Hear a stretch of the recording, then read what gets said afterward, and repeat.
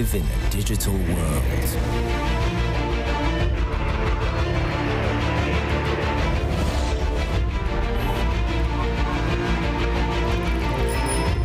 We all need it to be open and safe.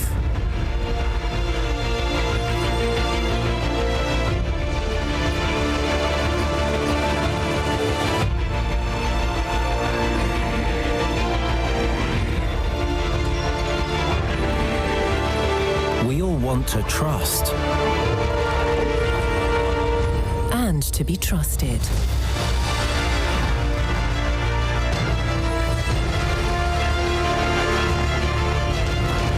We all despise control.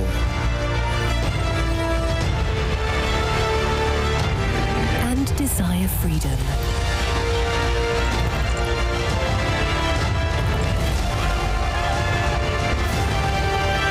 We are all united.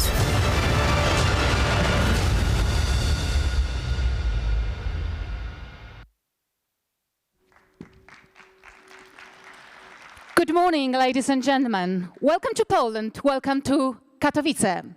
This is the opening ceremony of 16th Annual UN Internet Governance Forum, an international meeting held at the initiative of the United Nations, enabling a global discussion on the development of the Internet. My name is Agata Konarska. I'm a TV journalist, and believe me, it's a great pleasure for me to welcome you all, dear participants, at this most important and international event of the year. I warmly welcome all those gathered here in these hospitable interiors of the International Conference Center in Katowice. Ladies and gentlemen, please let me welcome United Nations Under-Secretary General, Mr. Liu Zhenmin.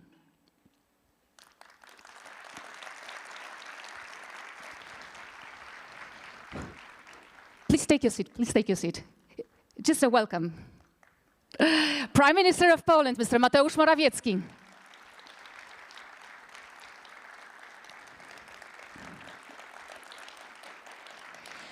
During opening ceremony, we will also get to hear from United Nations Secretary General, Mr. Antonio Guterres, and the President of the Republic of Poland, Mr. Andrzej Duda.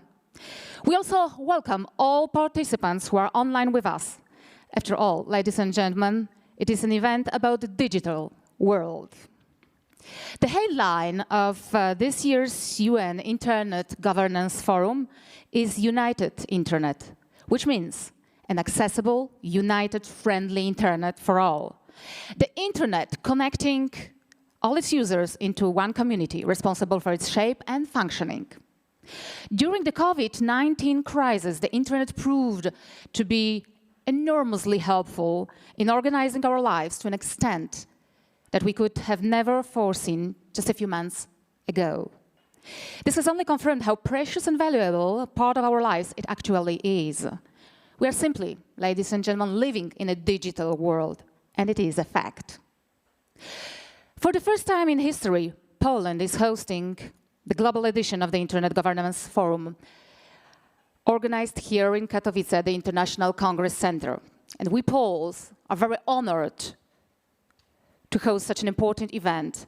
And we consider it as an appreciation of our efforts and activities in the field of digitalization. We hope and we believe that the forum will be a place of open and real debate about the future of Internet, because everyone can influence this debate and express their opinion. During the 5 days of this year's edition of the forum, there will be 300 events, activities, and initiatives, such as lectures, debates, and workshops devoted to the digital world, from legislation through currently available technologies to future technologies such as quantum technologies. Experts from all over the world, ministers of digitalization, entrepreneurs, and representatives of the world of science are taking part in the IGF 2021. They will also discuss more general horizontal issues, such as those related to the access to the Internet. Because we have to remember that at the moment, half of the world still does not have such an access. During the IGF 2021, important decisions about the future of the internet will be made of editing all web users, and there are more and more of them. In just 2 years, from 2019, 782 million new users have used the internet. That's more than twice the population of the United States. The global pandemic has definitely accelerated the process of digitalization of individual areas of economic, political, and social life. Of course, it still requires areas of economic, political, and social life. Of course, it still requires appropriate funding and the involvement of the younger generation. The organizers of IGF 2021 are aware that young internet users play a key role in the development of the internet. After all, the future belongs to them. Therefore, an important part of this year's Internet Governance Forum is the Youth IGF Summit. This year's edition of IGF is being held in a hybrid formula, so anyone interested can in person in Katowice or join us online. It's worth, ladies and gentlemen, being with us. And it's time now to officially begin. The first speaker will be Mr. Liu Zhenmin, United Nations Under-Secretary General for Economic and Social Affairs, who I now invite to the stage with very big pleasure. Mr. Zhenmin will take the floor, give us a short introduction before the Secretary General's speech. Please, come on stage.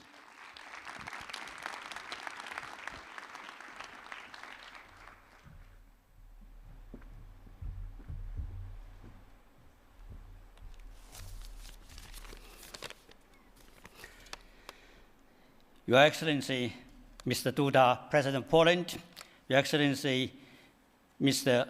Morawiecki, Prime Minister of Poland, Your Excellency, Mr. Krupa, Mayor of Katowice, Honorable Ministers, Excellencies, distinguished participants, ladies and gentlemen. On behalf of the United Nations Secretary General, Mr. Antonio Guterres, I warmly welcome you all to the official opening of the 16th Internet Governance Forum convened in Katowice. Due to the scheduling conflict, Secretary General Guterres is not able to join us today in person, but we have the honor to hear his address delivered from UN headquarters in New York. Now, please play the video for Secretary General Antonio Guterres' remarks. The COVID-19 pandemic has highlighted the life-changing power of the internet. Digital technology has saved lives by enabling millions of people to work, study, and socialize safely online. But the pandemic has also magnified the digital divide and the dark side of technology, the lightning fast spread of misinformation, the manipulation of people's behavior, and more. We can only address these challenges united through strengthened cooperation, by establishing clear rules to safeguard human rights and fundamental freedoms, by regaining control over our data, by countering disinformation and hate speech, and by connecting everyone to the internet by 2030. The Internet Governance Forum has a crucial role in shaping the conversation. The vision of an open, free, and secure digital future underpins my roadmap for digital cooperation.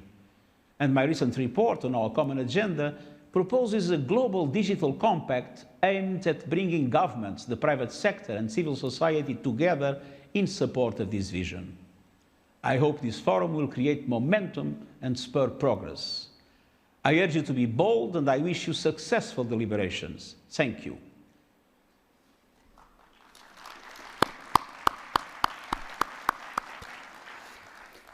Thank you, Mr. Secretary General.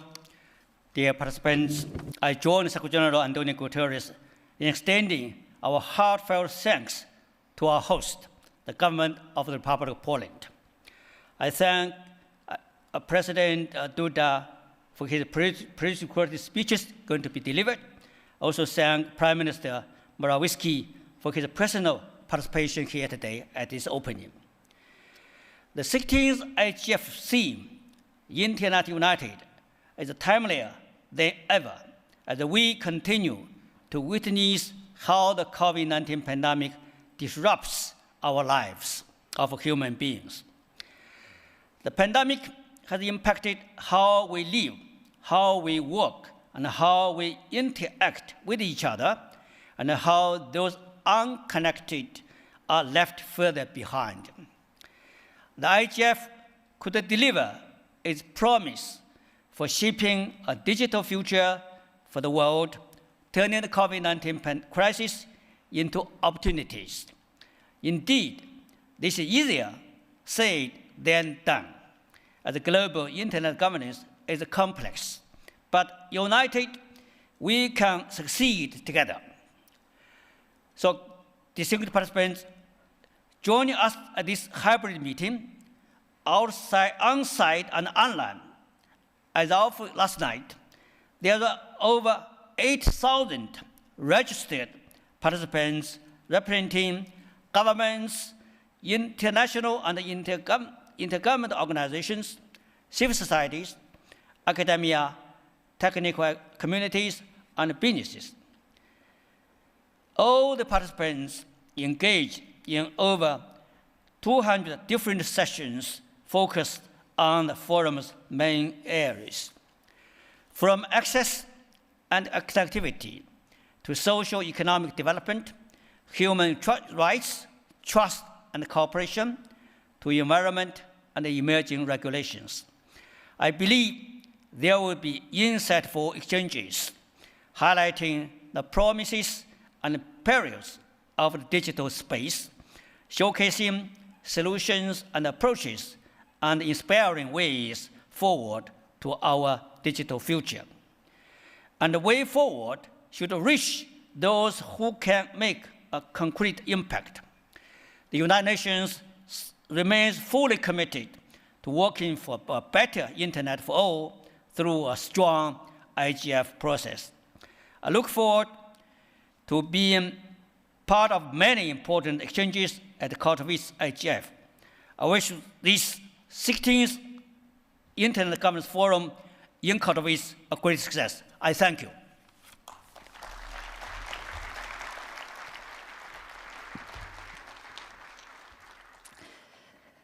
Thank you very much, Mr. Liu Zhenmin, Undersecretary General for Economic and Social Affairs. Thank you for your speech and thank you for being in person with us in Katowice. Ladies and gentlemen, it's now time to give the floor to the President of Poland. Mr. Andrzej Duda will now deliver his opening remarks in the form of video message. Distinguished guests, dear attendees of the 16th UN Internet Governance Forum, it's my great pleasure and true honor to welcome you to IGF 2021 in a beautiful and vibrant Polish city of Katowice.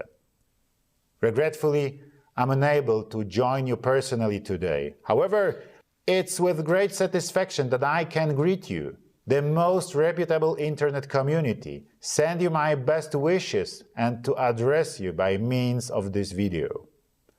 Your numerous presence here on the site in Katowice, but also online due to the current pandemic situation, only shows the significance of the digital space in present days and how important its issues are for us all.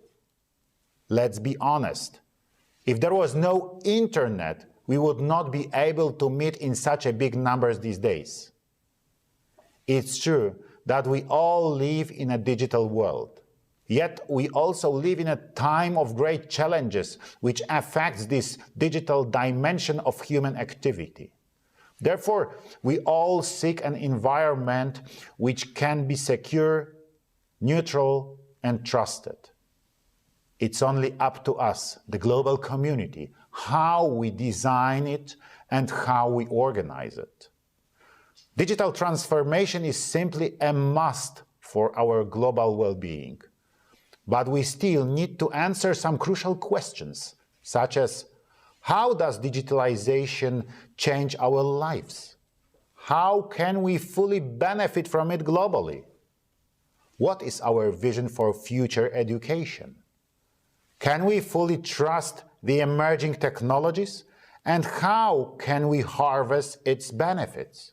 Or how do we preserve human rights in a digital space?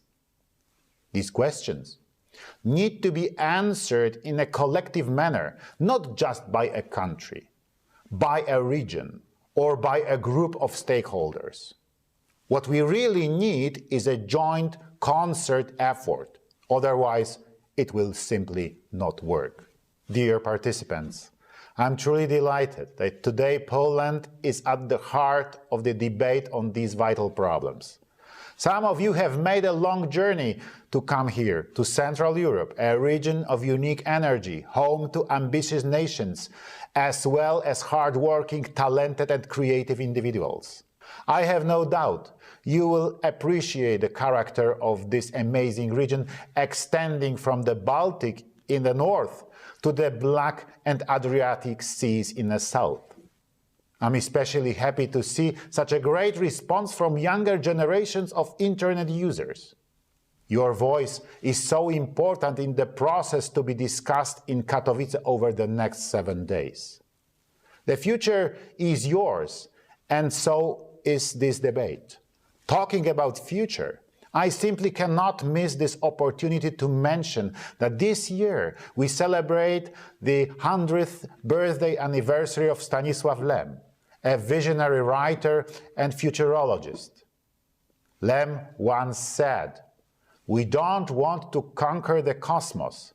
We simply want to extend the boundaries of Earth to the frontiers of the cosmos." But does the internet really have no boundaries?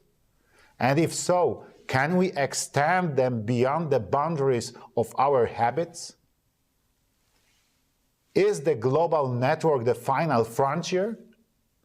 I'm sure those questions will be an inherent part of your dialogue, especially that the main theme of this year's UN IGF in Poland is Internet united, free, open, and indivisible. I wish you undisturbed intellectual work, fruitful and passionate discussions, as well as brave conclusions. May your debate result in making the Internet a valuable and enriching space, as well as secure, inclusive, and trusted dimension of human activity. Good luck.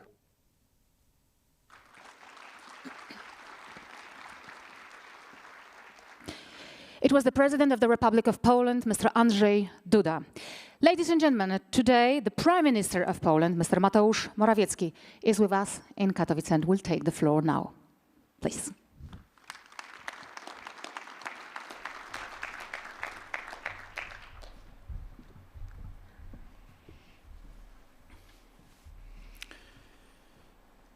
Panie i Panowie, drogi Panie Ladies and gentlemen, Zastępco Sekretarza Generalnego do spraw zarządzania and the Secretary globalnym General internetem, wszyscy of the United Nations, ministers, members of parliament, distinguished guests. od dawna świat wirtualny i świat realny zaczęły się The virtual world and the real world have started to become intertwined, first in literature, then in real life. And today, we can see both of these worlds merge. We can see this in our everyday lives, in our economy,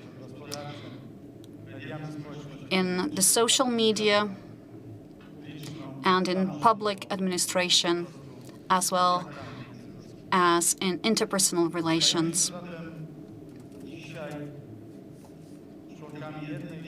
This means that today we all belong to a global internet community which can trigger further development in future, but which can also become a trap and a threat. trochę jak znany od dawna nóż, którym można kroić chleb. It's just like a knife, which you can use to cut a slice of bread, but which you can also use to hurt somebody. And the internet is also a double-edged sword, something that can impact the lives of every single person living in the world. The internet is a wonderful promise of a better life in future. It promises a life within a global network of connections. We can, for example, see that in healthcare, in the healthcare system. This edition is organized 1 year after the previous edition, which was cancelled due to the pandemic situation, which makes us realize the threats related to the pandemic.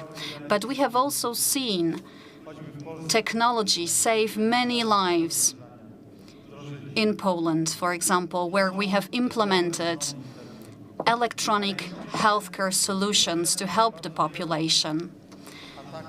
We have also experienced cybersecurity attacks organized by states which use the internet as a weapon. So today, it is of the utmost importance to work together during this IGF summit to develop joint internet governance solutions. If you don't pay for a product, you yourself become a product. And I think this phrase really represents the condition of the individual at the time of the development of the internet and the social media. If you don't pay for a product, you yourself become a product. And we need to realize that the internet can be a powerful weapon. We need to realize that today it is extremely important to develop the right solutions under the auspices of the UN and other international organizations. It is a challenge. It is the greatest challenge of the 21st century, a challenge which we must face all together through joint efforts.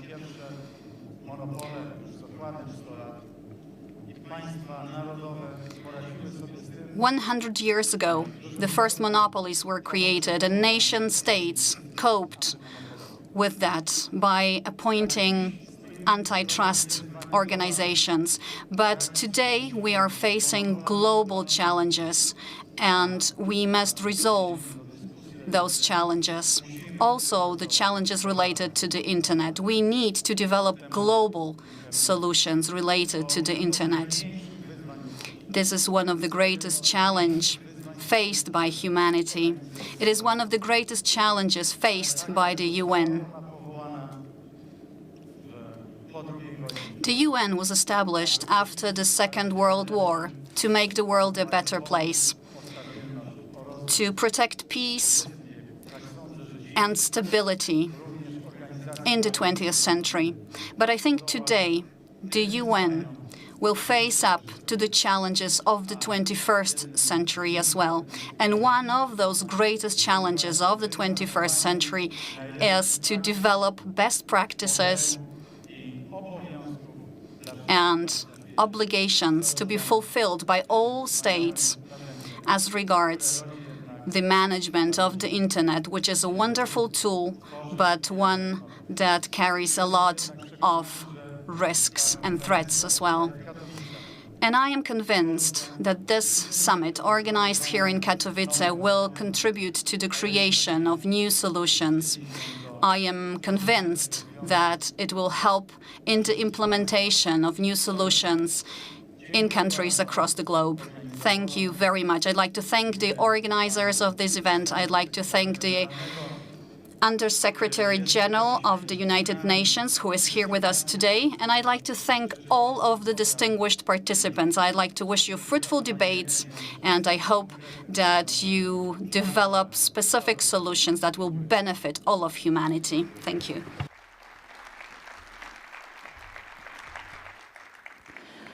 Thank you very much. The Prime Minister of the Republic of Poland, Mr. Mateusz Morawiecki, thank you for his speech. And in this moment, ladies and gentlemen, I have to emphasize that the Chancellor of the Prime Minister is the co-organizer of the IGF 2021. Thank you very much. And as we are in Katowice, let's give the floor to the mayor of the city, Mr. Marcin Krupa, who will deliver his opening remarks. You are now invited to listen and to watch his speech. Szanowni Państwo, drodzy goście. Kilkanaście lat temu nasze miasto... Ladies and gentlemen, dear guests, several years ago, our city took the first steps towards transformation. At that time, we focused on innovation and creativity, also creativity of the local residents. Without them, the transformation would not have been possible. That was an incentive that turned Katowice into a center of modern technologies and business meetings and a city of great events. The International Congress Center, in which we are hosting you today, is one of the most remarkable effects of that transformation. It is a great honor for me to welcome you to the World Internet Governance Forum. It is for the first time that Poland is hosting this prestigious event. I am very proud that this is yet another event organized under the auspices of the United Nations. It all started back in 2018 with the COP24 Climate Summit, and now we are meeting at the IGF Forum. And next year, we will be hosting the participants of the World Urban Forum. This shows how important Katowice has become on the world map. I can only cordially invite you to a joint discussion on the future of the Internet in Katowice. Let this meeting be a fruitful place for the exchange of ideas and experiences in the field of Internet management. Welcome to Katowice.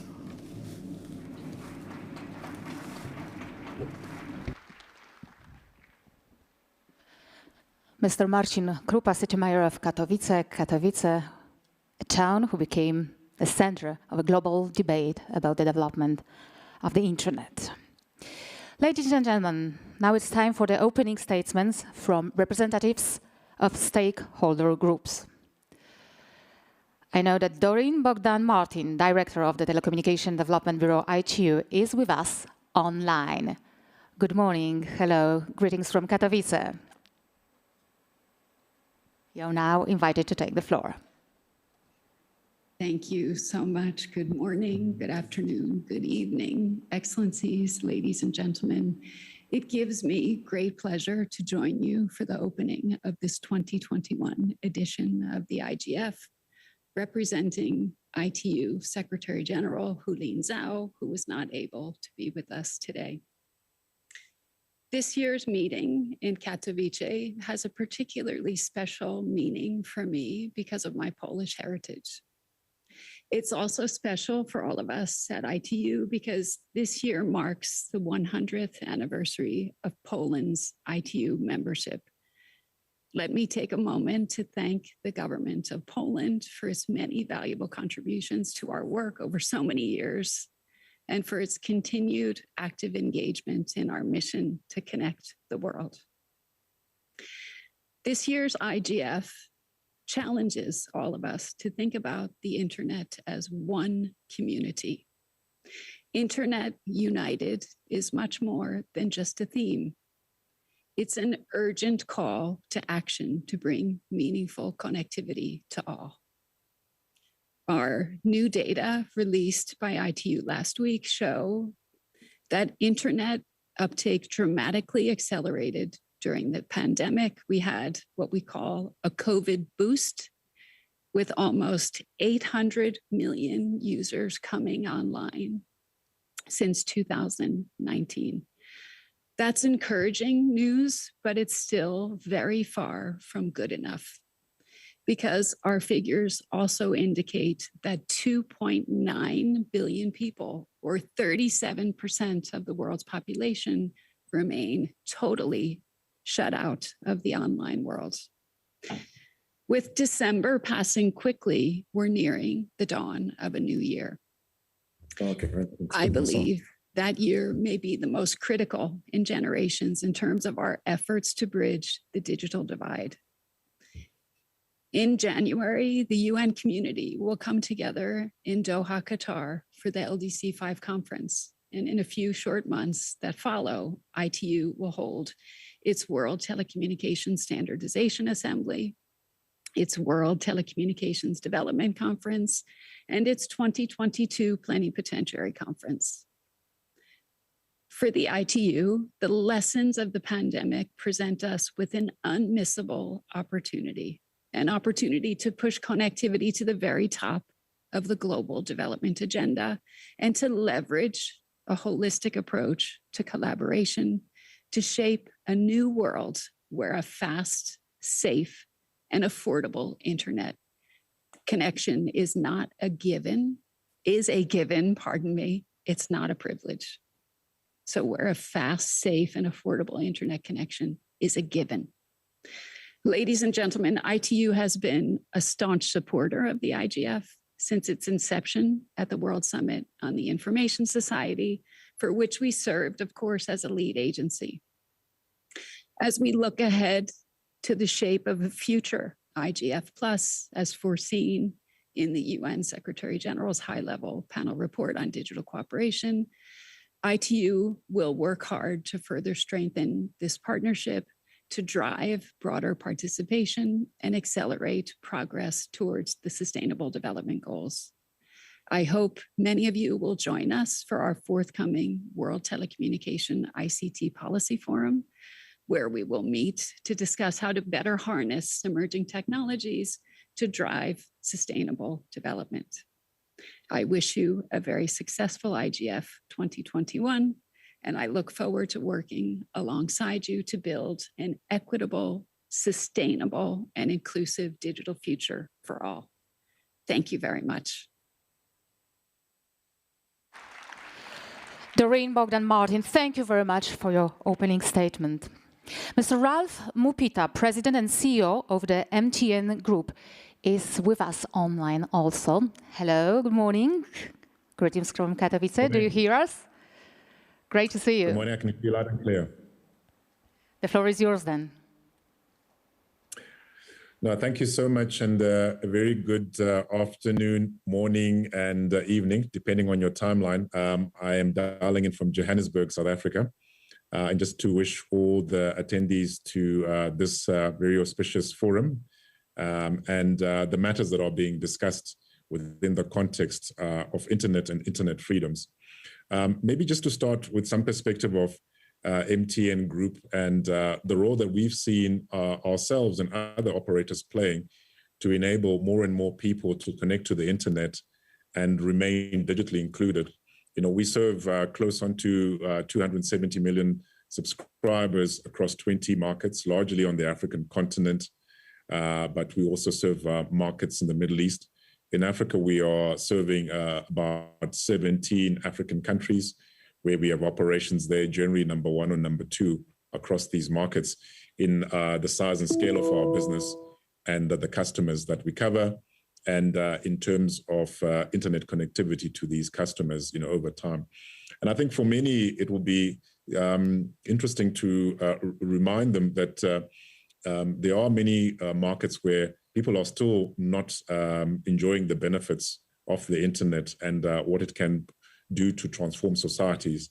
And we have actually, you know, smartphone penetration as a proxy for internet connectivity at best about 40%. So 60% of those subscribers that we're dealing with actually are not enjoying the benefits of the internet.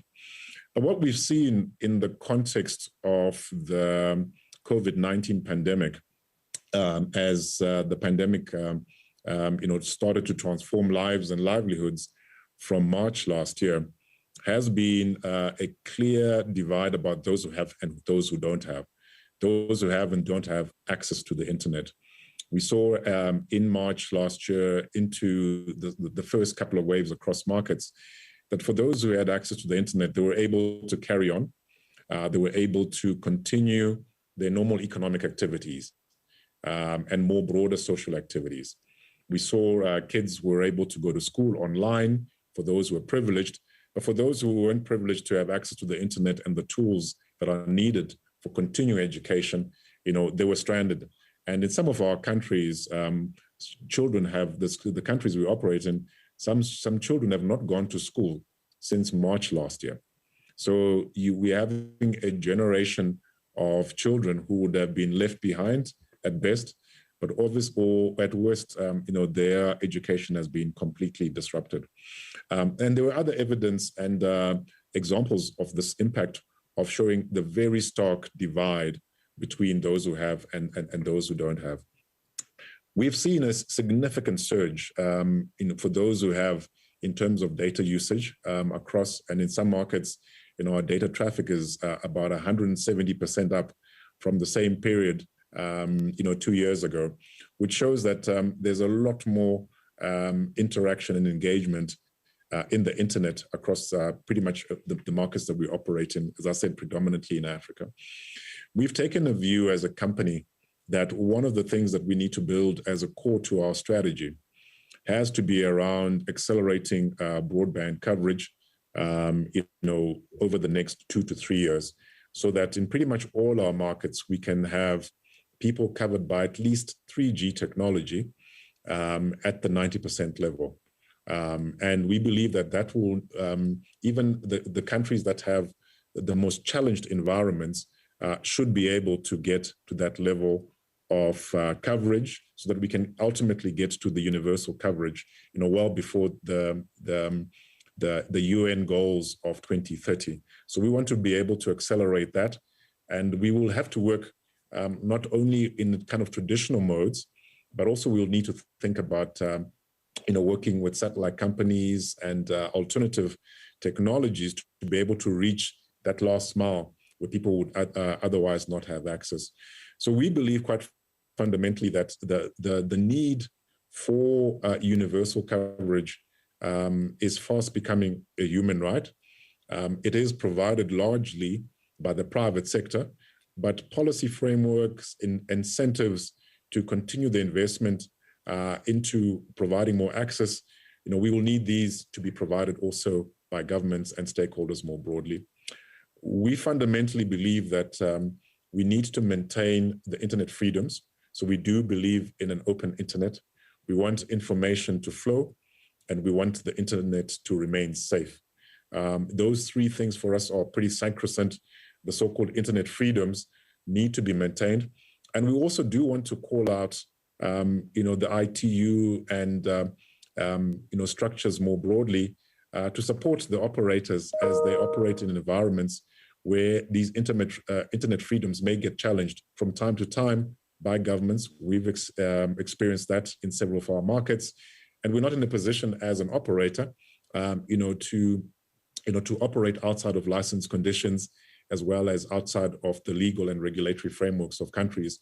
But the need to protect internet freedoms, to enable commerce, to enable people to continue being educated, access to health, and so forth, we believe that these things are very, very important for the socioeconomic development of markets more generally. But I speak, with the hat of Africa in particular, so that we can see the socioeconomic progress fully realized in the potential that Africa has in particular. So with those comments, I just want to wish all of you well, and wish that you have a very successful conference, and for the IGF, continued success going into the future. Thank you very much. Thank you very much. Thank you for your interesting remarks. And now I have a great pleasure in inviting to the stage Ms. Kosiławi Anna Akpału-Kamasa, who is with us in Katowice. Welcome to the stage. And the floor is yours, of course.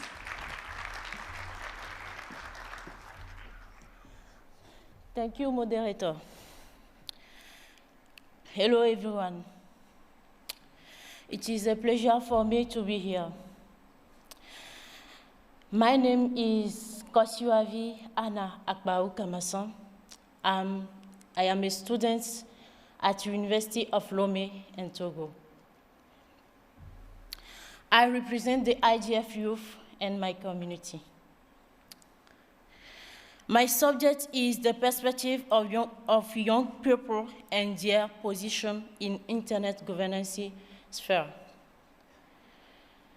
I'm so grateful for this opportunity, and at the meantime, there are millions of youth like me who does not have this opportunity. I would like, in the future, the program will extend. What I learned from the pandemic, the internet becomes a human right and social issue due to the economic lack of education and poverty. I would like to see the governments and the UN collaborate as mentioned on the SG Day 17. It will be a duty for me as the IGF youth representative to spread program and benefits of the program to a youth people. Thank you.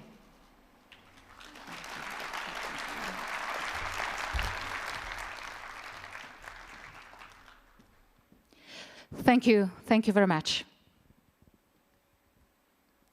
Now, ladies and gentlemen, Miriam Kühne, chair of the RIPE community, would like to say a few words to all the participants of the IGF 2021 in Katowice. Miriam, do you hear us? Hello, good morning. Me too. Hello, Miriam? Yes, can you hear me? Yes, we can hear you. Everyone can hear you. Perfect. Thank you. It's your time now. Thank you very much. Great. Thanks for the introduction. Dear Excellencies, colleagues and friends there in Katowice. My name is Miriam Kühne and I'm the chair of the RIPE community. I'm speaking here today on behalf of the Internet Technical Community. RIPE stands for Réseau IP Européen, which is the technical coordination group of network operators in Europe and beyond. Thank you very much for inviting me here to speak during the opening session of IGF 2021. And I especially want to commend the organizers in Poland for all their efforts to make this event a success despite all the difficult and unpredictable circumstances leading up to the event. And I also want to recognize the importance of our collective efforts to innovate and to come together in these online and hybrid events using the technology made available by the internet. And this also made internet governance more inclusive than ever, I believe. Our society's response to COVID-19 has illustrated just how central the internet is to our lives today. It's the internet that's kept us connected during this pandemic. And it's amazing that despite the additional load, the internet has, for the most part, kept running undisturbed. And this was possible to a large extent thanks to the collaboration and coordination of the technical community, and especially those who operate and maintain the internet's underlying infrastructure. I was really impressed to see how operators helped each other, especially in the beginning of the pandemic, when many of us had to be in quarantine or in lockdown and couldn't go to work or to the data centers. And network operators have shared contact information and asked if they can help each other. While going to a data center, maybe they could help another operator while they were there. And don't forget, many of these operators are actually competitors. But they do know that the internet would not work without such collaboration, and then that they, and ultimately all of us, benefit from it. Sharing knowledge and information, learning from each other and helping each other out is an integral part of the technical community, and is one of the reasons the internet exists in the first place. The RIPE community, for instance, is over 30 years old, and even though it mostly deals with the technical aspects of the internet, it's pretty diverse and it's open to anybody. You could say it's multi-stakeholder avant la lettre. Of course, we all understand that the success of the internet and its importance to our daily lives brings with it new responsibilities. Not only do we need to build out and maintain the internet's technical infrastructure, we must also ensure that as we extend access to more people in our societies, we also protect users online and ensure their security and privacy. Public policy has an important role to play in addressing these concerns, and public policymakers in legislature and regulatory authorities around the world are urgently looking to develop and deploy policy solutions. And if anything, this sense of urgency has only increased in the last 2 years. But well-meaning policies, like any other powerful tool, can have unintended consequences, which could increase risks elsewhere or impact the operation of the Internet's underlying technical infrastructure that I've just described to you. And this is why the IGF continues to be such an important venue, bringing together people with different expertise in an open dialogue. The Internet is so broad and diverse that none of us can understand every aspect of its operations. We need to learn from each other, examine what works, what doesn't work. We need to understand each other's concerns and value each other's expertise. And just like the network operators in the RIPE community coordinate to ensure that we can all connect, we need to foster collaboration and cooperation on all levels and between all stakeholders. And as the IGF itself evolves to meet the needs of a changing Internet governance space, we need to keep that open, inclusive, transparent, and multi-stakeholder approach that has made the IGF such a unique example of how to manage governance at a global scale. The value and benefits we all get from the Internet are deeply rooted in its being an open, single, stable network of networks. It's global in nature and accessible to all. And we need to work together to ensure that it stays that way. Thank you very much for your attention, and I wish us all a productive and insightful discussion in the days ahead.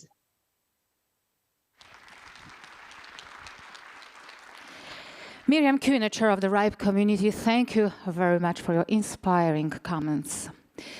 Ladies and gentlemen, I have a pleasure now inviting to the stage Republic of Poland Plenipotentiary for UN IGF 2021, Mr. Krzysztof Schubert. Welcome to the stage, the floor is yours. Ekscelencjo, panie premierze, państwo ministrowie, Your Excellency, szanowni goście, Mr. Prime Minister, distinguished guests. I have a great pleasure to be hosting you here personally in the city of Katowice that has undergone a transformation that is becoming a modern city oriented on innovation.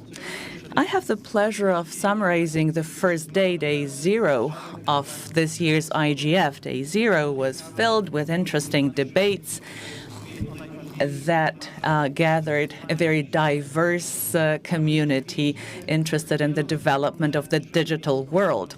This is a multi-stakeholder community, ladies and gentlemen, and this is what the United Nations holds very close to their heart. 4,500 of participants registered online. 800,000 of participants registered in total, representing so many different countries and different continents. This is what we all wished for. And irrespectively of the difficulties, irrespectively of the fact that last year's edition had to be canceled, we have managed to organize this event. Polish participants were active last year during the online digital summit, and I think that was duly observed. Let me summarize it in a few words. What happened yesterday? We talked about the infrastructure, about access to modern 5G, 6G infrastructure, but we also talked about access to the Internet in general. The second area that was discussed yesterday was related to the digital services offered by the world of administration as well as by the world of business.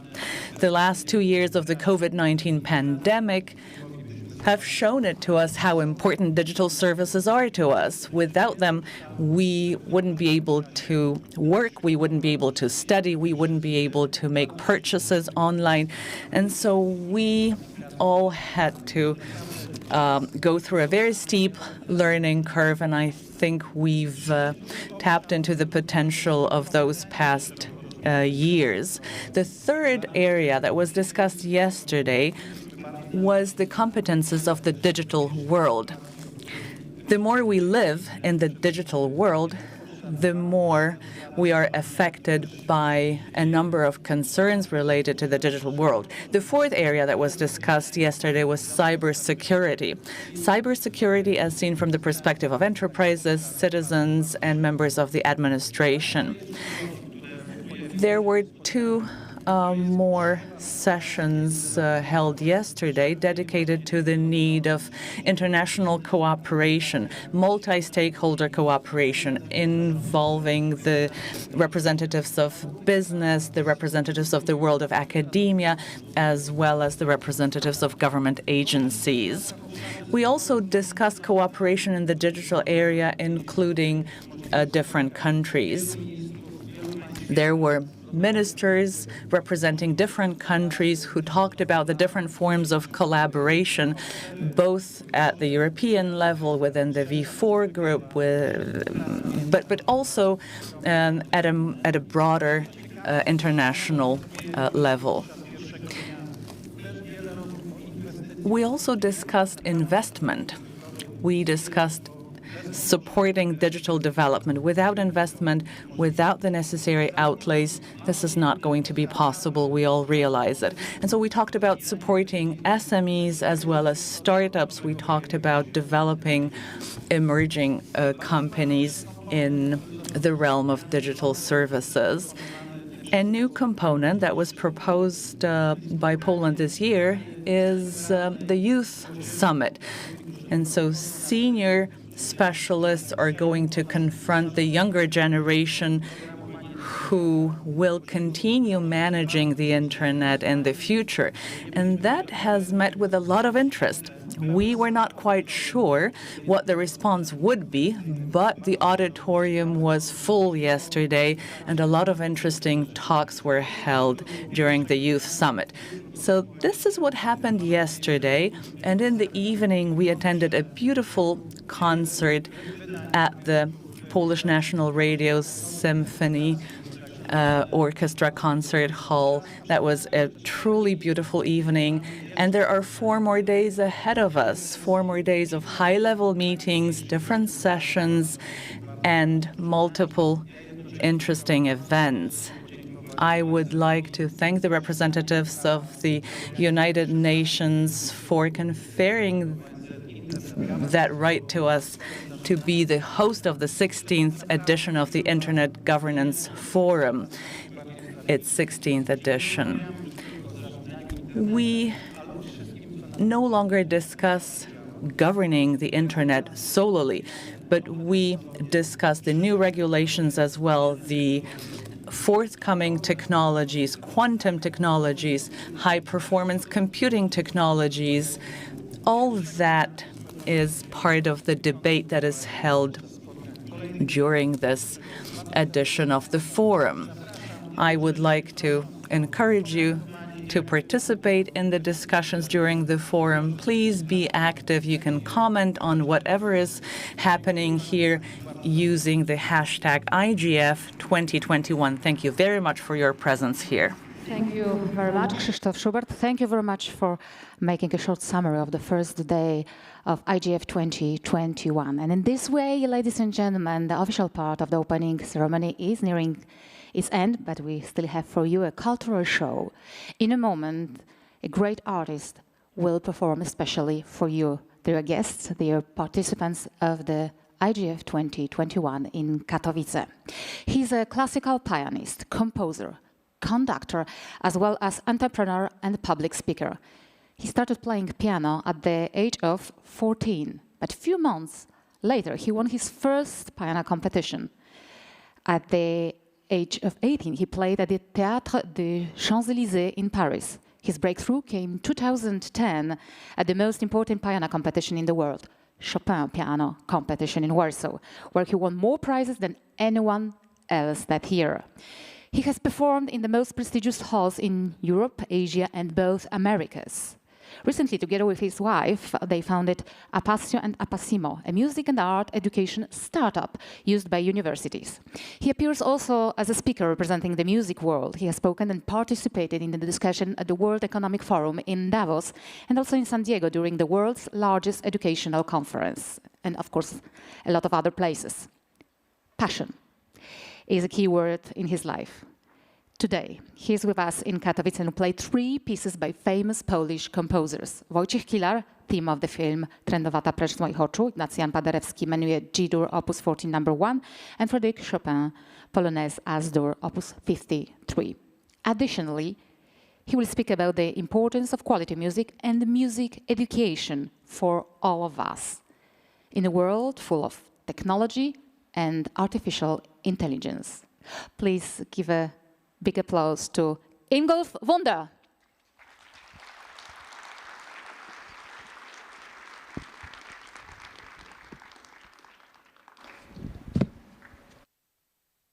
Ingolf Wunder.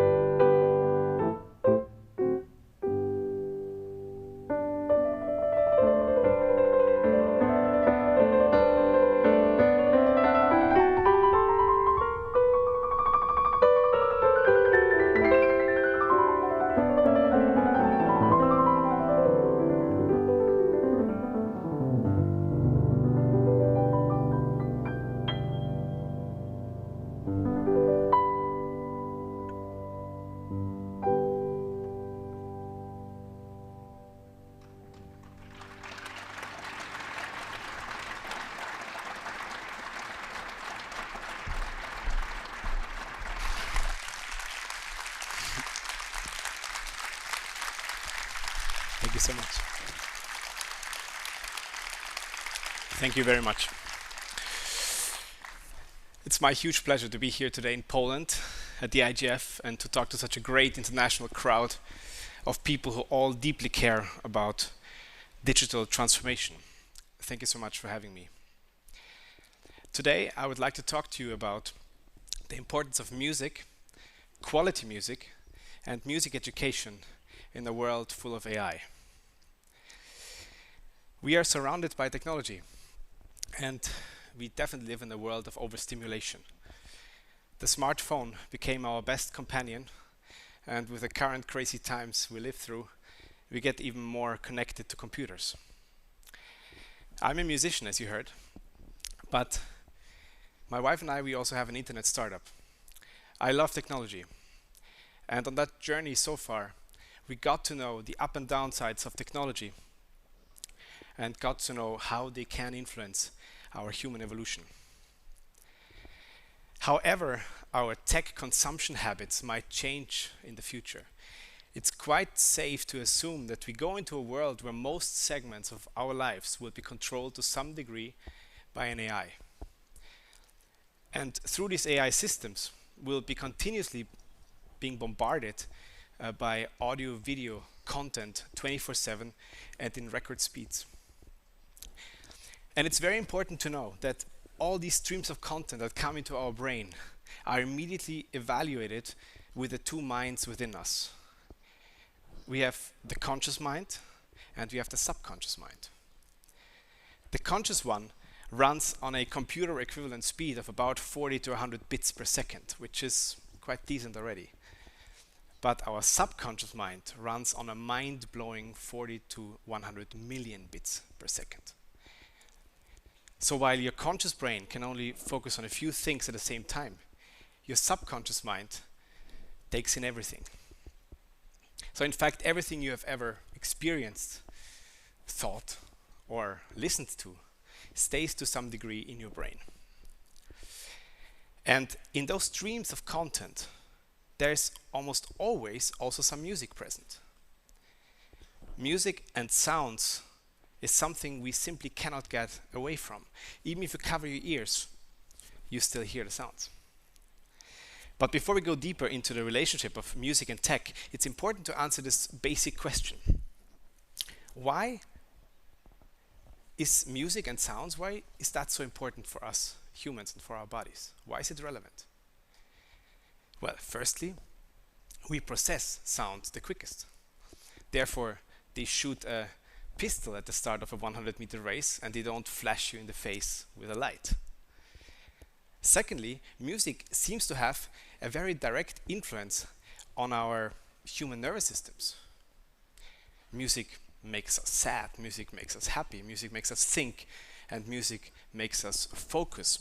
Music seems to have all these direct influences on our body. But why does music do this? Well, this is because of frequency. Music is obviously frequency, but if you zoom in on a quantum level, all of the trillions of our cells are frequency too. They're waves. And if you scientifically analyze that, you see that all the information we receive has a direct biological impact on our bodies. The science around this is called epigenetics. And it tells us that what some call your personal reality, so what you thought, what you eat, what you think, this is thought, and of course what you listen to, has a direct influence on how our DNA blueprint is being used in order to make proteins. And these proteins make up the cells, and the cells in the group are what we call us. And here's the thing. Billions of cells die every day and are replaced by newly created ones. And these new ones have been directly altered by your personal reality. And when I first learned about this, it blew my mind, almost literally. So it means that it's scientifically proven that what you listen to changes you biologically. And as a musician who became conscious of these things, I can tell you firsthand that the influence of music on our bodies and brains is absolutely profound. And what I can also tell you is that the more quality music has, the more good change it's doing within us. I'll come to this in a bit, but quality in music means it gives our body more information, more diversification, more emotional details, more shades, and so on. And all of this happens to all of us every day, no matter if you're aware of it, or no matter if you're a musician or not. So I'm asking you, if you know what you know now, that it's scientifically proven that music changes our bodies and that quality music does it better, why would you feed yourself with low quality music exactly?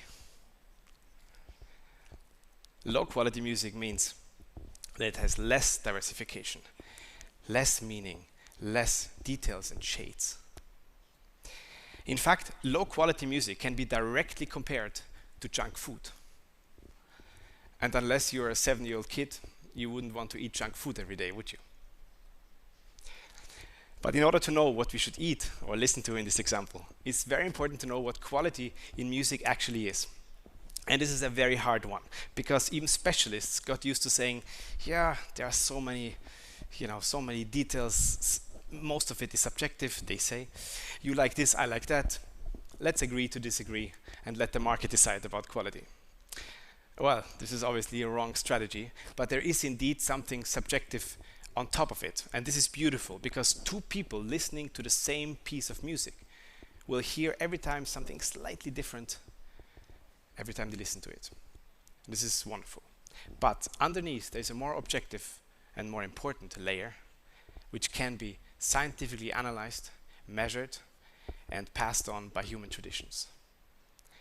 So if you take these two layers, subjective and objective, put them together, then you have roughly the overall quality of a piece of music.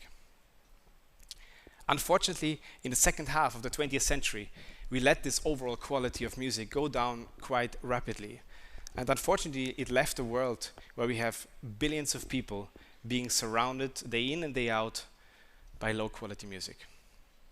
And by the way, low quality is not genre specific.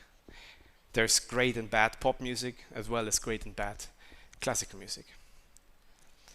And with this overall downfall of quality, we unfortunately also influenced the conscious and subconscious music understanding and sensitivity of billions of people today. And this is something we urgently need to fix. In my opinion, making sure we have high quality music for billions of people is right up there in terms of importance with all the other SDGs. In fact, it falls directly into SDG number 3, good health and well-being, and SDG number 4, quality education. So we know now that music influences our body and that quality music does it better. But why is it relevant in a world full of tech? Well, as most of you know, we are at crossroads currently, and the technology that leads us into the future, while in depth only understood by very few people, is being used by billions of people. And it has us already halfway through in the singularity, or at least in a world where it's very hard to distinguish human and machine. A few examples. Imagine AI composing your personal music without you ever learning anything about composition. Imagine an AI doing your law work without you being a lawyer. Or imagine an AI system healing you without you visiting a doctor. Or the obvious one, imagine a world where you can just Google something by thinking. As most of you know, we are almost already in that world, and it will take only a few steps until we are completely in. Some of us will go there voluntary, some of us involuntary. And for music, this means we have to ask ourselves questions like, what is quality? I touched upon that.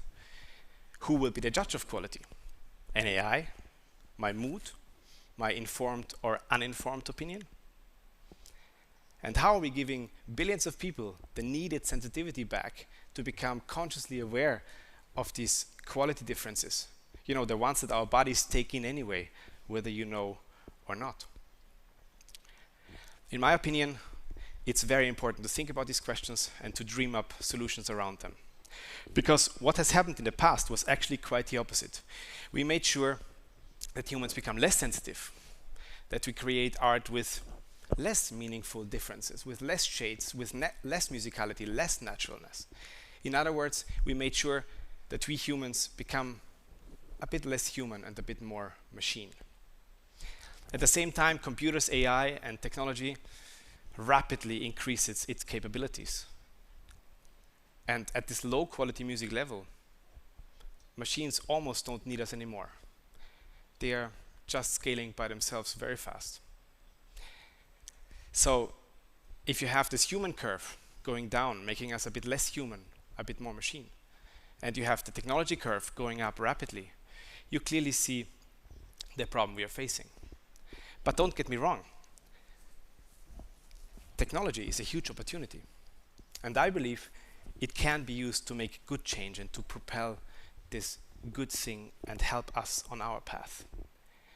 In fact, I believe we must get that right, because this human fine-tuning and musical quality is a layer that isn't used much or not at all in that transformation.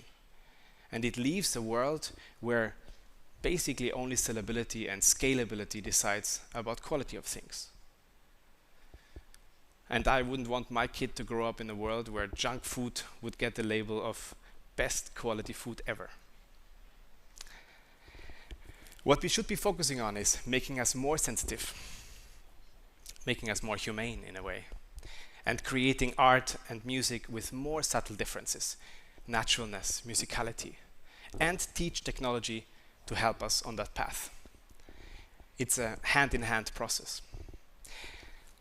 In music, as in many other subjects, the most important questions of this century will be around ethics, quality, and value.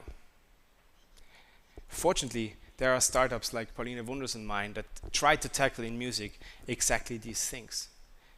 And as you know, technology is getting so much better so quickly that, frankly speaking, there isn't an awful lot of time left for us humans to become better at being human. I'm very optimistic though, and especially as a musician, because I believe for all of us this quality music factor can play a key role in that transformation.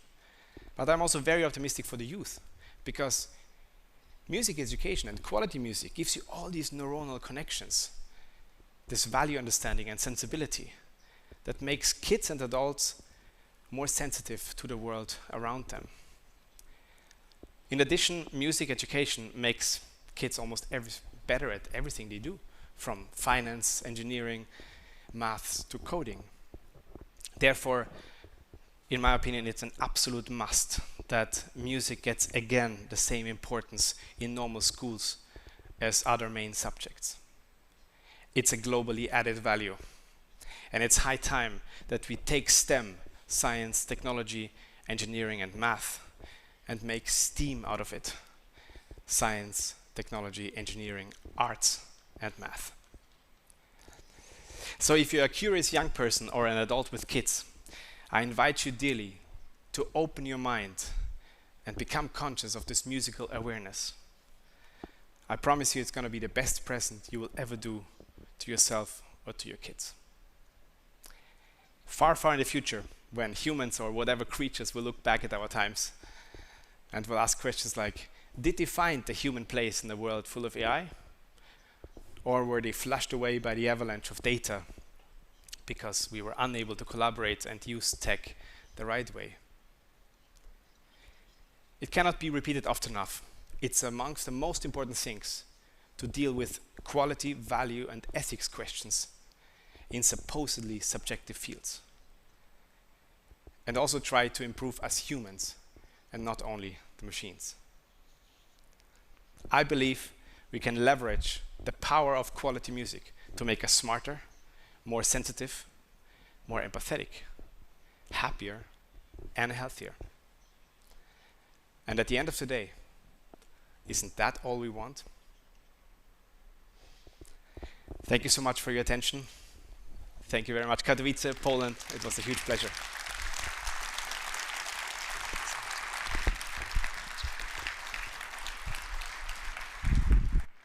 Thank you very much. What a performance and what a speech. Ingolf Wunder, thank you for being with us in Katowice.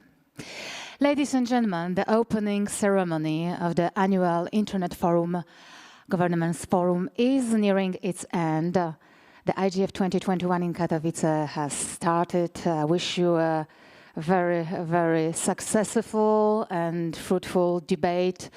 And remember that this is an open debate about the future of the internet. Everyone can influence. Feel free to comment, to share your opinion. Thank you, all dear guests and participants here in Katowice, in the International Congress Center, and all those who are with us online. Thank you for your attention, for being with us, and have a great time, those who are in Katowice, in Poland. Thank you. Have a good day.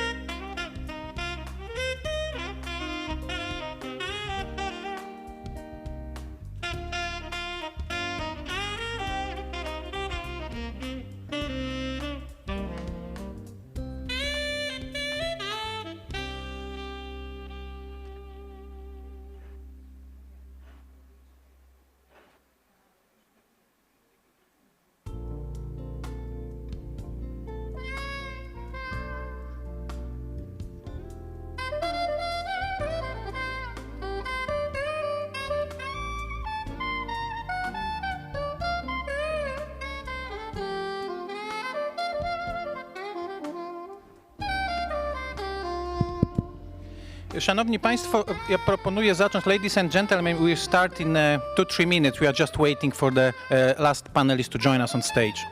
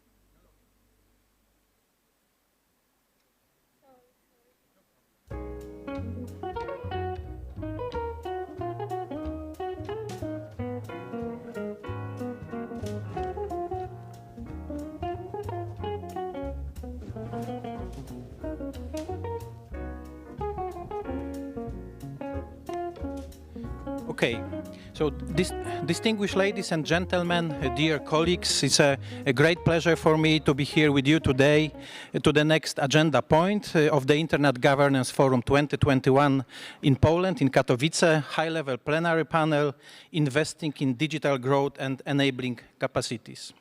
My name is Krzysztof Schubert, and I will be having the pleasure to moderate this session.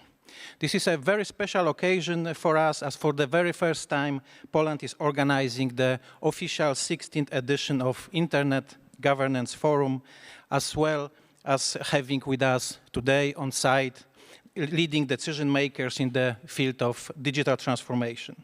Today, you will hear directly from them. We are very lucky in our panel that we have all the panelists on site with us on the stage. So we are really, really very happy and really appreciated that you are together with us on the stage. And let's give a warm welcome to Ms. Huria Ali Mahdi, State Minister of Innovation and Technology, Ethiopia.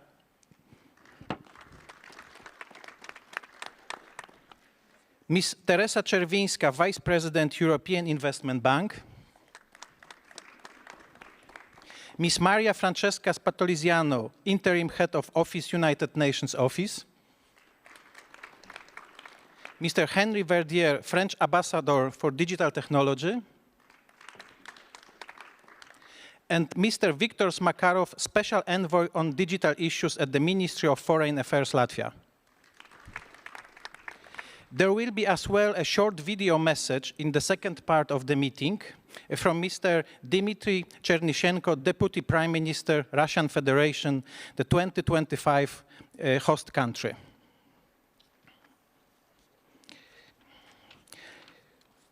Ladies and gentlemen, there is no doubt that digital transformation, including regulation, as well as investment and funding, are today the most important topics. Digital transformation is a complex process that carries enormous potential for human development and economic growth, but it's not free of challenges. The current pandemic has changed a lot of negative effects, especially for businesses. Many of them have had to face a new virtual reality. According to the World Bank's report, prepared in cooperation with Polish Agency for Enterprise Development, as a result of pandemic, 32% of the Polish companies started to use or increased the use of internet in the end. Social media, specialized application or digital platforms for businesses are as well very much present. What enterprises improved in this way was mainly sales 45%, marketing 38%, management 24%. Public administration also seen a major acceleration. SMEs not necessary. So I would like to start with a very open question to all our speakers. Based on your experience and perspective, what are the challenges in terms of digital transformation for the years to come, and what areas will require, if any, regulatory intervention? Such the time is very limited and we have a number of distinguished speakers. Please be so kind and limit your intervention to maximum 3-4 minutes. Let me give the floor to Ms. Huria Al Mahdi, State Minister of Innovation and Technology, Ethiopia.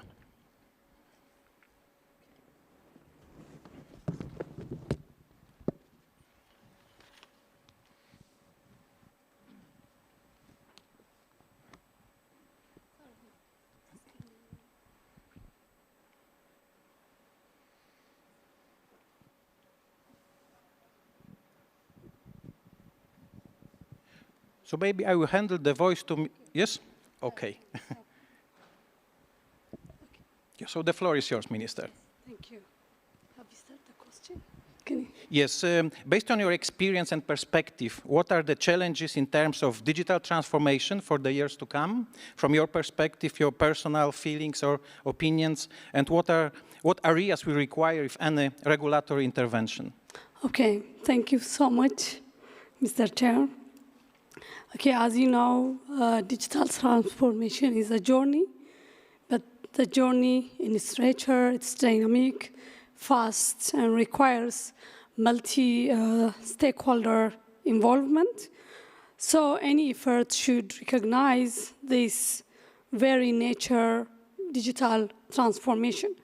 For example, when my country or Ethiopia government designed its first digital strategy 2025, digital transformation strategy.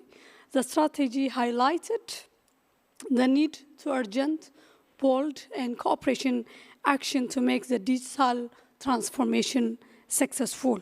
Because if we are not manage the digital technology, advanced, proactive, it can significantly impede or take a nation out of development opportunity.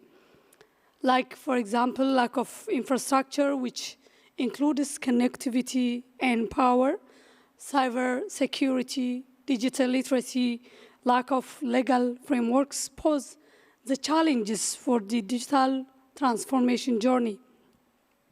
The other important factor is we lack a new mindset and the lack of leadership style from governance side.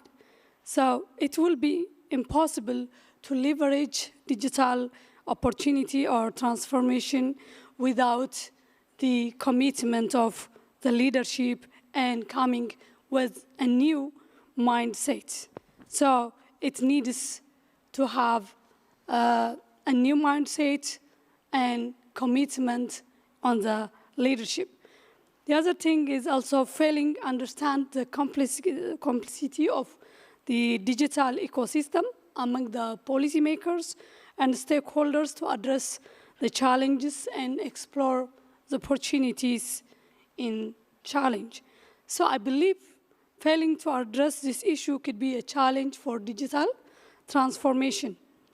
Regardless the regulatory intervention, as you know, digital transformation needs vibrant technology entrepreneurship ecosystem, and the ecosystem requires enabling policies, regulations that embrace innovation and technology, allow tech entrepreneur and thrive. So if we take our experience adopting innovative and consultative approach to policymakers, designing stronger governance coordination, multi-stakeholder engagement, introducing new regulatory solutions for investment in doing businesses, and reversing procurements, telecom sector regulations are some regulatory interventions that our digital information strategy identifies regulatory information. These are the challenges we face. Thank you, Minister. Thank you, Minister, for giving us an insight into Ethiopia perspective. It's really important that you have mentioned a few times the multi-stakeholder approach, which is really very important, especially that you will be hosting the IGF 2022-23 in the following year. So it's really very, very important. Now I will turn over to Ms. Teresa Czerwińska, Vice President, European Investment Bank. Thank you very much, Chair. And let me start with a warm thank you to the organizers for this kind invitation. It's a great pleasure to represent the European Investment Bank at this very, very distinguished forum, the European Investment Bank, the EU Climate Bank. And our EIB group comprises the European Investment Bank and the European Investment Fund, and we are the biggest multilateral financial institution in the world and one of the largest providers of financing in areas of climate, innovation, and digitalization, with around 77 billion euros invested in projects every year around the world. So we believe events like today's are urgently important, particularly because the economic recovery is still vastly uncertain, and digitalization is the key factor which can mitigate this uncertainty. So we are happy to bring our experience to this debate and to show our experience at the forum. In our view, there are at least two major challenges for digital transformation to fully exploit this tremendous potential. And those are, from our perspective, first, the existing enormous digitalization gap between Europe and other major economies, and second, the uneven intensity of digitalization across regions and sectors in Europe and beyond. And let me today share with you European perspective of these issues, yet many of patterns can be easily found in regions around the world. So on digitalization gap, today we are talking that pivotal role of digitalization is enabler of innovation, and sustainable growth implies large investment needs in the years to come. And the EU still underinvests the ICT sector in comparison with other major economies, as the US and Japan. According to the latest estimates, the digitalization gap between Europe and other major economies is assessed at the level of 1% of GDP annually. So it's quite substantial gap in financing we are observing. It is why, for us, it's obvious that demand for green technologies and digitally enabled products and services will be important growth engines in coming years and decades. But what we need for digital and green transformation, we need some kind of structural shifts. And it requires extremely large investment programs. This is why collaboration between public and private players is so much needed to close this substantial investment gap. Of course, the digitalization gap is not the only concern. The EU shows substantial variation in digitalization intensity across regions, sectors, as well as individual firms. And on the regional level, among companies in Eastern and Southern Europe, digitalization is particularly low, well below the EU average. And those regions require special attention to ensure that all EU member states can truly benefit from the upcoming investment programs. To address this investment gap in the CEE region, particularly the European Commission, together with the EIB Group, EBRD, and World Bank Group, have launched digital innovation and scale-up initiative, and we as the EIB group, we are leading this exercise and supervising. So all in all, such collaborative efforts are true enablers for the twin transition, green and digital. And all in all, coming back to your question, what are the main challenges, I think, to be tackled by international community? Digital gap in financing, and also this very big variety among sectors and among regions in digital intensity.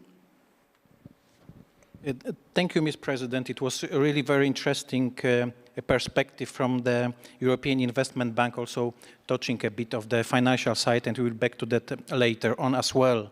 It's a very important topic. Our next speaker is Ms. Maria Francesca Spatoliziano, Interim Head Office, United Nations Office of the Secretary General's Envoy on Technology, to share her thoughts on digital transformation, answer the same question and your perspective.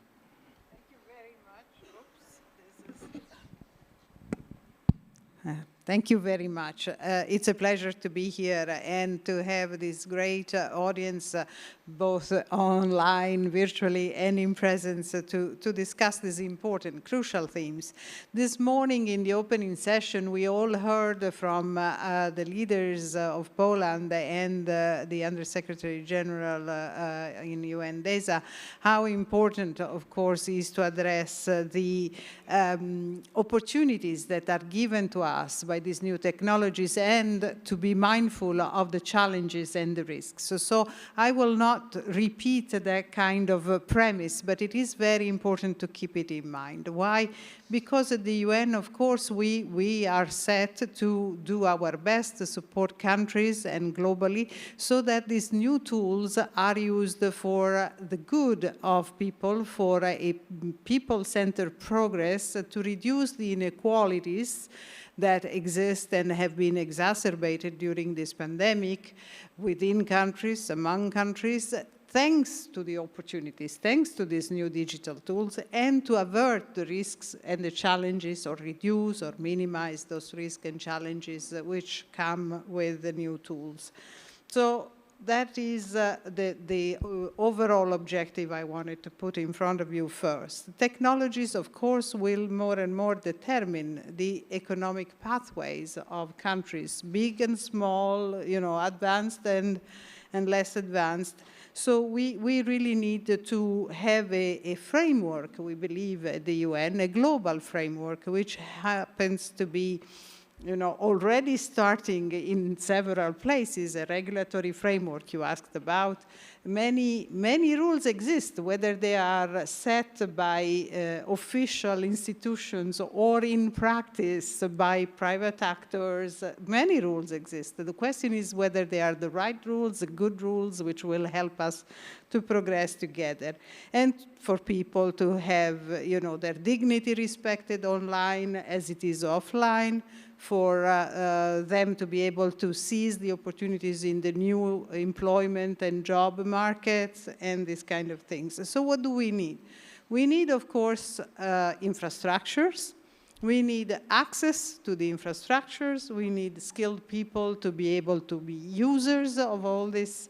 And to do all this, as the president of the EIB said, we need investment to support all this. We can refer to the European Union, who has started, and I have here honorable representatives, have started to set some proposals about regulating the digital market and digital services. And that is a very welcome development which can inspire others. Of course, there are when we talk about regulations, we have to define a little bit what we want to regulate for what purpose. So it's not just a blanket approach. And there are different levels. Some regulations will be adopted at the national level, of course, or regional level. But we believe as UN that the area we are talking about, new technology, the internet, calls for a global approach. And so we offer, of course, the platform of the UN as a place where these debates can be developed in a global way and bring possibly consensus over the core principles we need in these regulations. And as you know, the Secretary General has presented a roadmap for technological cooperation, and the Office of the Tech Envoy is busy with the membership and the multi-stakeholder community to implement the pillars of that vision, and which is for an open, free, and safe, secure internet for all. Other entities of the UN, like UNESCO, have started putting the basis for, say, some principles in the area of artificial intelligence. Other, like ITU, are working on connectivity. I mean, the whole constellation of the UN entities has started working on implementing these principles. And let me add one more thing, which is that in September, the Secretary General presented his vision in a report called Our Common Agenda. And in that one, you have the cross-cutting theme of technology, people-centered digital transformation. And also in that document, we have the ambition, we have set the ambition to reach what we call a global digital compact in the year 2023. And I will come back to that in a second round maybe and tell you a little bit more about it. Yes. Thank you. Thank you very much, Ms. Francesca, for sharing your views and experiences. Really important that you have mentioned the regulation, because we are just in front of discussing the regulations on the European level. We have the acts like DSA, DMA, Digital Market Act, Digital Services Act, concerning also discussions on the platforms and the future in that sense of the internet and the freedom of doing businesses and being online. Now I would like to ask Mr. Henry Verdier, French ambassador for the digital technology. And Mr. Ambassador, you have quite a bit experience, as we discussed yesterday, also from the entrepreneur side. So it would be really interesting to see your perspective and what French people are thinking about that and where they are going. Thank you, Minister. I suggest you to take your devices because I will speak French. Et je vais parler français, d'abord parce que nous sommes accueillis par l'ONU et nous avons une traduction de très grande qualité que je remercie. Et ensuite, et c'est important parce que the quality of the interpreting si nous voulons service fabriquer is cette excellent transformation because we are numérique, hosted by the UN. il me semble So I'd essentiel like to que thank the chacun interpreters. puisse venir But avec since we're discussing the sa digital pensée, transformation, son I think it's imaginaire, sa important et que to nous make entrions sure avec toutes nos that valeurs et toute notre we diversité can all dans le monde qui vient. speak J'ai attendu about que tout le monde prenne son the device. values we uphold and Pour we répondre à want the votre diversity of je vais voices to partager be avec vous une idée heard. très simple. To answer Il y a your 50 question, ans, let me share a quelques simple visionnaires, thought with you. souvent 50 académiques, years ago, ont imaginé Internet. Et ils ont créé pour somebody l'humanité who had a vision la plus grande invented plateforme the Internet. d'innovation, d'accès à la The Internet became the de greatest coopération, platform de of croissance innovation for humanity. It became the greatest platform enabling economic growth. It was a huge dream, and it has become something that has changed the world. Today, we need to face important challenges. The first challenge is the digital divide and inequalities in terms of access to Internet, artificial intelligence, and other aspects. des modèles pour éduquer l'intelligence artificielle, des données publiques, etc. Le premier danger, c'est Public data, education models, le détournement. and artificial intelligence. Oui, il y a des cybercriminels. Oui, There is another risk. There's another threat, attaques aux infrastructures. which is related to cybersecurity or cybercrime. There are states and actors who attack digital infrastructure. Let us also mention that specific business models are becoming degenerated. Fake news abounds on social media. Very often, there are certain economic models that will need to be regulated, but regulations must be developed in cooperation with representatives of major sectors of the economy. So to answer your question, Minister, let me tell you that we need to develop good regulations that will respect neutral and open Internet. And these regulations must be based on the rule of law. We need a multi-stakeholder approach, and we need respect for the law. Because, of course, there are also some negative solutions regarding the Internet.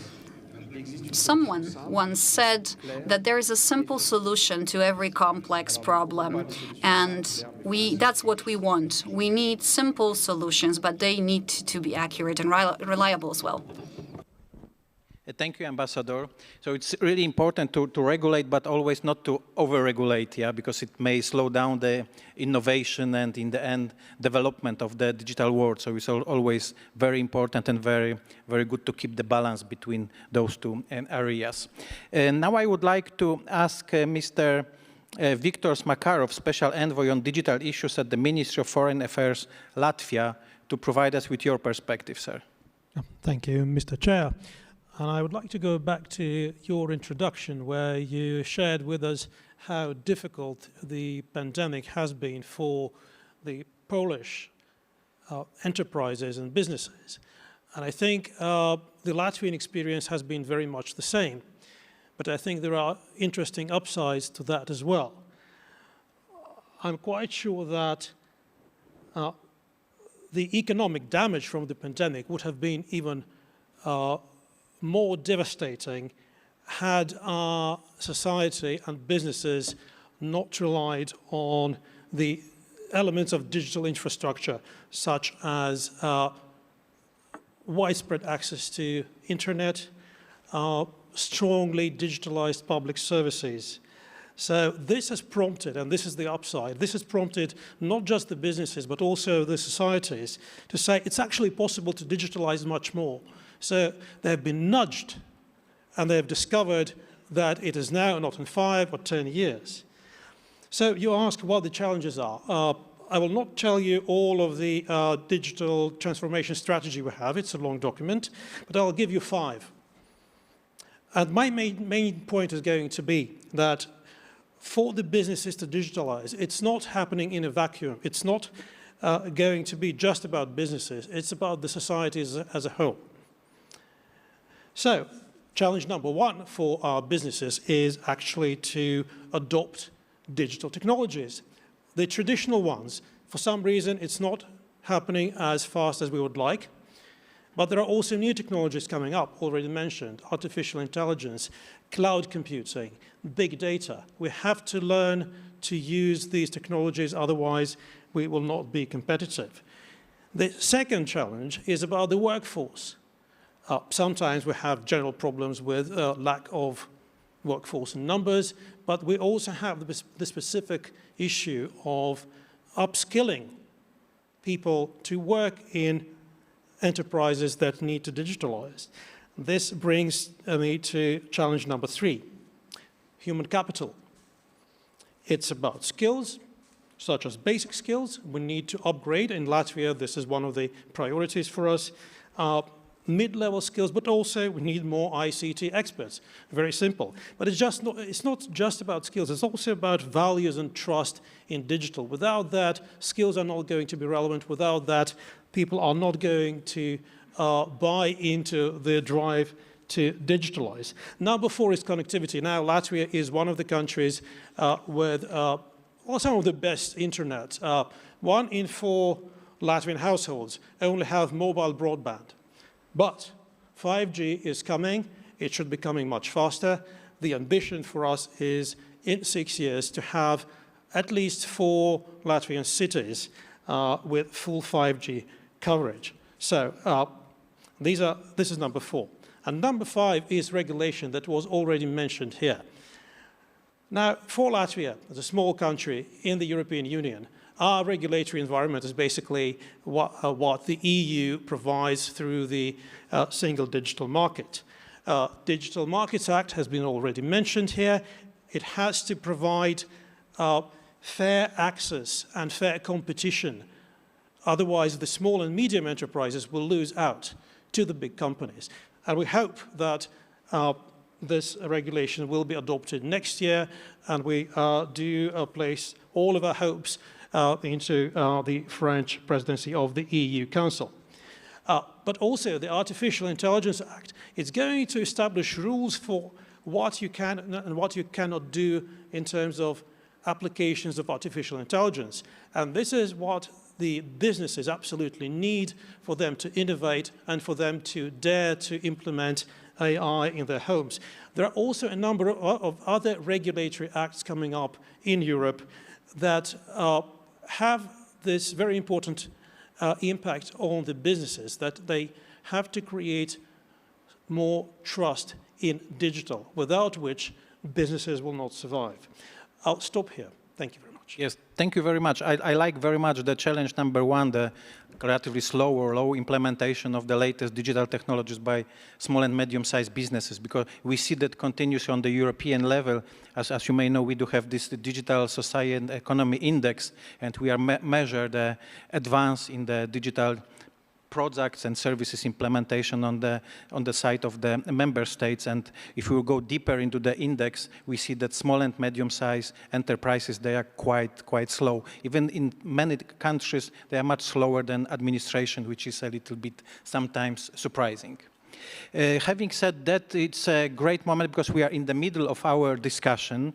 I would like now our technical team to provide us with a video message from the Deputy Prime Minister from Russia, Russian Federation. So are we ready? Very good day, dear participants of the United Nations Internet Governance Forum. We all realize that despite the many negative consequences, the pandemic has become the engine of digital transformation around the world, changed the attitude toward technology and influenced the development of the digital economy. People around the world have become more likely to use digital services, more likely to resort on online services. And in Russia, the digital technology industry is achievably developing. Digital transformation is our national development goal, and position in STEM education is among the strongest in the world. Our IT industry is represented by tens of thousands of companies and hundreds of thousands of specialists. Our export of software is constantly growing. This year, export of software and services has grown by almost 20%. And a powerful incentive system for the IT sector has been built in Russia. Stage by stage, measures to support the development of IT industry are being implemented.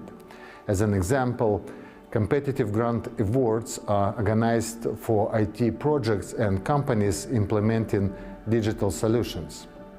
The total amount of grant support is about 4 billion rubles per year. I believe that the further growth and development of IT solutions and the digital economy are impossible without cooperation on a global scale, without the synergy of solutions, and most importantly, the development of the international legal framework. As you are all aware, the growth of the investment is always directly related to clear and understandable rules of the game. And I would like to stress the need to speedy development of common approaches to the protection of the personal data on the global scale in order to balance the rights and responsibilities of all parties in the digital environment. Another of the most important areas of activity for us today is to work to remove the existing regulatory barriers and impede the introduction of artificial intelligence technologies into the economy. The issue of ethical regulation in the field of AI is relevant to all over the world. Russia's top priority is human-centric AI that must work for the benefit of society. Russia recently developed and adopted the Code of Ethics of AI, signed by leading companies, universities, and foundations. The code formulates the basic principle of AI use: transparency, trustworthiness, responsibility, reliability, inclusiveness, security, and confidentiality. I would like also to note that the importance of the harmonizing the international legislation in regulation of the global internet and the activities of technology companies. In this regard, we note with interest the recent initiative of the United Nations Secretary General to develop a global digital compact. Russia is open to dialogue with all interested states, companies, and experts communities. We are very honored to have received UN confirmation that Russia will host the 20th UN Internet Governance Forum in 2025. It will be a great honor for Russia to host the anniversary forum, and it is part of recognition of the firm positions of our country in development of the information society and digital technologies. We intend to ensure the broadest participation of all stakeholders in the work of the forum. At the same time, we're sure that the practical outcomes of the forum will guarantee the openness and security of the Internet. I wish all participants a constructive dialogue and fruitful discussion at the forum. Thank you. Thank you, Deputy Prime Minister, for a very interesting perspective. And indeed, Russia will be hosting in 2025 IGF. So there is a quite a nice queue in front of us. It will be next year Ethiopia, then Japan, then we will see, and then Russia. So it's really very interesting IGF scenario in front of us. Back to our discussions, to our on-stage discussion, let's move a little bit and focus on the business side of the perspective, of the digital perspective, such startups as well as small and medium-sized companies. They play really very important and extremely important role in digital transformation. And the crucial in this perspective is, of course, funding. We do have different funding pockets, I would say, and to fully capture the growing demand for their products and services, or to invest more in research and development, especially important in the let's say newest economies. So it's really important area.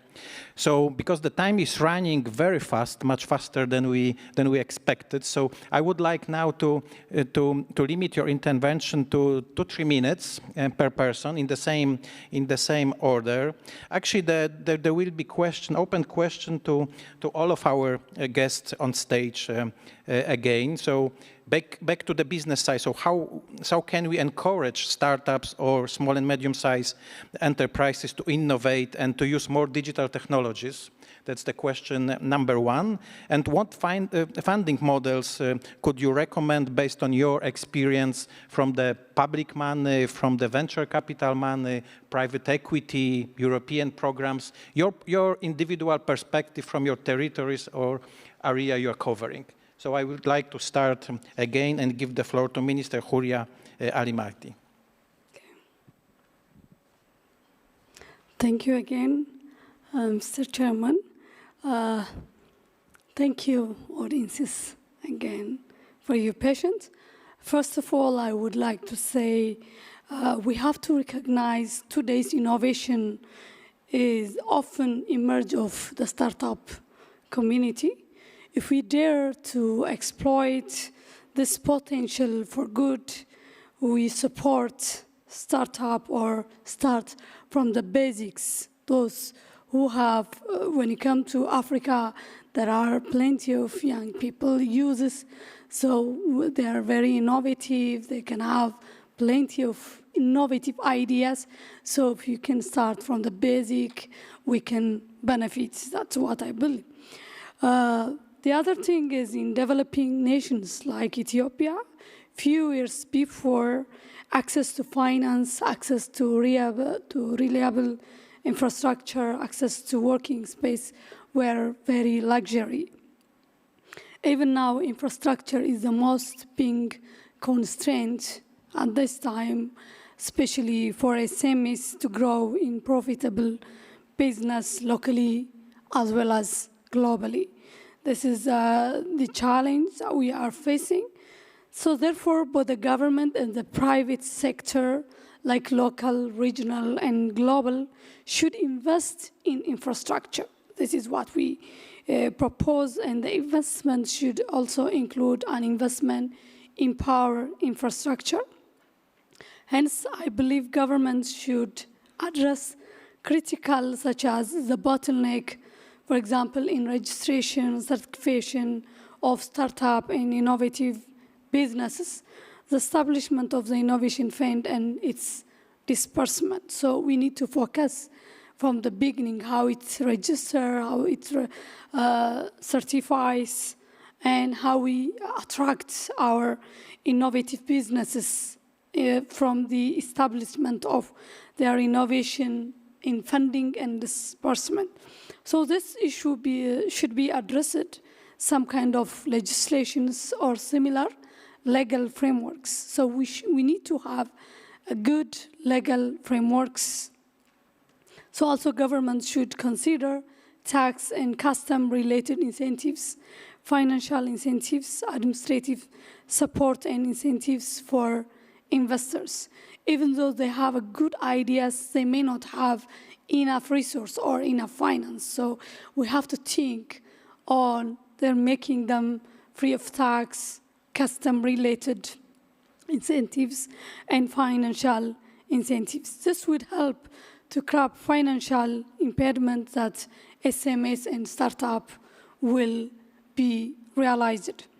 Government and development partners and Private sectors also expected to establish a system which positively respond to the financial, legal, technical challenge entrepreneurs face in process of realizing their dreams. So another critical factor I would like to mention here is the data innovation. Data and innovation. As you all know, data is at this time a new oil. So it's a new oil that needs the use of new tools, approach to collect, aggregate, analyze, and use it for the benefit of a nation. So this process demands the collaboration of all SMEs. So we have to take it in a very serious way. So one of the major strategic approach should be government should be transparent towards data. So if it's an expensive data, so we have to be transparent towards the data. As you know, different government institutions collect and capture traditional data to carry out their mandates. So we have to live out of the traditions. We have to make it serious. So the data should be anyone can access, use, share, and use it for any kind of purpose. So we need to be very transparent. Also, policy on access and use of non-traditional data also requires effort from the government side. With this, we can help startups to drive innovation using open data and contribute national development agendas. In general, we have to make our data open to those who have an idea, creative ideas, and who can access it in a very easy way. So for the funding, the second question, should I continue? Yes, yeah, just for 30 seconds, if you could just comment the funding. Okay, for funding, as far as I'm coming from developing country, this is very interesting question. So my response is we would prefer all because we need to have different options for our innovators and creativities of their ideas. So I don't know how it works in other nations, but for developing nations like Ethiopia, my response would be all. So it can cause startup ecosystem weak and most startups struggling to realize their dream due to the shortage of finance. So we have to use all the options to come on the board with the other countries. Yeah, thank you very much, Minister. We will back to that question if there will be also a time in the last round. So if you could comment a bit more on the investment side would be also great. Okay. Thank you, Minister. Now I would like to turn to the next speaker, President Teresa Czerwińska, with a very big experience in finance and in financing activities. So I'm really wondering your perspective on the subject. Thank you very much, Minister. And actually, I would like to pick up when the Minister has left, because ministers spoke about financing. So let me start with saying that different types of financing, at different stage of development of the enterprise is needed. At early stage, different type of financing, and later on we need different type of financing. So also different sectors require different type of financing, and I absolutely agree with the minister who said that we need as a public institutions and policymakers to have broad palette of financial instruments to support digitalization for SMEs and mid-caps and startups to choose from. And however, looking at the broader market perspective, we observe the biggest financial bottlenecks in the areas of risk-sharing mechanisms, namely instruments like equity and venture debt finance, so precisely among the instruments which are best fit for supporting innovation and driving technological change. So to address these gaps, further exacerbated by pandemic, by the way, the EIB group has developed a dedicated approach, and our motto is lending, blending, and advising. So it means that we are offering a wide palette of intermediated products, including loans, guarantees, and securitization, along with equity and quasi-equity financing. But what is very important, we are blending our financing with other sources of financing. For example, capital market instruments and EU grants as well. So to be sure that the financial structure is fit for purpose, for particular project. And finally, on advising, we are offering technical assistance to support our clients to prepare projects, and we are with our clients from the beginning to the end, from the preparation stage to the end of the project to the finalization stage. And our experience is that advising and technical assistance is very much needed.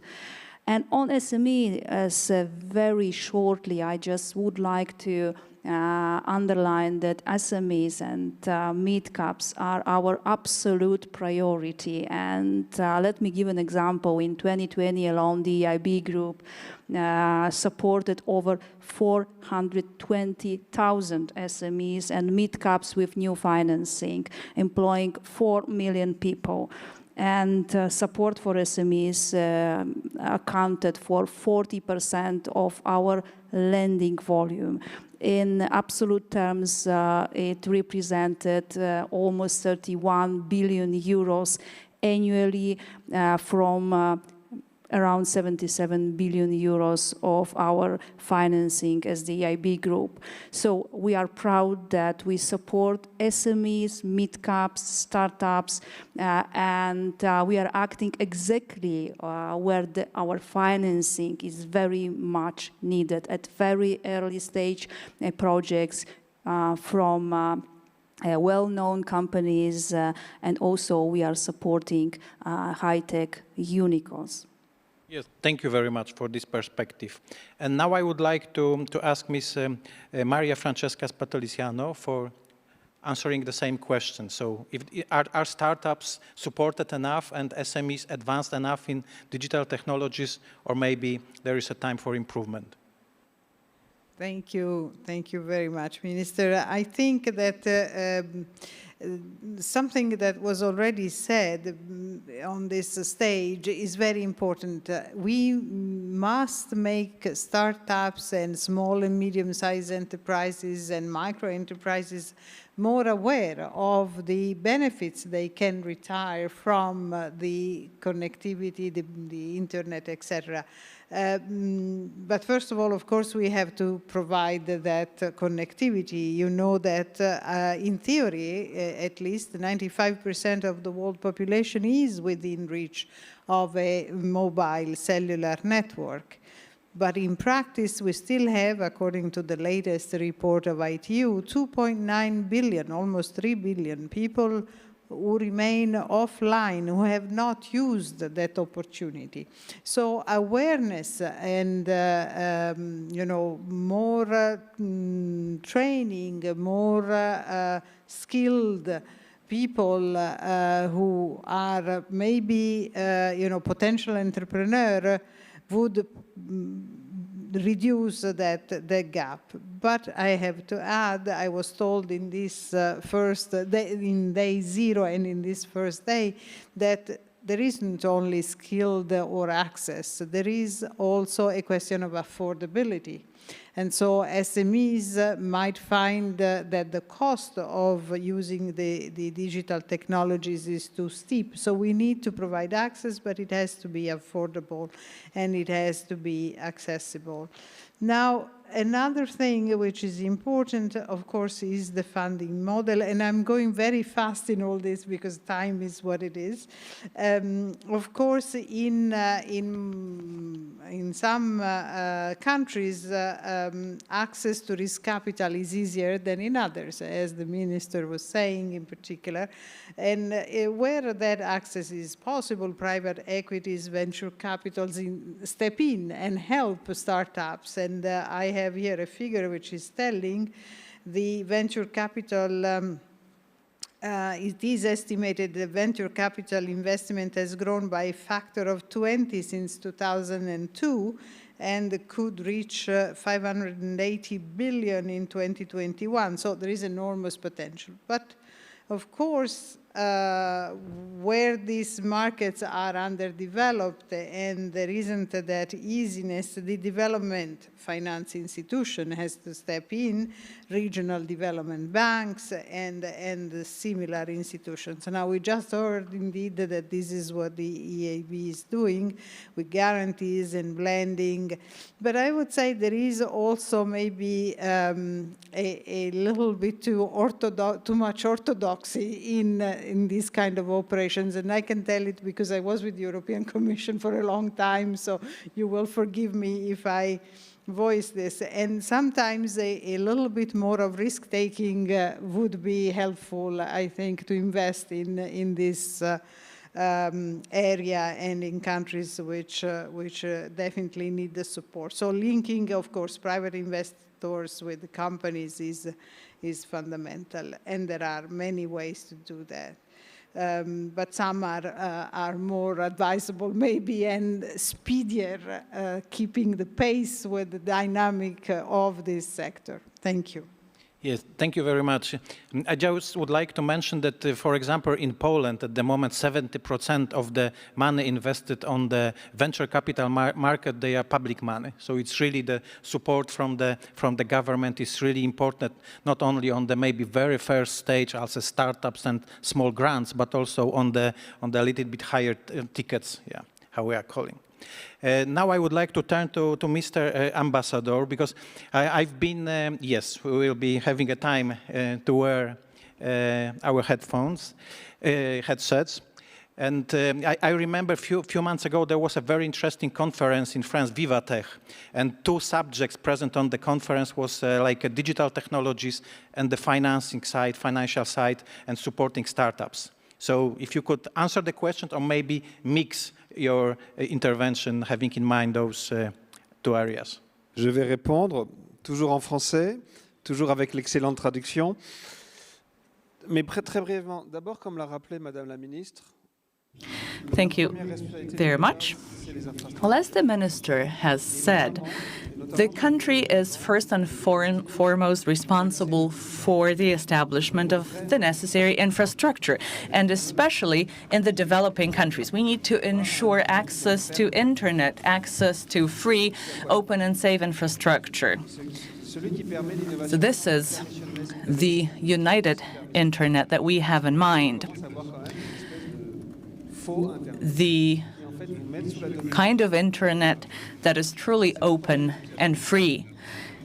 Because these days we are often confronted with the internet that is not completely free, that is under the surveillance of operators. But going back to the banking services and the sources of financing, well, the important economic and financing issues need to be tackled by public institutions in cooperation with private actors. And France, as an EU member state, also offers venture capital, but the government has not become a risk taker. What you need are special experts on venture capital, but still a degree of public-private collaboration is indispensable. So you've mentioned high-tech unicorns. These type of companies require a completely different financing tools. We would also like to be able to support SMEs in their digital transformation because they offer the greatest number of jobs. These companies usually do not have sufficient resources to employ experts, advisors, consultants on digital transformation. And so there are public policies implemented in France that help SMEs gain access to the necessary expertise so that they can tap into the potential of the digital transformation. I couldn't agree more, because just to also give you an example from Poland, we are in the middle of having implemented probably the biggest, as we know, in Europe at the moment, the project. We call it Open Education Network. So we are connecting 30,000 schools to the high-speed internet, and also providing the access to the network in that perspective, also as a bandwidth for more startups, maybe more innovation, and creating more value. So now there is a time for Mr. Viktor Makarov's and your comment on that question on the investment side or business side. Thank you very much, Chair. Well, first of all, you asked how we can encourage startups to innovate. We don't need to encourage startups to innovate. We need to encourage people to create startups. That's the absolutely key thing. Do people want to do this? Do they want to risk their time and energy? Do they want to do it in my country? That's what I, as a Latvian digital envoy, am interested in. And I'm happy that the answer very often is yes. People want to innovate in my country, become part of our economic system, so to say. So you need good conditions for that. As for the non-startup SMEs, it's a different ballgame. We've talked about that. And you need, very much like Ambassador Verdier said, a set of policies to inform, to offer direct and indirect incentives, such as subsidies or requirements for qualifying for some of the support programs. Some of the things that we do in Latvia is, and this is a European basically model, the digital innovation hubs that guide entrepreneurs towards employing technology, promotes digitalization. For example, they will create create a digital audit for a small or medium enterprise, or help learn about digital solutions. So this is where the public authorities have an important role to play. As for financing, and I have to be quite honest with you, we asked, preparing for this conversation, people from the actual ICT sector, what they think about funding in Latvia. And their answer was, well, startups, all funding models work, depends on the situation. Everything goes as long as the investment conditions are favorable for the startup, such as, well, adequate equity sharing. The investor should not be toxic.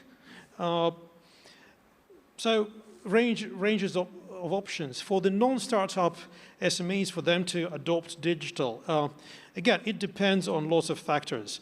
Sometimes the SMEs will have easier access to credit line because they are established companies, very much unlike the startups. The venture capital that was mentioned here, it's good for businesses with high growth potential, funding needs for developing a product, rapid growth ambitions. Again, for startups, so this is probably the right solution. Interestingly, in Latvia, when I talk to some of the ITC businesses, they're not very much interested in foreign investment. They talk about organic growth. So again, they like what they do. They want to keep doing what they like.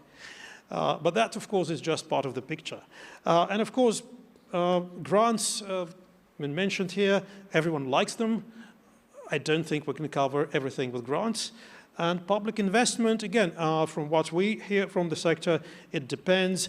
It mostly works in areas where private investment fails or is not sufficient. I'll stop here. Yes, thank you very much. Since we are running out of time, but I think that the discussion is extremely interesting, so I will go ahead anyway, and we are in the front of the last part of our panel called voluntary commitments or comments.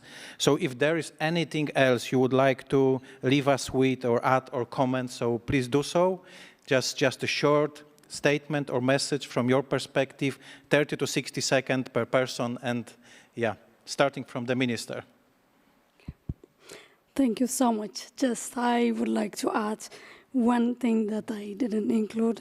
The government of Ethiopia recently have legally established a National Innovation Fund and recognize like angel investment, venture capital, equitable capital, domestic, for the startup legislation. So as you understand, private investors are focusing on the less risky. So the government wants to include the high risky innovative ideas. So we establish on that. So we are working with the National Bank and Commercial Bank to avail their 5% for the startup using the intellectual property as a collateral. This is what I would like to add. And the other thing is, as we are the second host, the next host in Ethiopia, I would like to invite all of you to Ethiopia to have a very good host at this. This is what I would like to add. Thank you so much. Thank you, Minister, for the invitation. So I hope that we'll do our best to visit Ethiopia next year. Ms. President, your perspective, 30 seconds to 1 minute. Thank you. Ladies and gentlemen, the European Investment Bank, we fully recognize the benefits offered by digitalization, and as demonstrated by the recent pandemic crisis, digitalization is absolutely instrumental to ensure robust and sustainable growth for the decades to come. And without doubt, the world ahead of us is digital. And I would like to announce that in the course of next year, we will explore ways to better define, measure, and report on digitalization across all EIB lending areas. And this exercise ultimately aims at researching investment gaps and redirecting the EIB lending to better address these gaps, guiding future EIB support for digitalization. And I'm proud to say that our support matters for EU's technological leadership. In 2020 alone, out of 52 European venture-backed high-tech unicorns, 28 were supported by the European Investment Fund. So we strongly believe that our continuous effort to better capitalize on digital technologies and digital skills will bring tangible results, better quality of jobs, but what is most important, better quality of life for everyone. Thank you. Thank you, Ms. President. Ms. Patriciano, your comment on that question, 30 seconds. Thank you. Yes, the UN, as you all know, is committed through the roadmap for technological cooperation of the Secretary General to an internet which connects, respects, and protects. And we do that through a number of multi-stakeholders venues. We call them roundtables, and we engage all the participants in the IGF and many others.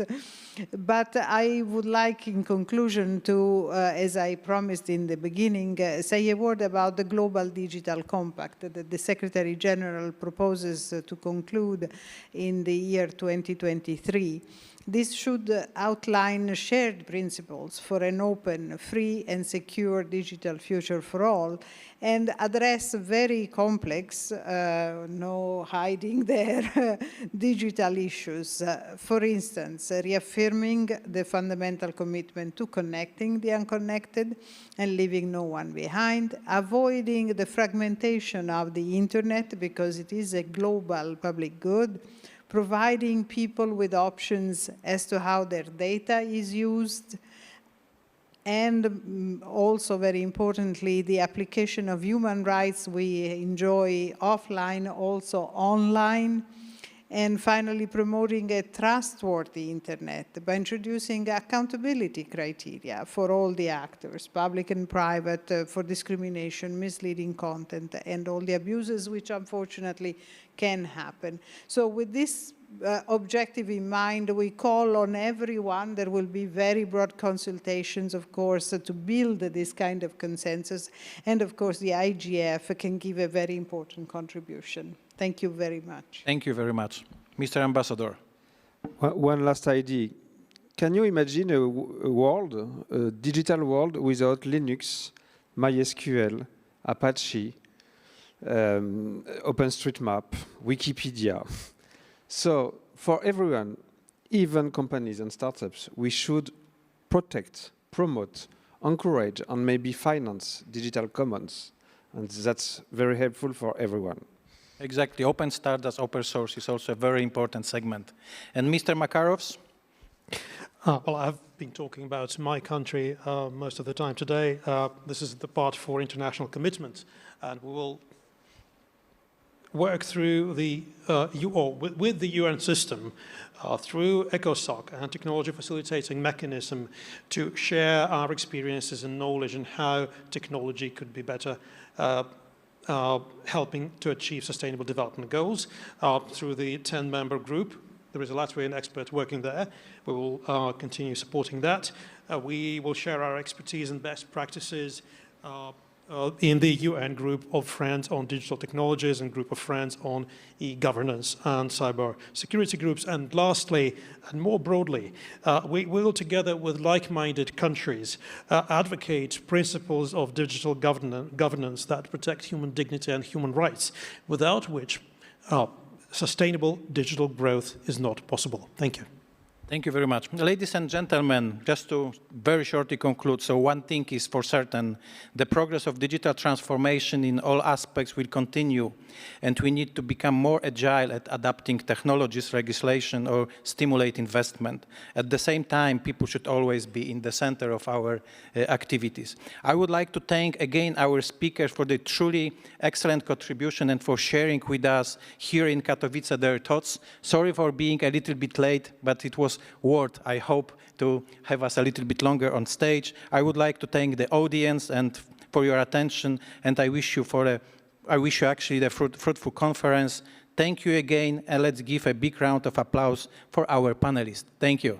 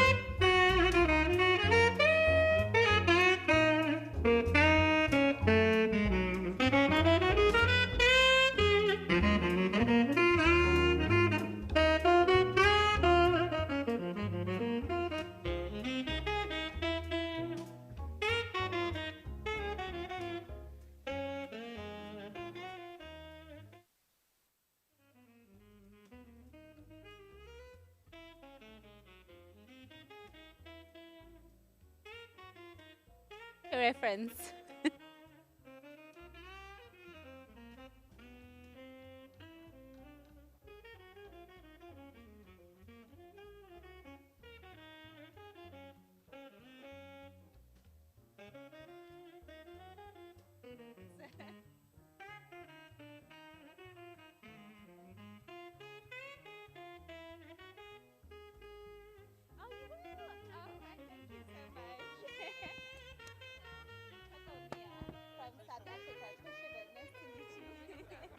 I think this is so important, the dialogue here, generational gap.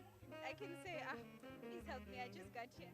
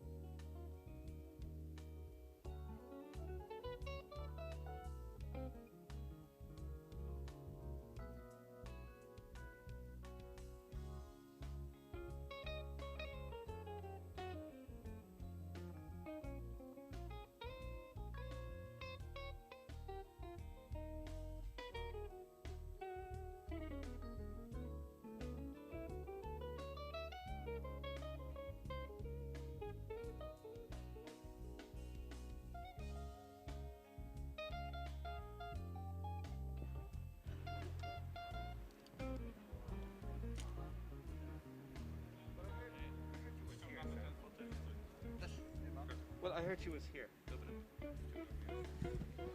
Yeah. Fair enough. No worries, no worries. We all live in a digital world. We all need it to be open and safe. We all want to trust. And to be trusted. We all despise control. And desire freedom. We are all united.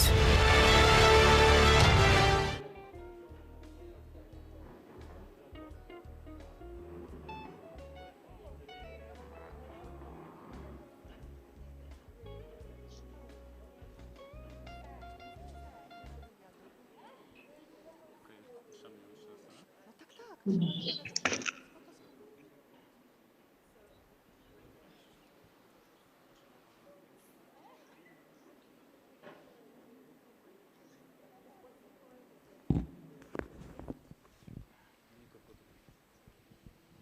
afternoon, everyone. Good afternoon. Hello, everybody. I think we have to wait for the other panelists. We have to make the debate richer. So we have here just Mr. Mark Williams, Mr. Goran Marby. We are waiting for just for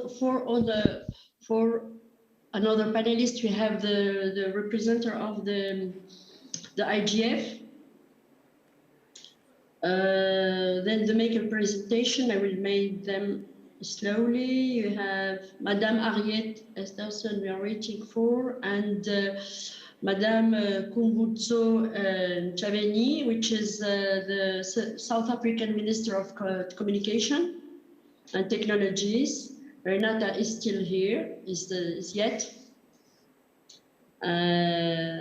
So we have to talk a lot with Renata about education and rights. And you are waiting for Mr. André Xureb from Malta, which is his professor in the University of Malta of quantum physics, physician. We have also Mr. Goran, who is representing the Corporation for Assigned Names, which is ICANN, Mr. Marby. And we have, we're still waiting for Mario Simoli, United Nations, who is representing the CEPALC, so the Commission, the Economic Commission of Latin America and Caribbean. And we have just, we will wait for the other panelists. We will talk a lot about internet governance and how governance is dealing with, when we talk about digital economy, which is not an equal access for all the people, you know that. And as we have many economists as dealing with our debate, so I think the economical aspect will be the core of our statement, maybe. Samira, sorry to interrupt you. It's Henriette here. Just to tell you that you have two panelists who are here in the room. We are sitting on the stage. Nice. Okay, thank you. Now we can see you. Somewhere was waiting. Okay. On site. You have them on site. Okay. We are here on site. Thank you. So we have Madame Harriet and Mr. Simoli, I think. No, André Schwierp. So? André Schwierp. Okay. Very welcome. So the other guy. Thank you. André Xureb, which is from Malta. Okay, precisely. So we have just one panelist, which is from the Minister of Communication of South Africa. I thought she was scheduled in the panel. So if you want us to begin, or for waiting from someone, all people online is here. We have John Frank, Goran Marby from ICANN, John Frank. You have Mark Williams for the World Bank, and Renata, which is lawyer, international lawyer in human rights, and Mr. Frank, which is representing the United Nations, I think. He's an economist too, and a graduate economist. So we're waiting for one guest, I think, one panelist. Or go ahead. I think you can go ahead. There's no one joining us here, so yeah, we should go ahead. Okay, because they sent me the program. Okay, so hi everybody. I would like to welcome to all of our panelists. Et je voudrais souhaiter, comme je vais m'exprimer en français, je suis désolée pour M. Goran Marby, mais j'essaierai de traduire au fur et à mesure. Vous avez des traducteurs normalement. S'il y a un problème, j'essaierai de traduire. I will speak French because we have interpreters in the room. I would like to welcome all of our panel members. We will be talking about internet governance. The topics will be related to current events. We have high-level experts amongst us. Two of them are here on site in Katowice. Ms. Ariette from South Africa and Mr. Jurep representing Malta. He represents the University of Malta.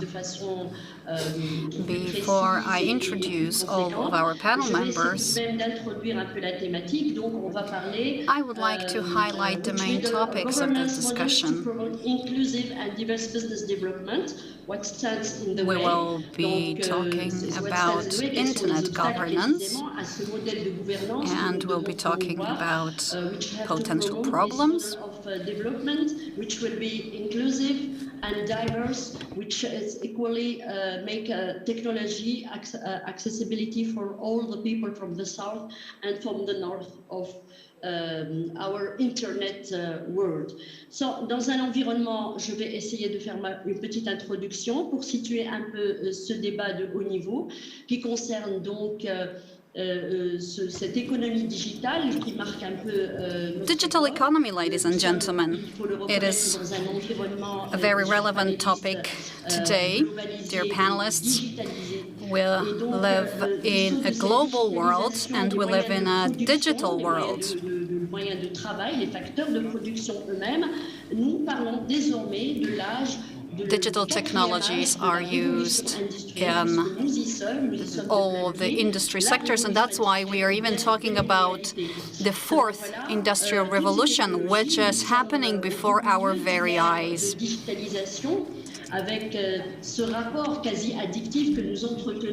Digitization is in full swing, and we are dependent on the internet right now.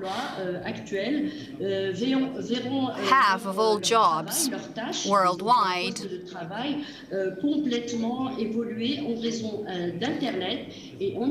will change due to the effects of digital technologies. No one can escape that. We will all need to use the internet.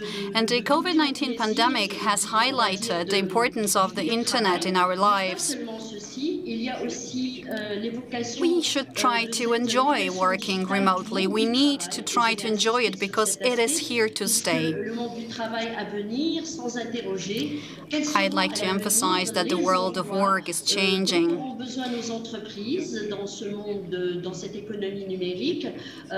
And so we need to think about what skills we will need in the 21st century, what skills people must have.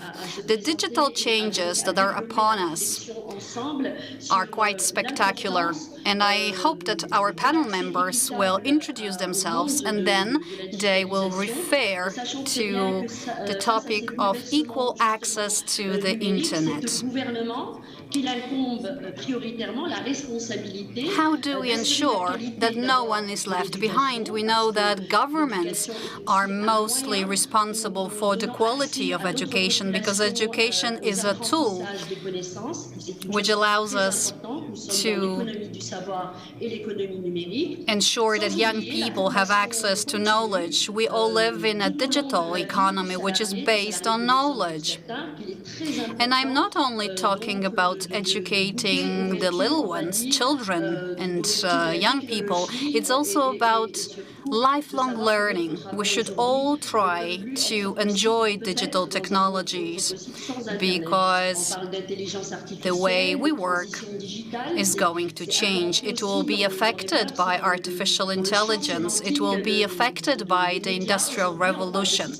Digitization is a word that is known to everyone. Telecommuting, cybersecurity, these are terms that are part of our lives. We live in a digital world.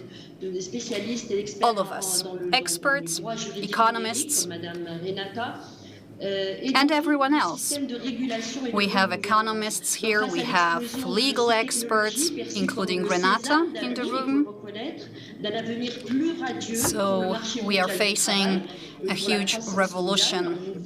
And we believe that the future of work is rosy, and I hope that many companies have managed to weather the storm, mainly due to the internet. So despite the economic crisis and the lockdowns, many companies have grown and developed based on the economy and based on the digital world. We cannot talk about digitization without talking about equal access to the internet, which is a wonderful source of knowledge. We want and we need to make sure that everyone can have access to the internet. And it's the governments that need to make sure that everyone can access the internet. We need to make sure that young people everywhere can access the internet. We all know that young people are often dependent on the internet, but we want to make sure that everyone is free to access a transparent source of knowledge, which is the internet. So all the stakeholders of information and of technology will need to develop a better world. So let us start with digitization, and then we will talk about other relevant aspects. I am sorry for taking up too much of your time, but I think it's time to introduce our experts and panel members. We have panel members representing the world of economics. We have lawyers. We have a physicist, and we also have an expert in international law. We have major players of the digital world. So it is my great pleasure to introduce our panel members. I would like to start with Henriette, who is on site. Can we please ask the technical team to make sure that our panelists can be visible on the screen? Next, we will hear from a representative of the IGF advisory group that brings together representatives of various stakeholder groups. We will hear from experts working on the role of internet and internet access. We will also hear from Renata, who is joining us online. Renata Avila, who is the CEO of Open Knowledge Foundation. She is an expert in digital human rights. She's a lawyer specializing in human rights. She is interested in ensuring transparent access to information for decision makers in order to make the world of the internet safe. Can you hear us?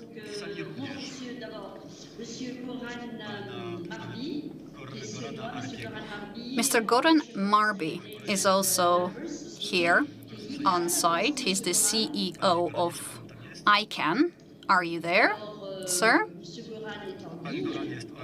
He is joining us online. He's not on site. He's online with us. I'm happy to have you with us. Sorry for speaking in French, because it was scheduled for just speaking French. If I knew it, I will prepare my presentation in English. So I think don't mind for that. You can make your intervention in English and we'll translate lately. Monsieur Goran, donc you represent the ICANN, which is the Corporation Assigned Names, ce qu'on appelle les fameux noms de domaine, which is important for us. It's our address, ces noms de We will be discussing topics including domain names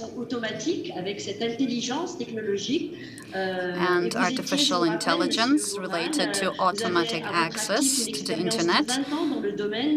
Goran, you worked in the internet sector for 20 years. You were also the head of the Swedish Committee for Communication. Hello. Monsieur, sur le site, donc, oui, pardon. Monsieur John Frank, j'y arrive. John Frank est vice-président United Mr. John Frank Vous êtes le is also with us. He is the vice president Vous dirigez les équipes des affaires gouvernementales for UN Affairs at Microsoft. Et on sait que, bon, je voudrais pas faire de la publicité pour Microsoft. He's based in Brussels. I don't want to advertise Microsoft here, but let me tell you that Microsoft is very much present in the world of technology. Microsoft provides interesting remote working solutions, which are amongst the most fundamental tools that we require when we talk about using the internet on an everyday basis. Mr. Frank, we are delighted to have you here. Nous avons Mark Williams. Hello, thank you. Il y a un petit décalage, je pense, au niveau de la voix. Tout le monde est là, donc on est tous là. There is a slight delay, but hopefully everyone is following us, everyone with us. We have 2 panelists who are here on site and 4 panelists online. Let me turn to Mr. Mark Williams, who is the practice manager at the Digital Development Global Practice of the World Bank. You are an analyst, and you are following closely everything that is going on in the digital world. You are an expert in digital development. You have 20 years of experience in the world of economics. You were involved in work that concerned the development of regulations.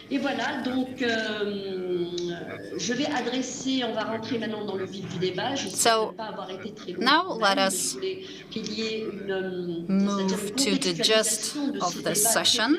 I didn't want to take up too much of your time, but I wanted to highlight the background of this debate that will concern the digital economy, as well as diversification and an inclusive vision of the world of the internet.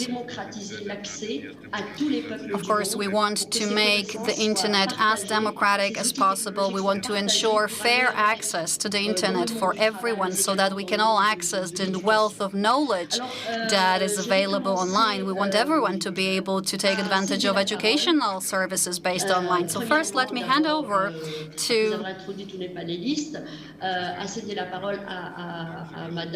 the first panelist, Renata. Renata will talk to us about legal and digital rights. And then I will hand over to other speakers and I will encourage you to interact. We want this discussion to be as interactive as possible. I think digital rights are amongst the most important aspects of the digital economy. Ma question, je vais pas adresser en premier à Renata, mais elle s'impose, donc elle va être posée à tout le monde. Comment faire en sorte aujourd'hui? The first question is the following: how do we ensure that no one is left behind in the emerging digital economy? You are an expert in digital rights, so how do we ensure no one is left behind, especially in the emerging countries and markets? La parole est à vous, Renata. Dear high-level panel, dear Samira, I will start with a provocation, basically.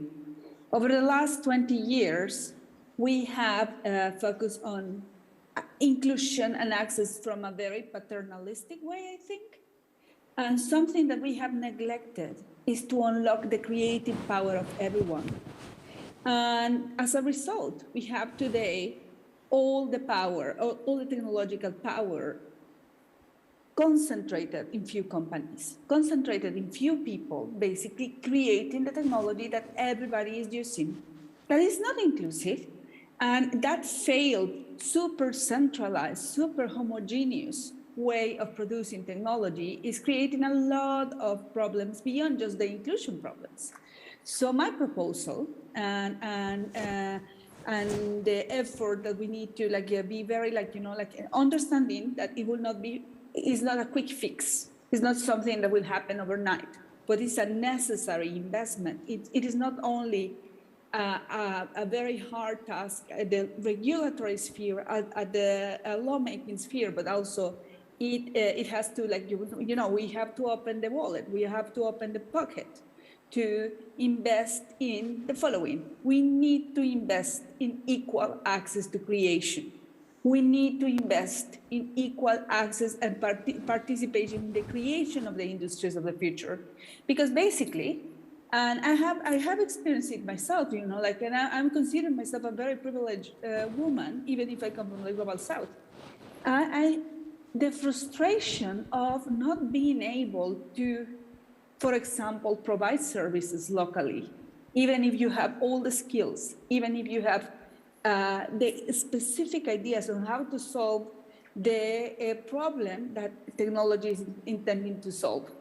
What happens is basically that we leave everything to the market, and the market is distorted at the moment. The market has very powerful players that can, offer the cheapest price, or often to many countries, they offer the technological infrastructures for free. And the small companies or the small group of public interest technology and creation that are struggling, they're struggling and trying to serve their people, the people that they have closer to them, are left out because they cannot compete on price. But price is the least inclusive criteria to choose the technologies that specifically the public sector is going to use. Similarly, when we look at education and the way that we are educating the kids of tomorrow, is basically we are educating with all the curricula is structured to be passive recipients and users instead of, and okay, there's have been a lot of progress in safety and security, but not in creation.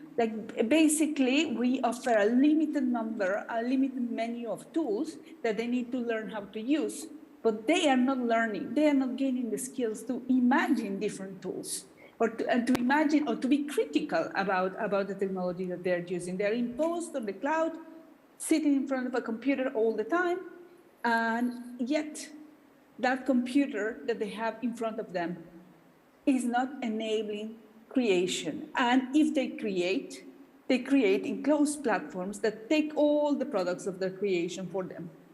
So the opening opportunities from the very early age, from the local, for people to have to be participants in making this digital culture. It is not only going to help diversity, it's also going to help the environment, it's also going to serve people better. Because if you have the people that you're intending to serve with whatever technology solution you're developing, whatever business you're doing, if they're so far from you, if they're so removed from you, you don't see them. If you don't see them, you they're don't invisible. Sorry, Mrs. Renata, each of you have 2 minutes of intervention. Okay, so thank you very much. Thank you very much. I noticed that your statement is perfect. You are going to ask the same question you asked. You say, Mrs. Renata say, l'économie numérique n'est pas inclusive, elle est centralisée, elle est au contraire exclusive. Mr. John Frank, la parole est à vous. How do you react? Is this about the same question? Thank you. Well, I think that technology has become such an important part of our economy and our daily lives, that it's important to ask questions about, does the technology that we're using and creating reflect the values of our society and ourselves personally? And I think that, governments need to ensure, as regulators, that there's appropriate regulation so that technology does match the values of society, and that we can feel comfortable about it. I mean, the range of technologies is expanding and huge. So, there's so many different aspects, and our economy is going, this decade, will go from the ICT sector, the global economy will grow from 5% to 10%. There's a huge expansion of technology in our global economy. And not only that, but every aspect of our lives is having more technology infused in it. And so you referred, Samira, to the fourth industrial revolution. Industry certainly is being transformed, but non-industrial aspects of the economy are also being transformed, whether it's agriculture or life sciences, or education and government services. So we're seeing this transformation, and it is important that we know that the values that we set out are reflected. And so certainly with artificial intelligence, as an example, we've had lots of good discussions about what are the principles to ensure that artificial intelligence is being used in ways that we feel good about and comfortable about. And I think that process can be broadly repeated. I do think it's important, though, to think about how we can use government regulation to increase access to the internet. Following up on the Secretary General's roadmap for digital inclusion, we need to find ways to connect more people. I think that the past 2 years have demonstrated clearly to everybody that it's so essential to have more connections. The number of people being connected is increasing, but I don't think we're doing it fast enough, or that the quality and intensity of usage is good enough. So I think that we need a broader framework when we think about connectivity projects to focus on people and put people at the center and say, are we thinking about the affordability of access and devices from the outset? Are we thinking about the digital skills needed? Are we thinking about the government services, education, healthcare, et cetera, that we're going to provide with these new services? And do we have a human rights framework to ensure that it's used to enhance humans' capabilities and not suppress them? So I think that we need a broader framework to go forward. Governments need to make sure that they're opening up frequency. The spectrum allocation is important, that they look at their tax situation, and they look at ways, how can we partner with private sector and NGOs to create more multi-stakeholder solutions that will bring connectivity to more people. Thank you, Mr. John Frank. So you think, vous considérez que les gens ne sont pas les gens, la connexion est un droit pour tous, mais les gens ne sont pas assez connectés. Right, so you believe that connectivity is a right, but some people still lack global connectivity because there are infrastructural deficiencies, and these infrastructural deficiencies could be resolved by national governments. Renata, you represent IGF, so I'd like to ask you the same question. Renata, how can we, here, on site, as I believe the debate is ongoing, so how can we make access to the internet more democratic? How can we ensure that everyone has access to the available digital tools and services? How can we ensure that the younger generation has sufficient access to the internet? So I'm asking the question of how. Each panelist only has 2 minutes for their contributions, and so the question is, how can we ensure that no one is left behind? as part of the digital transformation process? How do we ensure that the digital transformation is inclusive rather than exclusive? How do we ensure that the digital tools are more inclusive, are more democratic, and how do we involve the national governments in the process? And Henriette here, everyone, for the record. I think we cannot address inclusion without confronting exclusion.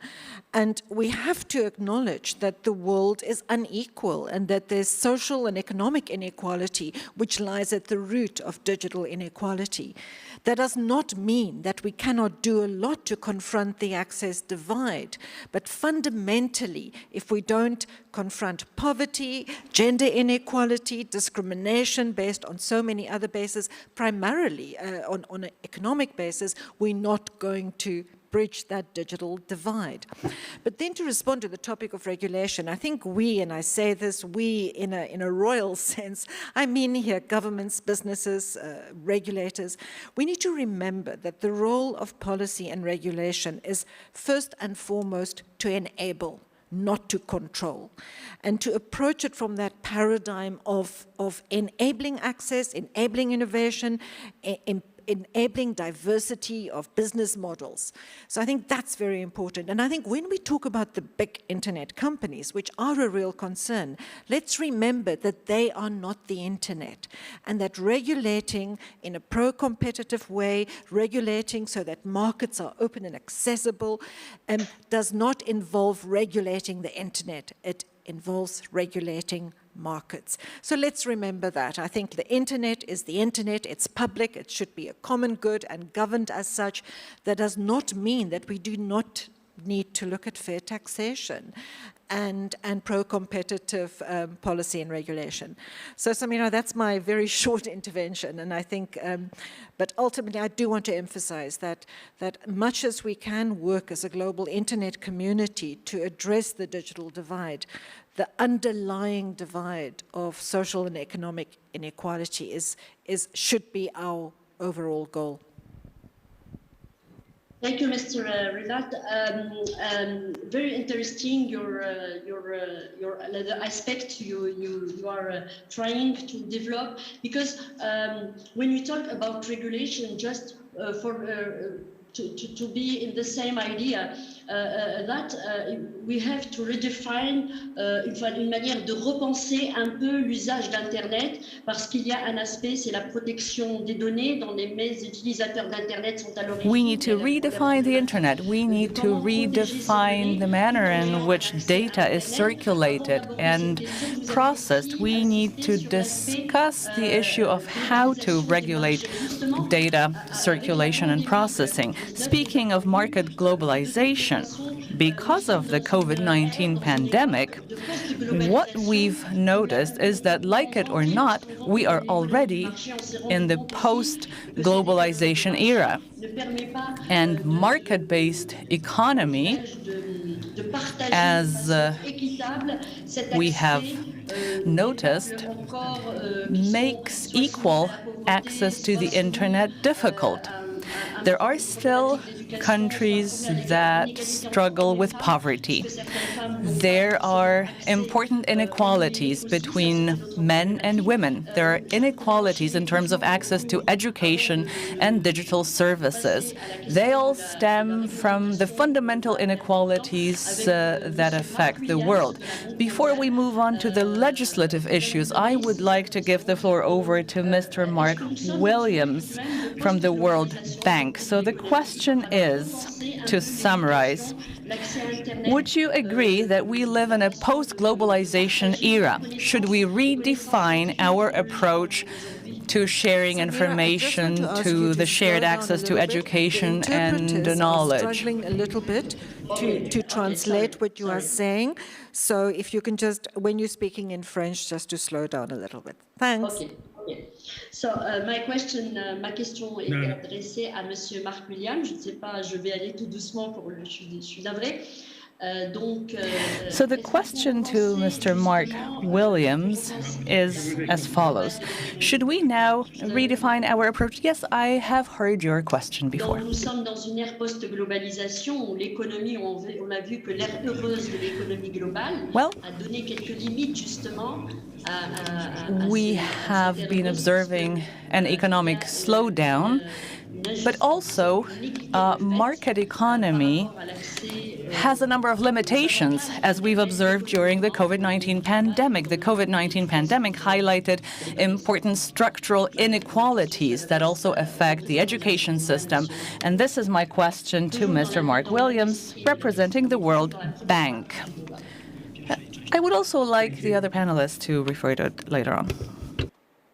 So this question about inequality and the structural inequalities that have been demonstrated by the COVID pandemic, I think we need to look at two sides of this. First side is the COVID pandemic demonstrated the clear power of digital in terms of service delivery and ability to continue functioning within an economy and continue receiving public services like education. So that's on the one hand, but on the other hand, it also created the complete shift to online, created clear visibility of the problems for people who don't have access to that, to those services, who don't have access to online. So on the one hand, it's created opportunities, but it's also created new forms of exclusion. And I think that has highlighted the importance of an inclusive access to the internet. And from the World Bank's perspective, we look at this from an ecosystem point of view. So it's not sufficient to look at just one particular aspect of this. And several people, my fellow panelists, have mentioned individual aspects of the digital inclusion challenge, but we need to take a holistic view of it. Now, starting at the bottom, we've got the foundations around infrastructure, devices, ability to use and access the internet via those devices, but then also availability of services put online, accessible, providing access to those services in languages and in a format which people can readily use. And then also complementary digital systems like digital ID, which gives people secure access to those public services and private services as well, where it's integrated into the private sector. And also things like digital skills and areas, sort of softer areas like that.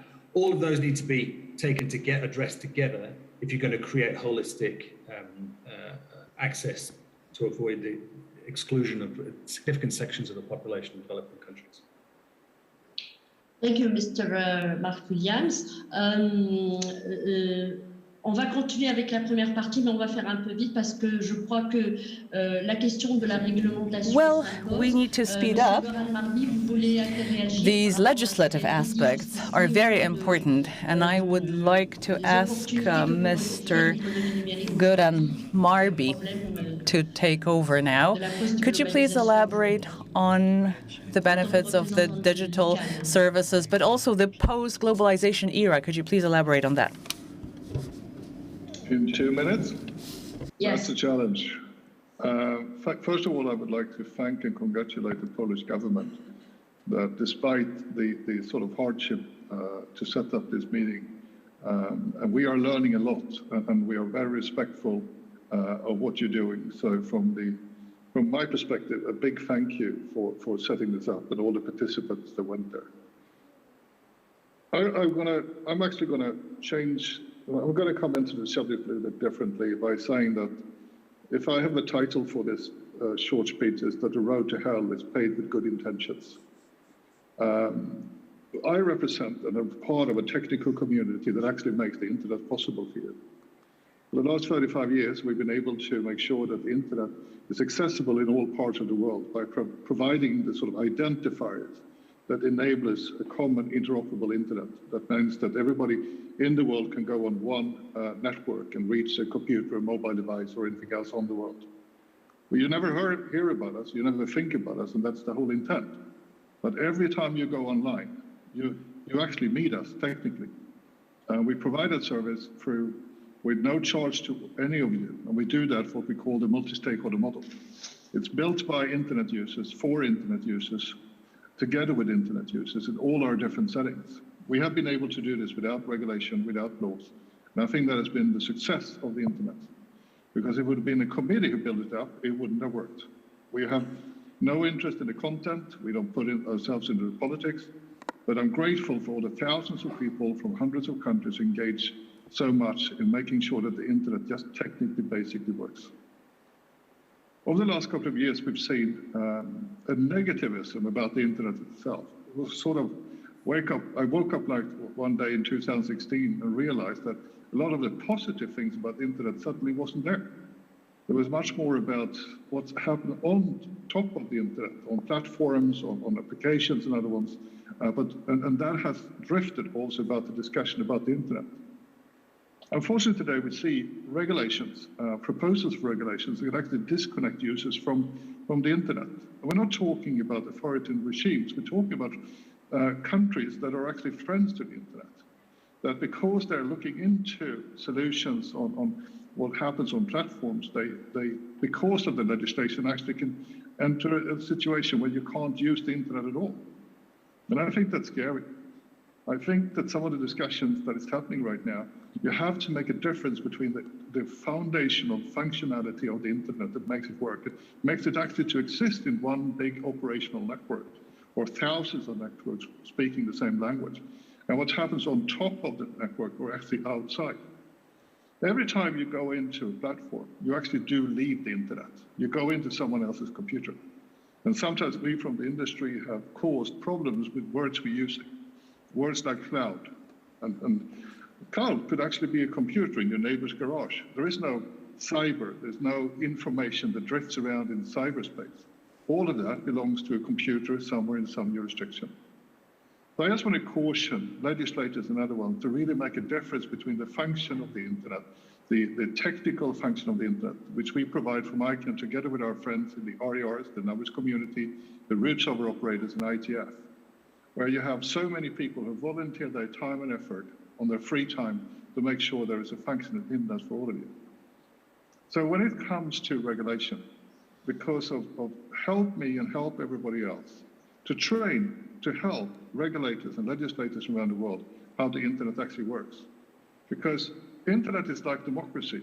If we don't take care of it, if we don't remember how it's working, there's a big chance we're losing it. And right now, I think we all have to join the fight to preserve the interoperability of the internet. Thank you.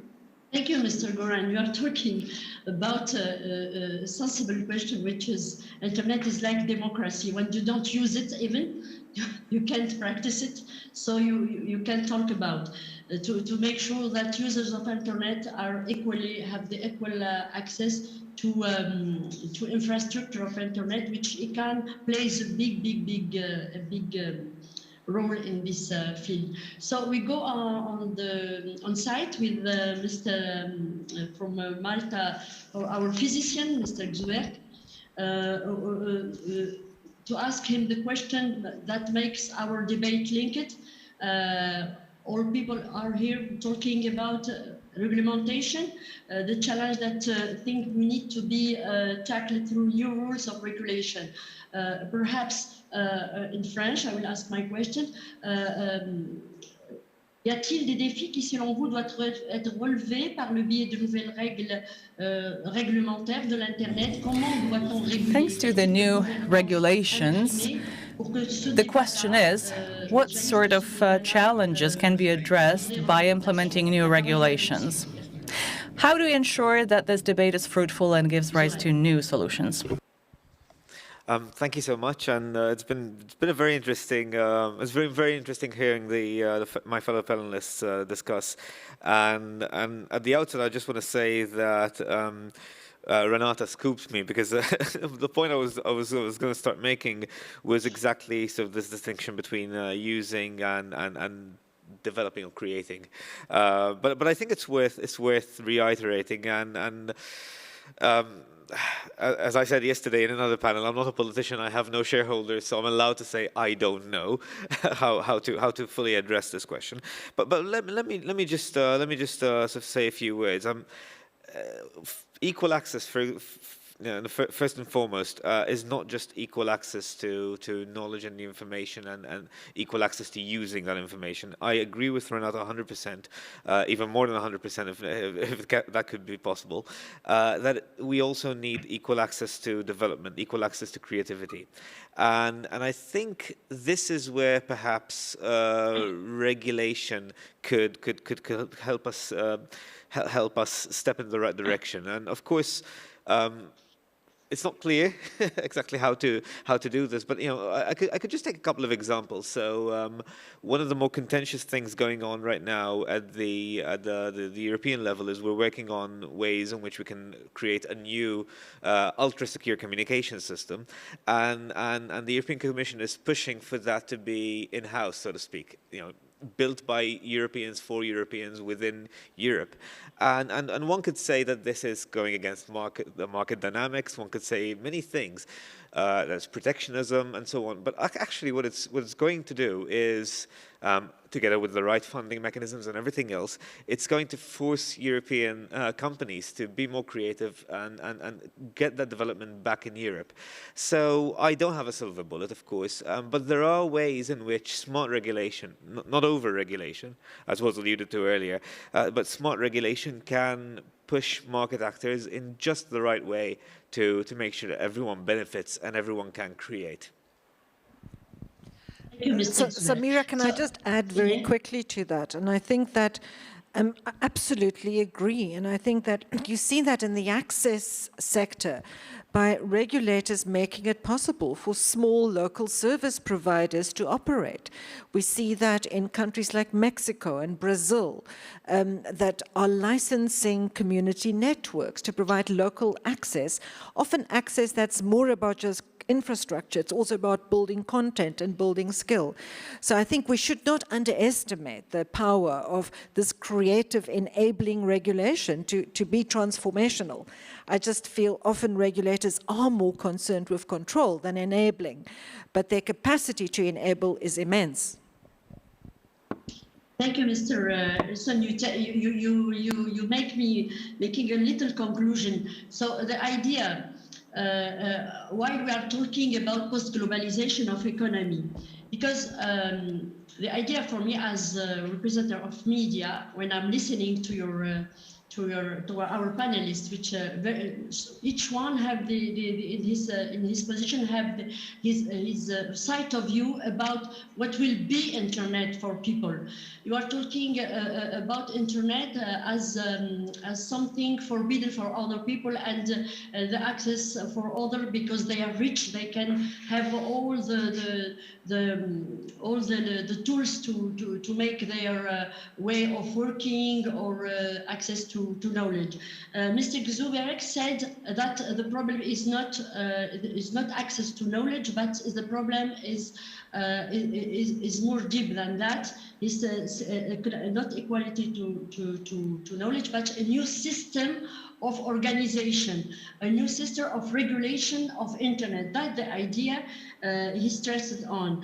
But my conclusion, if I can do one, and I give you then the free speech if you want to conclude with us, that in the vaccination campaign, we noticed that we observe that the importance of digital revolution about making people to have the message on their mobile phone to go to in the local level to go to vaccinate themselves, because the campaign of vaccination was unequal to for other peoples in some region to know to get the information, because they have no access automatically to digitalization tools. So if you have to conclude, our post-globalization world, is it possible today without regulation of digital economy?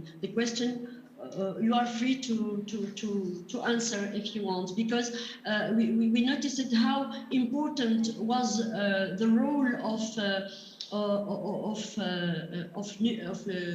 technology numérique in the field of making technology to provide and to make the society and the enterprise more efficient in the way they could work in time of COVID-19. So what regulation means for all of you? Renata, you go to... Well, regulation, to me, it means, in this specific panel, unlocking public funds. And I think that one of the things that I forgot to mention that was very important is how redefining the procurement rules can really unlock opportunities for female creators, for local creators, for specific languages that are not served on the internet, for like, it can be like really a tool for innovation, for inclusion. For local providers of education platforms, it opens possibilities, and it's the duty of public sector to regulate in that sense. So for me, regulation, the right kind of regulation, unlocks the power of public funding of our taxes to create the technology we want in an inclusive way. In an inclusive way. Mr. Mark Williams? Regulation for you, what does it mean? You think about the whole digital revolution globally, it's largely been driven by regulatory reforms. The one exception to this, I would say, is the internet aspect of the internet that Goran mentioned earlier on. But if we look at the underlying infrastructure, the telecoms and the digital infrastructure, it's been regulation which has driven that, which has unleashed private sector investment and competition. And so I think we need, but that regulatory environment is changing rapidly with the evolution of digital services. And so we need to make sure that regulation is focused on continuing that success in liberalizing markets and stimulating private investment and competition. We are talking about regulation of markets, making the market. So you ask in a way, as Mrs. Henriette said, you have to call for the intervention of the government. The government have to be more implicated in such process, perhaps, the idea, Mr. John Frank. More implication of government in the process of making a regulation of internet or Well, I think it's, just very briefly, I think it's incredibly important that the governance of the internet remain a multi-stakeholder project. We don't want governments taking over the internet governance without the private sector, which owns and operates and has built the internet. I think that's the multi-stakeholder process is incredibly important, which is why the IGF is incredibly important. And so I think that we need to just ensure that we keep the appropriate roles, that private sector, public sector, civil society working together. We're the ones who will shape and should continue to shape the internet infrastructure that Goran's talked about, and to recognize the private sector's important role and the role of volunteers that have contributed so much. So the role of private sector, we can underline the idea that the PPP partnership, and a kind of partnership between private sector and public sector, is it possible to regulate internet, Mr. Goran? Sorry, idea can you repeat the question? Sorry, I have a little bit of... The idea of Mr. John Frank said, the idea is to promote a kind of the role of a public sector in the numeric digital economy. What is, as a side of view on regulation internet, what is your statement? I think that as Mr. Frank talked about, I talked about earlier, you have to make a difference between the actual internet. Well, let's do just an experiment. Let's say that a region like Europe decides to build their own infrastructure of the internet because they think digital sovereignty. What they actually do then is splinter the internet. It will not be connected. And So what we're afraid of is that by having local regulations and different technical solutions, you actually split out the internet. And when I wrote in the chat that internet is the big equalizer, if you get poor people online, you get the same access to information as the rich people have had over times, and something magical just happens. And I think that when you look at many of those proposals, legislation, it's about content and hate speech and illegal things, and I'm privacy, and I think that's a very important thing to do. But please don't affect the underlying principles of the internet, the ones you're using to make this call, the ability for people to connect. Because there is a tendency right now, I mean, for instance, we have not done everything right in our technical community. Right now, for instance, we're working hard to make sure that more people can access the internet technically in their own language, their own script. People that don't read left from right don't know what a dot is. It's a major project that involves many parts of the technical community to make that happen. And we see potential legislations that can actually have more business proposals that can have an effect on that. So we in the Western world can continue to have our internet sort of working without giving technical access to people who doesn't speak English or use Latin script or read left from right. And the one who's been the big enabler of making this happen is the multi-stakeholder model, which is not a fancy word it's actually people from all over the world coming together in almost a peace project. And many of those people listening in has been involved in them. And the fact that these unsung heroes has been able to construct a system that is so safe, so secure, and so stable, that gives all of you the ability to use the internet. It's been so successful. And I'm really afraid of regulation that is meant to do something else, that hits this core of the internet. Thank you, Mr. Goran. Thank you, all of you. We go on site with Madame Arquette and Mr. Xuber. We are talking. There is no democracy without internet. There is no global economy market without internet. It seems internet is a big factor. Donc c'est un élément important de l'économie globale qui quand même a montré ses limites. Alors on va conclure avec Madame Henriette et Xuber. Quel modèle de gouvernance donc finalement, je m'adresse aussi à tous les panélistes, mais on revient. Now I'd like to ask you about the governance model, and this is a question to Henriette. I would like you to answer the question about the specific type of governance model that we would like to implement. How could we redefine that model, since we are talking about cooperation between the private and the public sector? We are highlighting the role of the internet in our liberal economy.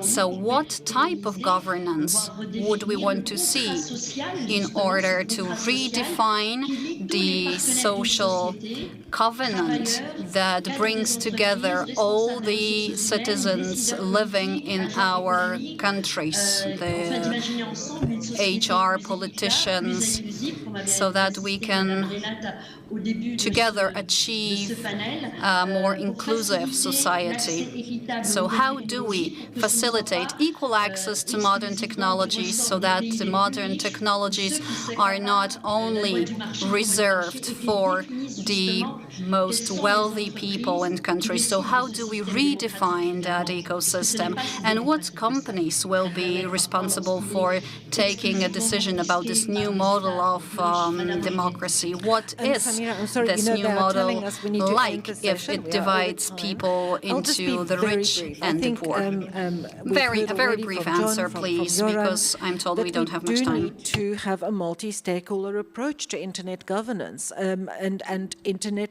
regulation, or regulation that affects the internet. So I think I would just add to that human rights remains an important check and balance for how we approach regulation.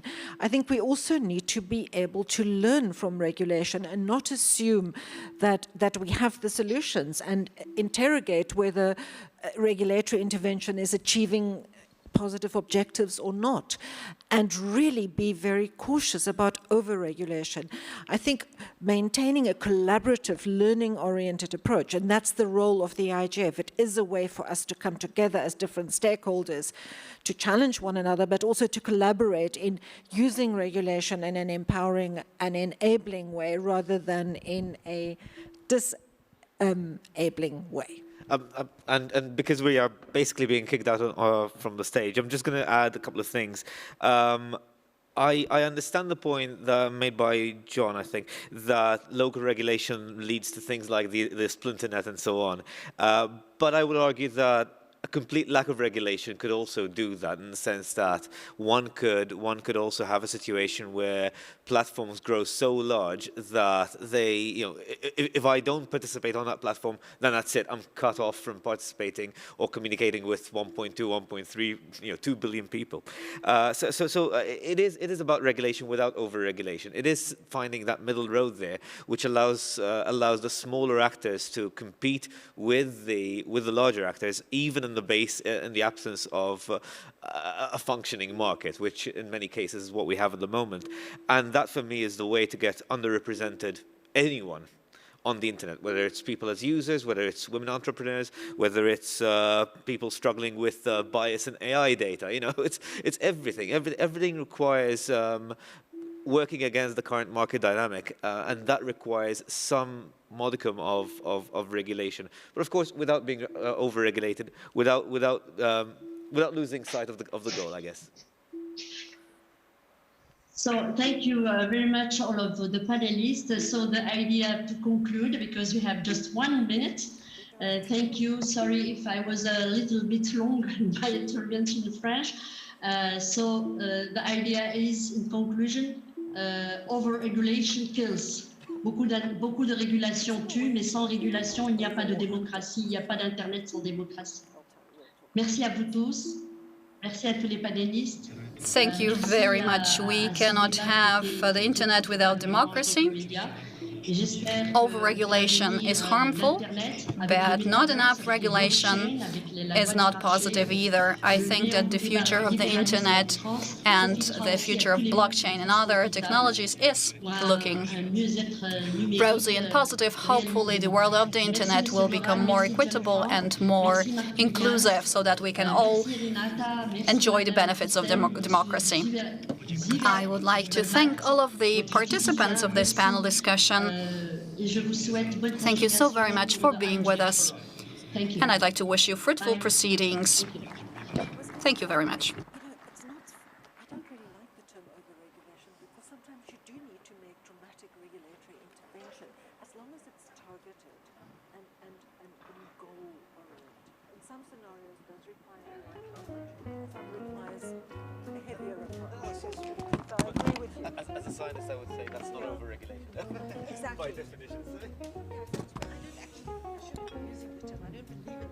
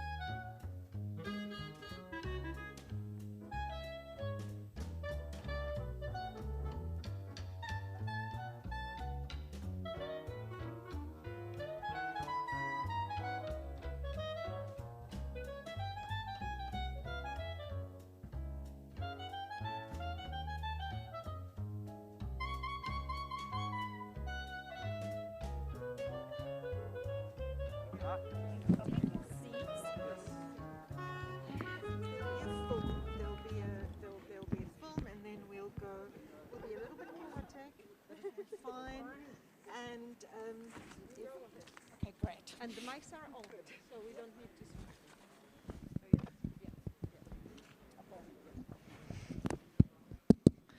Good afternoon, everyone. Welcome to the United Nations Open Forum at the Internet Governance Forum. My name is Henriette Esterhuizen. I'm currently the chair of the Internet Governance Forum MAG, Multi-Stakeholder Advisory Group, and welcome to the session. We'll start with a film, and then we'll move on to our very esteemed panel.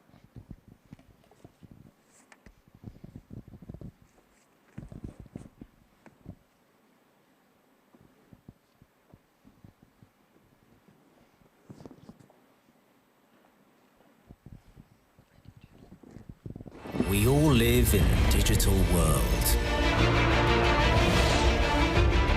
We all need it to be open and safe. We all want to trust. And to be trusted. We all despise control. And desire freedom. We are all united.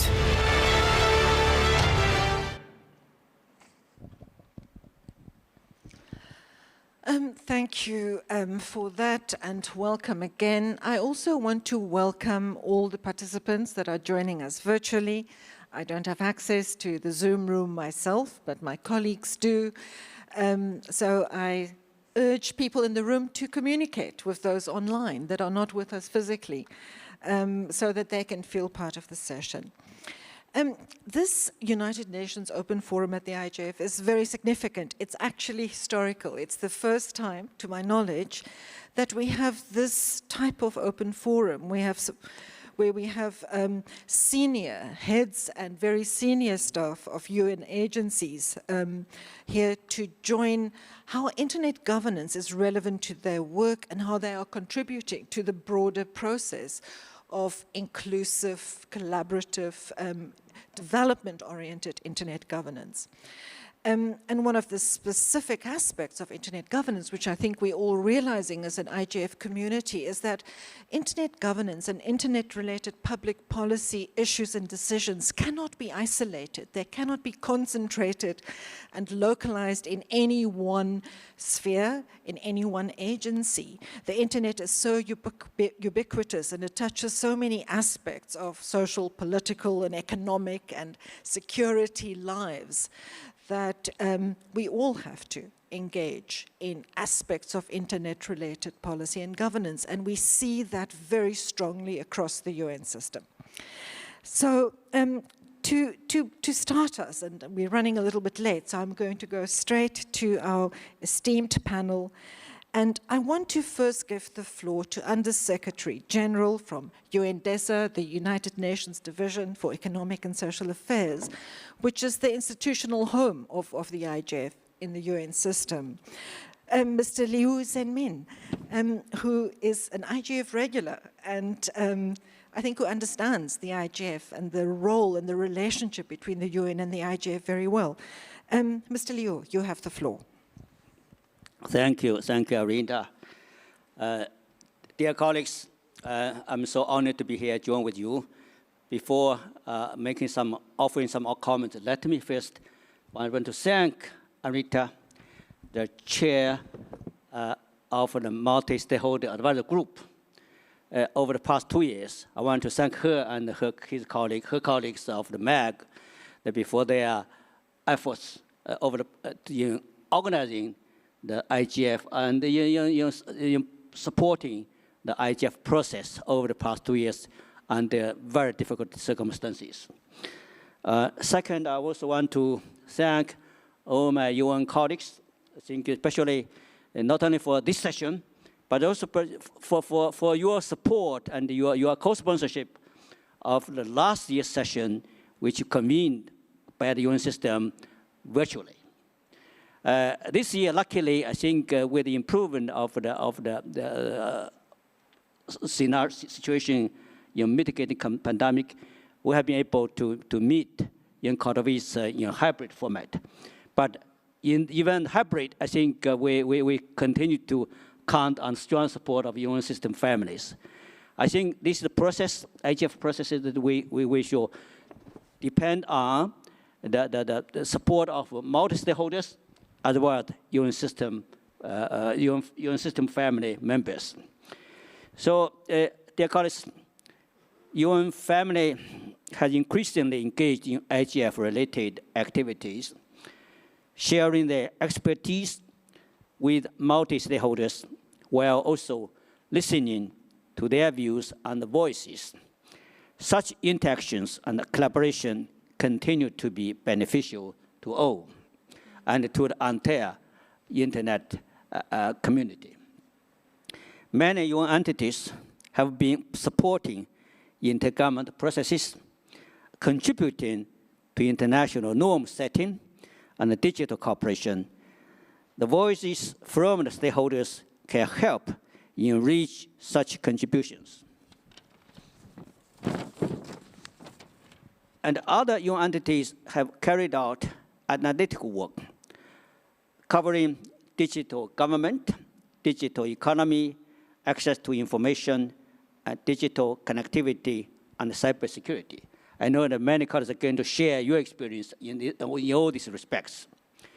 So it is critical that we hear back from our civil society, technical community, and business partners, as well as governments, on how we can further improve our analytical outputs.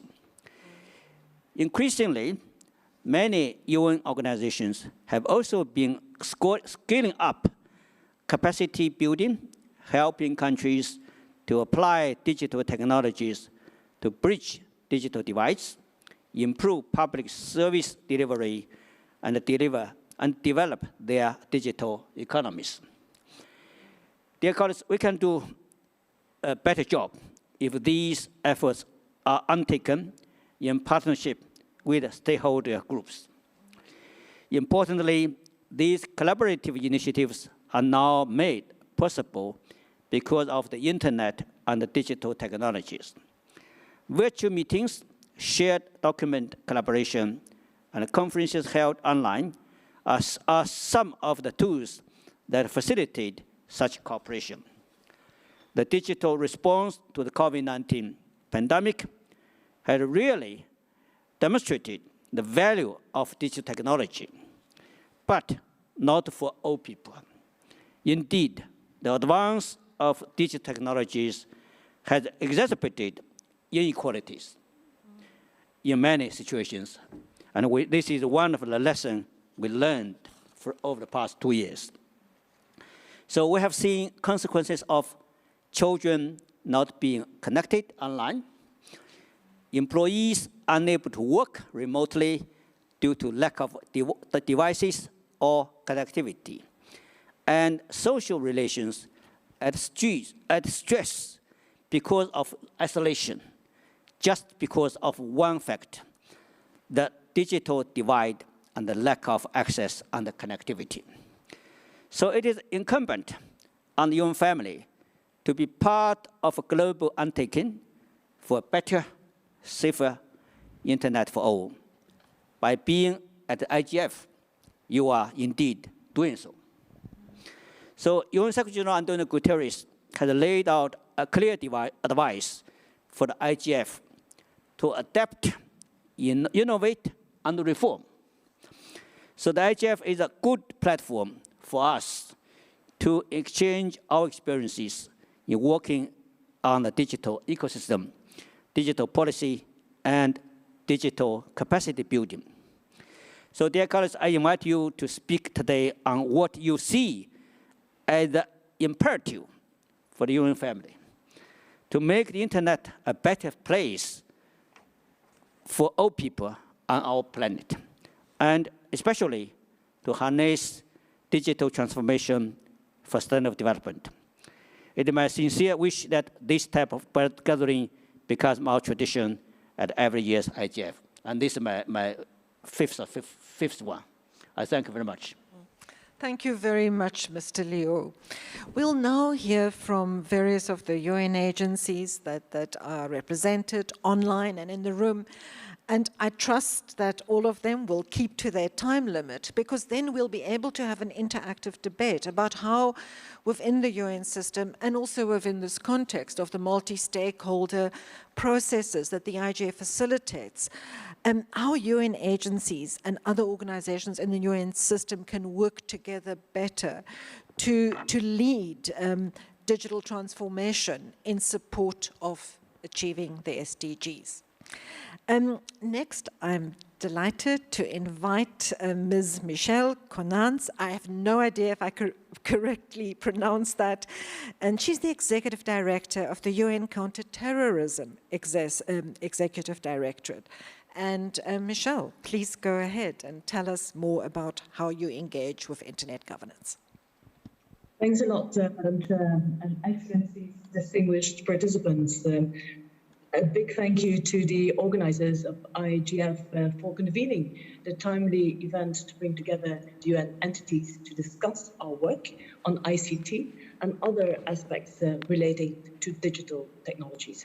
And as you all are aware, we face immense challenges in our efforts to prevent and counter terrorist abuse of cyber domain. Terrorists and violent extremists both continue to exploit digital platforms to support their activities and produce online content as part of their violent attacks. The lockdown measures imposed during COVID-19 pandemic have presented violent extremists and terrorists with captive online audiences in states around the globe.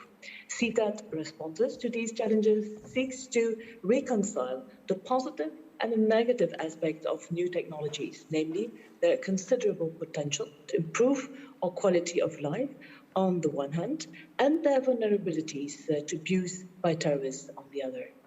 And CTAT's primary function is to assist the Security Council's Counterterrorism Committee to monitor, facilitate and promote Member States' implementation of the relevant Council resolutions on terrorism, including by facilitating technical assistance delivery. And in doing so, we work to help states, all the states in the globe, the 193 states, to develop ways to prevent use of the internet for terrorist purposes and create innovative technological solutions in compliance with their obligations under international law. Already 20 years ago, the Council noted the use of new technologies by terrorists in adopting its Security Council Resolution 1373. And since that moment, 2001, the Council has adopted 13 terrorism-related resolutions and 4 policy frameworks that address ICT issues. In accordance with those resolutions, CTAT is addressing inter alia the following topics: gathering digital data and supporting online investigations, strengthening international cooperation for legal access to electronic evidence, countering online terrorist narratives, gathering and sharing biometric and biographic information, protection of critical infrastructure, cyber security, preventing the use of ICT to facilitate the trafficking of persons, and preventing the use of new financial instruments by terrorists. Throughout these activities, respect for the rule of law and human rights are mainstreamed. For instance, we address the data protection and privacy concerns, as well as human rights and gender concerns relating to the programming and use of artificial intelligence and algorithmic systems, particularly those used in law enforcement and border control. We also analyze new trends in the use of ICT for terrorist purposes, such as cyber-based fundraising methods and the use of gaming platforms for incitement to commit terrorist acts and recruit the next generation of violent extremist terrorists. Distinguished participants, this was a very brief bird's eye view of CTAT's engagement on ICT issues, and terrorists and organized criminals continue to abuse the internet, social media, and other components of cyber domain. CTAT's work on ICT issues will continue to be both relevant and necessary. And in conclusion, let me show that CTAT will continue to explore ways to assist member states to address these issues, working closely with all other partners, including the private sector, civil society, members of our global research network, UN entities, and a broad range of international and regional organizations. Thank you very much. Thank you very much for that, Michelle. And I hope we can come back to discuss that in more depth, because it overlaps, your work overlaps closely with conversations that are taking place here at the IGF. Next, I'm very pleased to give the floor to Mr. Taufik Jelassi, the Assistant Director General for Communications and Information at UNESCO. UNESCO having a very particular place in the history of the IGF through the key role it played as one of the lead agencies involved in the World Summit on the Information Society, from which the IGF emerged. Taufik. Thank you very much, Henriette. Pleased to be here with the senior UN officials. I would like to make 3 quick points, and thank you for saying that UNESCO has been involved from the WSIS summit back in 2003 in Geneva and 2005 in Tunis, and was very much at the foundation of the IGF back then.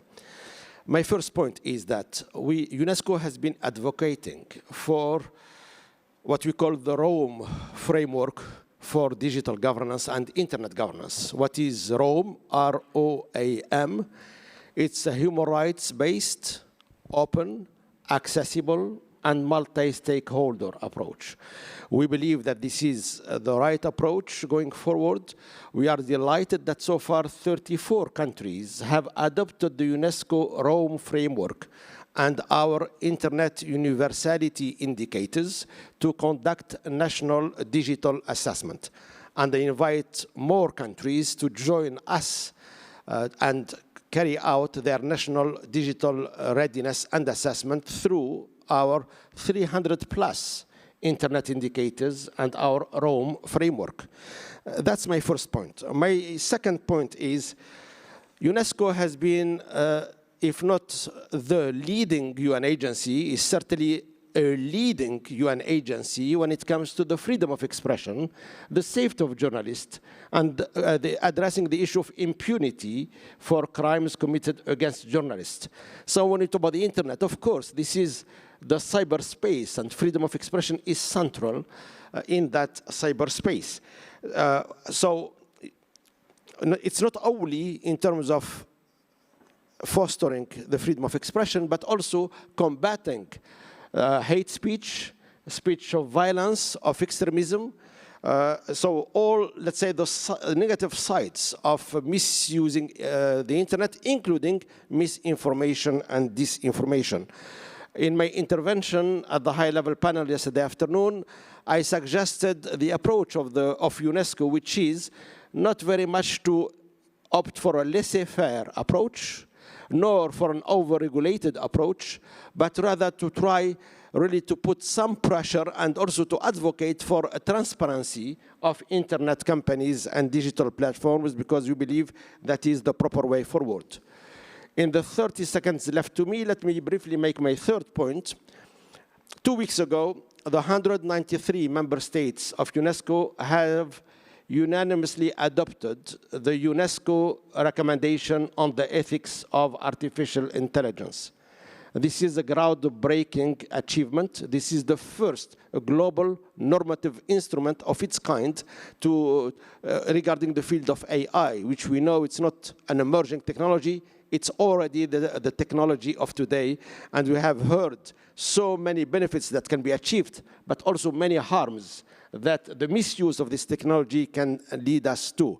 So this recommendation on the ethics of the AI, we believe is very important to have the proper safeguards, not only in the use of the AI, but also the design and the development of AI-based applications and systems. Let me stop with these 3 points, and maybe later on I'll have the chance to add to them. Thank you, Henriette. Thank you, Taufik, and I do hope we can come back to that. And next, I am very happy to invite and welcome from the virtual space, I can see him on the screen, Mr. Mario Cimoli, who is the Deputy Executive Secretary of ECLAC, the Economic Commission for Latin America and the Caribbean, another agency that was very active during the World Summit on the Information Society process. Mario.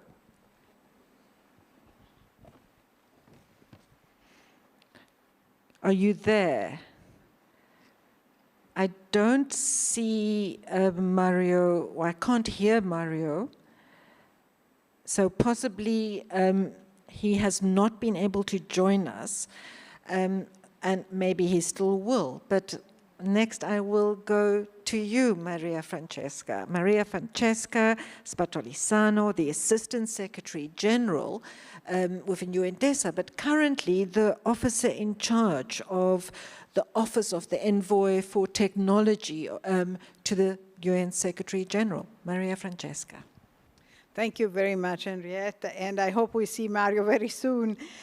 So, dear colleagues, ladies and gentlemen, I speak today, as Henriette said, in my capacity as the officer in charge of the Office of the Secretary General's Envoy on Technology at the United Nations.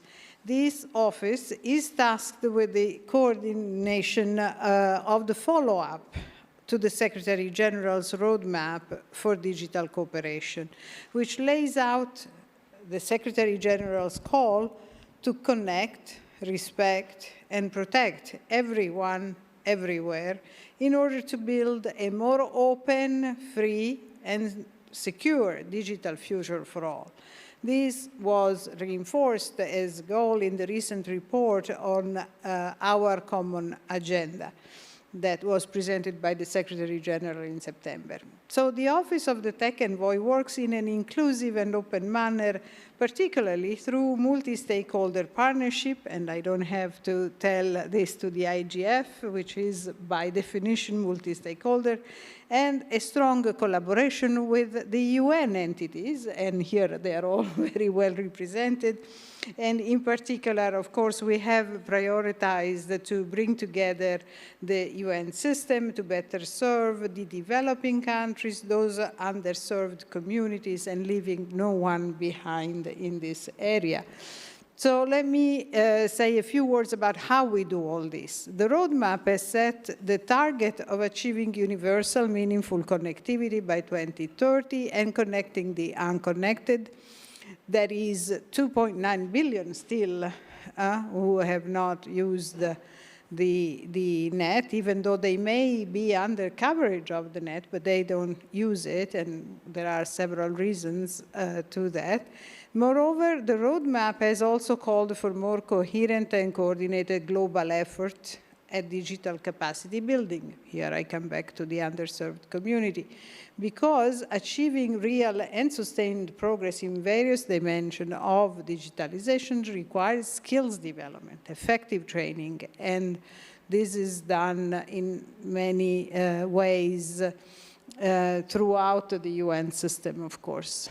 This is why, for instance, the Tech Envoy Office has worked with the United Nations Development Coordination Office, the DCO we call it, and other key UN agencies like ITU, UNDP, UNICEF, and we have established a roadmap response team, we call it, to partner with the UN resident coordinators and country teams and better support the countries on the ground.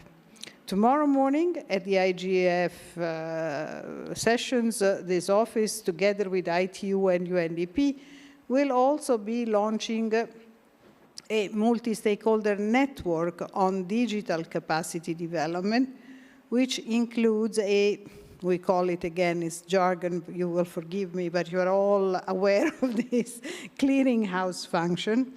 And it's powered by a joint facility jointly by ITU and UNDP. And this will help direct specific requests for support, for capacity building, for training to potential providers of digital capacity building initiatives. So it's a clearinghouse matching demand and offer. We are also working closely with the Office of the High Representative for the least developed countries, landlocked developing countries, and small island states, and the Technology Bank for LDCs in view of the LDCs +5 summit next year, recognizing that access and utilization to digital technologies will be critical in supporting enabling LDC to build back better. They can leapfrog really through some technology towards sustainable development and providing services to their population.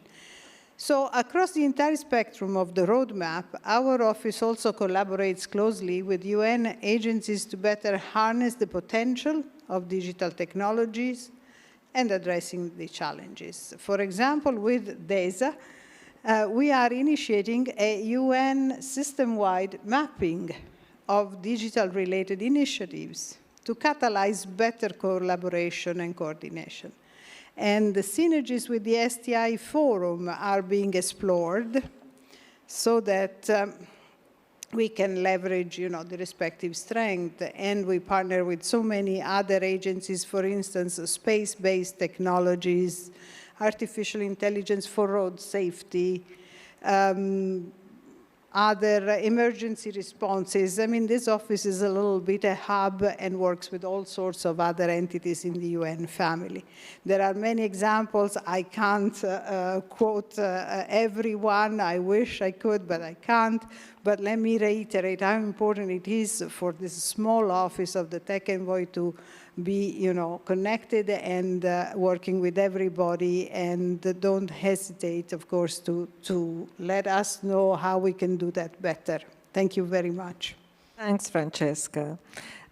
Next, and I have been informed by the Secretariat that Mr. Cimoli did send an apology, so I just did not receive it in time. So I'm afraid he won't be able to join us. But now I am giving the floor to Mr. Ib Petersen, who is the Deputy Executive Director of the United Nations Population Fund. Ib, please let us hear from you. Yeah, thank you, and thanks for the opportunity to be here. I think I will take a point of departure in what you actually asked us, how does internet governance relate to our work? Of course, it relates a lot. UNFPA being the Family and Reproductive Health Agency of the UN, we are working, there's a lot about access, in particular for women and adolescent girls, women and girls. But one particular thing that we are working to fight and prevent is gender-based violence as one of our three major, what we call transformative results in our strategic plan. And that is really where there is a need for strengthened internet governance and also to work together.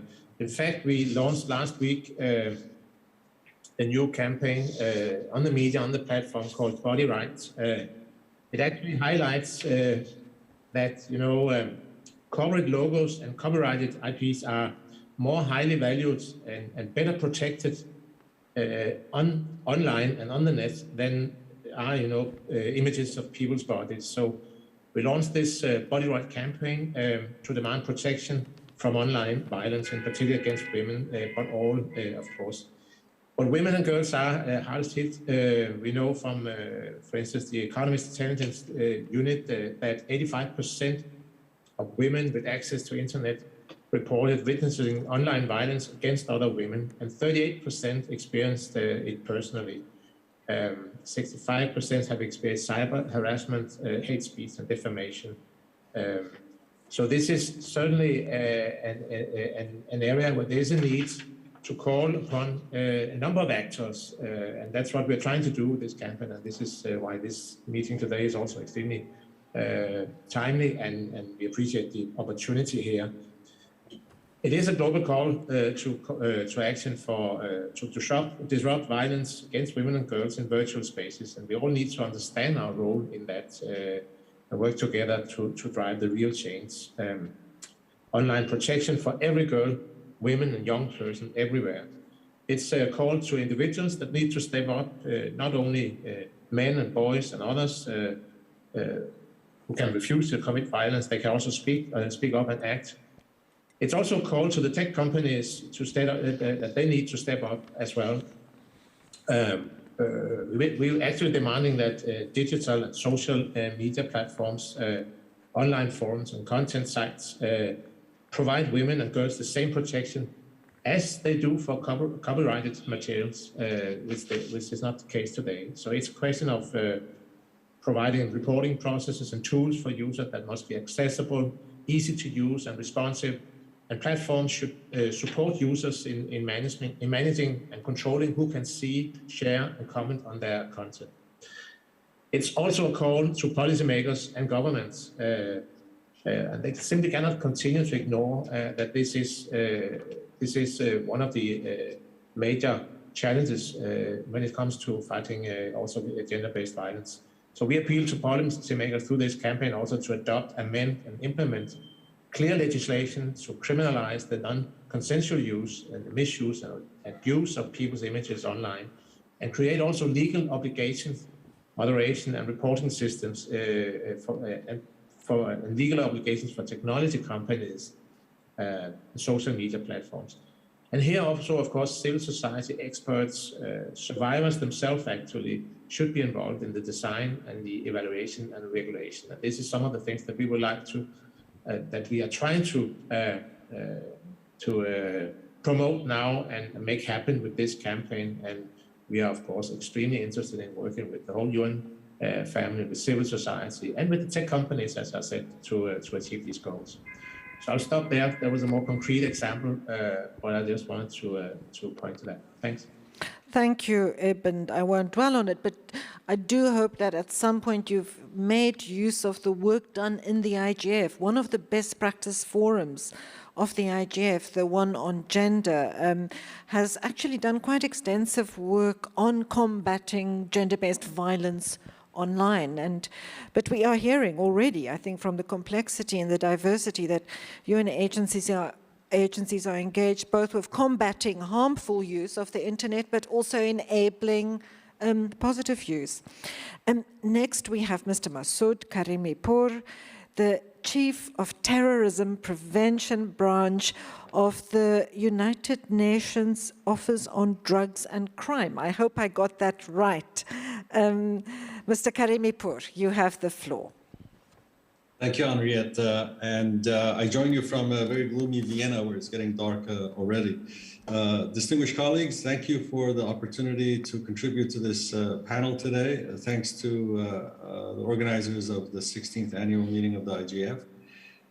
We're also grateful for the opportunity to host a remote hub and an e-conversation on the topic of human rights and electronic evidence, which will take place this Friday to coincide with and commemorate Human Rights Day. So let me quickly capture UNODC's ongoing support to member states in advancing information and communication technologies and digital innovations toward achieving the SDGs. Our five-year strategy is grounded in the Secretary General's reform agenda, including reforms on innovation, data, and digitalization. We're committed to and we're guided by the SDGs, especially Goal 16, which commits all countries to provide equal access to justice for all. We combine our extensive presence on the ground through our field offices with the provision of digital tools aimed at making criminal justice institutions more resilient, more effective, and more able to cope with unexpected challenges such as the COVID-19 pandemic. We've seen the rapid move to online space during the pandemic, highlighting the enormous potential, but also the enormous risks of digitization, which includes an increase in criminal and terrorist activity online, as Michelle pointed out. It's in this context that I'd like to elaborate on 5 of UNODC's programmatic areas, which help illustrate the extent to which we're embracing an innovative digital approach in the delivery of our crime prevention and criminal justice mandates. First, the Global Initiative on Handling Electronic Evidence Across Borders, which was launched in 2017, together with CTED, which Michelle heads, and the International Association of Prosecutors. Through this initiative, we're leading the enhancement of public-private partnerships with member states, with international and regional organizations such as Eurojust, Europol, and the European Judicial Network, just to name a few, as well as communication service providers. We've developed online practical tools and resources, such as the new one-stop window for electronic evidence hub, we're calling it, that provides a number of tools and other valuable links to strengthen the use of electronic evidence. Next, we're continuing to work with countries to strengthen their responses against the use of internet for terrorist purposes. In doing so, we have increased awareness about the legislative frameworks, investigative techniques, and the collecting of evidence in crimes involving the use of the internet. Next, UNODC's global program on cybercrime provides technical assistance and training to member states to prevent and counter cybercrime. The program works on 4 dimensions: capacity building, prevention, cooperation, and legal framework. Next, we have a full range of assistance on cryptocurrencies, which is part of our global program against money laundering, through awareness-raising workshops and e-learning courses, through which we help policymakers understand the blockchain technology and address risks of cryptocurrency criminal use and the strategies to mitigate such risks. We're also supporting member states in the development of legislation and regulation on cryptocurrencies. And last but not least, in 2019, the General Assembly established the ad hoc committee to elaborate a comprehensive international convention on countering the use of ICTs for criminal purposes. The committee had its first session in May of 2021, after which the General Assembly adopted the resolution providing the roadmap for the negotiation of the convention. And the first session of the ad hoc committee will be held just next month in New York. And we serve as the secretariat of this committee and will continue to actively support the committee in negotiating and drafting the convention. So let me stop here, Henriette. And again, thanks to organizers and to you. Handing it back to you. Thank you, Henriette. Thanks very much, Masoud. We are running a bit out of time, so I don't want to put anyone on the spot, but if our contributors can be a little bit briefer than their allocated time, I would appreciate that. Now I'm very happy to invite Ms. Joanna Skoczek, who's Poland's Deputy Permanent Representative at the mission in New York. And she's here with us in the room. Thank you. Thank you very much, Madam Chair, and thanks a lot, colleagues from DESA, for inviting me as the only representative of a member state. Thanks a lot, and I will share some of observation from that perspective. I think that we can discuss the UN digital activity on two levels or in 2 areas. First, within the very mandate of the organization and its operation on both legal and practical levels. And second, in what concerns our daily work as member states together with UN. And this first area, that I will call political, for the lack of a better term, it results from the fact of growing importance of digital issues at the UN and its whole family, as we can hear from all the participants here. So the digital agenda increasingly becomes the subject of debate of both the most pressing global issues in the economic and social spheres, as well as in the context of the reforms of the organization itself. And this growing relevance of digital connectivity and new technologies is fully, and in my view, perfectly described in the Secretary General new report, Our Common Agenda, which, as we all know, among 12 commitments, also calls for improving digital cooperation and achieving universal digital inclusivity. The objectives formulated in Our Common Agenda echo the concerns that are raised by member states, including my own country, Poland, that relate to digital inclusivity, protection of human rights, protection of data, fighting disinformation, and promoting digital literacy. And I would say that the two latter, so fighting disinformation and promoting digital literacy, is something that connects with education and communication, and it is our common responsibility that we are more and more active in those two fields that we perceive and as probably the most important challenges. And now jumping to the second, so more practically UN-related plan, last month showed us how effective the UN can be in accommodating and adjusting to new challenges posed by COVID pandemic, when most of our work moved from the General Assembly Hall and the conference rooms to the internet platforms. And although I am convinced that the digitalization or digitalized diplomacy cannot replace real one and cannot replace people-to-people contact, the usage of IT enabled us to carry on with our mission and with our daily work. And also, somehow it helped with the inclusivity, because it enabled people from all over the world to join events that otherwise would be only available for those physically present in New York, Geneva, Vienna, Rome, or Nairobi, or wherever.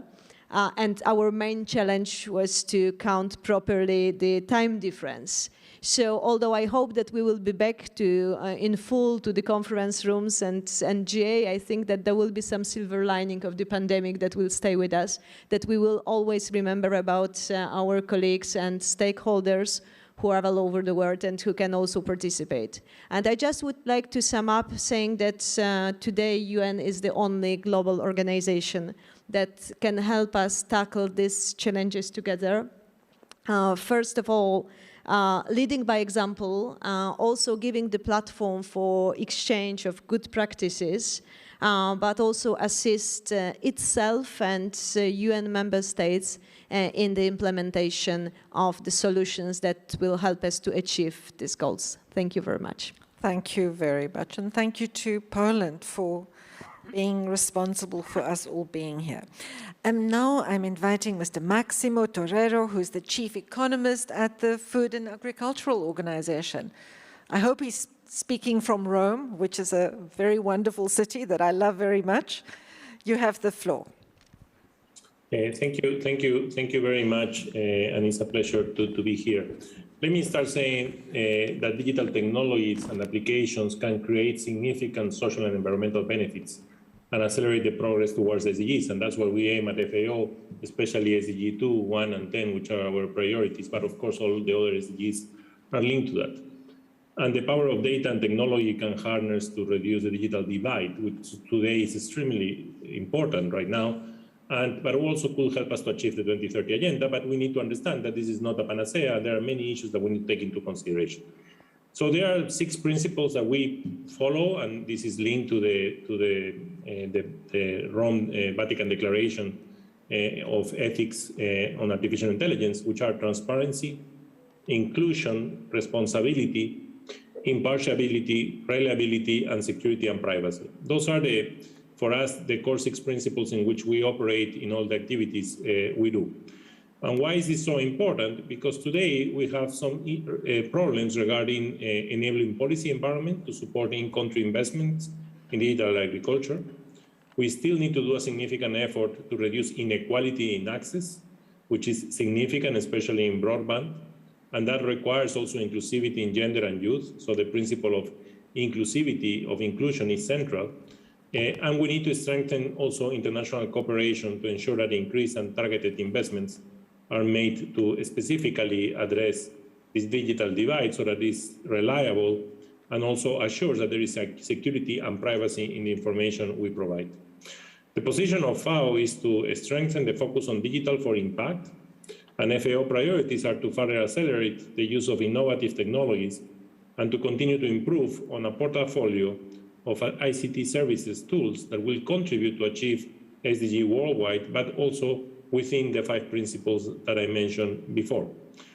We bring solutions for the agri-food system, which is a lot more than just agriculture. It goes across the whole interlinkages, so it's the value chains plus the interlinkages from the farm to the consumer, but all the interlinkages with the other sectors, which require significant levels of innovation. And we also try to share best practices through our international platform of digital food and agriculture, which is hosted at FAO and which aims to be able to bring access to information and to institutions that are required to be able to reduce the digital divide and to be able to make farmers and producers and consumers profit from these digital technology innovations. Within this, we have several initiatives. One of our priority initiatives is the hand-in-hand initiatives, which tries to integrate to digital solutions, to bring solutions through territorial approaches to countries, and countries are the ones which lead what we do under this initiative. One of the first outputs that we generated was what we call the Hand-in-Hand Geospatial Platform, which builds on the latest advance in ICT and geography and federates and integrates data on crops, livestock, land, water, climate, fisheries, forestry, trade, and socioeconomic factors. It also allows us to increase our effectiveness in terms of our impact. Second, we have a series of sets of resilience tools which are linked to our early warning systems. One is on water productivity through open access remotely sensed data, which is called WAPOR. Also to look at the stress of water, which is the ASIS tool that we have made public. And also the RICAR tool, which looks at climate change risk assessments. All of those are essential today to be able to be more inclusive in terms of increasing resilience. But also we have to put enormous effort on prediction and early warning tools, like the platform of global action for fall armyworm control, the food price monitor that we have in place, and also information about forest and land monitoring too. Why is this so important? Because in the world we are living today, which there is significant volatility because of climate and because of extremes in temperature and increasing variance of temperature, is central to help countries through information, respecting the 5 principles that will allow them to increase the way they produce and to reduce their uncertainty so that they can make better choices. Finally, we also have a portfolio of digital services, which is linked to our 1,000 Digital Village initiative. In the digital villages, what we're trying to bring together is a combination of different dimensions, 3 main dimensions. E-agriculture, where our platform of tools for agriculture are present, but also we want to have e-village, which brings benefits at the village level to farmers, and also we have a perspective in which we want to bring digital services for non-farm activities so that we can diversify incomes of farmers. So those are the ways we are trying to bring, to support the process of achieving the SDGs, respecting, as I said again, the 5 principles: transparency, inclusion, responsibility, impartiality, reliability, and security and privacy. Thank you very much. Thanks, Maximo. And now, Mr. Robin Geis, Director of the United Nations Division for Disarmament Research. Robin. Thanks very much and for having us today. It's a great pleasure to be here. So yes, the United Nations Institute for Disarmament Research, UNIDIR, we are an autonomous institution within the UN and really a think tank that provides independent research and innovative ideas, and not just on disarmament, but on international security issues more broadly. And of course, in a time of growing global mistrust, and in which we're seeing, a surge in malicious cyber activity, an increase in attack surfaces. Just think of the Home Office and what that has done to new attack surfaces, more sophisticated attack vectors in cyberspace, and certainly new types of digital arms races that go across economic, scientific, and traditional military fields. And in such an area, it comes to no surprise that for our research institute, cybersecurity, digital security is, of course, at the forefront of our activities. And our security and technology program really is designed to dynamically keep pace with all the rapid evolutions that we're seeing in the digital space. It's really structured, and I'm simplifying a little bit, across 3 main work streams: cyber stability, the implications of artificial intelligence, and not just in weapon systems, but in military decision-making, security-related decision-making generally. And then thirdly, we're looking at over-the-horizon technologies, new trends, what's coming next. That's increasingly important. And I think in that regard, the convergence of the different technologies really deserves significant attention. It's not just cyber, not just AI in silos. It's the synergetic effects of these various technologies coming together, and that includes new sensor technology and advancements in robotics. And all of that taken together is what is shaping our reality and what holds a lot of benefits, but also certain risks, and they require our attention. Now, you've asked us to keep this brief, and I'm watching the clock, so let me just give you a few examples of some of our research activities in the digital field. We're very much involved with our research in pursuing options for confidence building, capacity building. Confidence building, clearly not an easy ask in this new, rapidly evolving environment. The UNIDIR Cyber Policy Portal is one item that I would like to put on the map on the table here today. It brings together the various policy pronouncements from states across the globe. It helps to build transparency because others can check what others are doing. It also helps to build confidence and capacity because it provides a range of examples of how certain issues and challenges in the cyber domain can be addressed. It's heavily referenced in all the intergovernmental cyber processes at the UN, and we're currently looking into making it even more interactive and more accessible.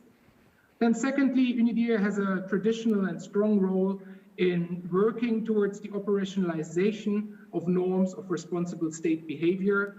And we do this through multi-stakeholder dialogues. UNIDIR is very much a bridge builder between the many stakeholders involved and clearly also the private sector, and trying to bring them more into traditionally very state-centered security debates. So a combination of multi-stakeholder events and research activities, and just really to give you the flavor of what we're doing, most recent reports have focused on supply chain security, responsible vulnerability disclosure, international cooperation in the event of a cyber incident affecting critical infrastructure, and then also expectations and explanations to due diligence in cyberspace. And lastly, public-private cooperation when it comes to international norm implementation. Last but not least, and I'll conclude here, we're very much involved in supporting the various intergovernmental UN processes on norm development in the digital domain.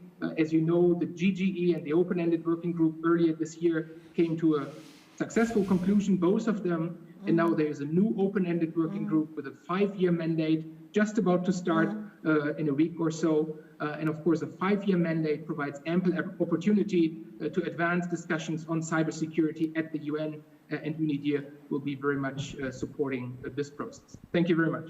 Thanks, Robert. And I've been watching that closely in my capacity as a commissioner of the Global Commission on cyber stability.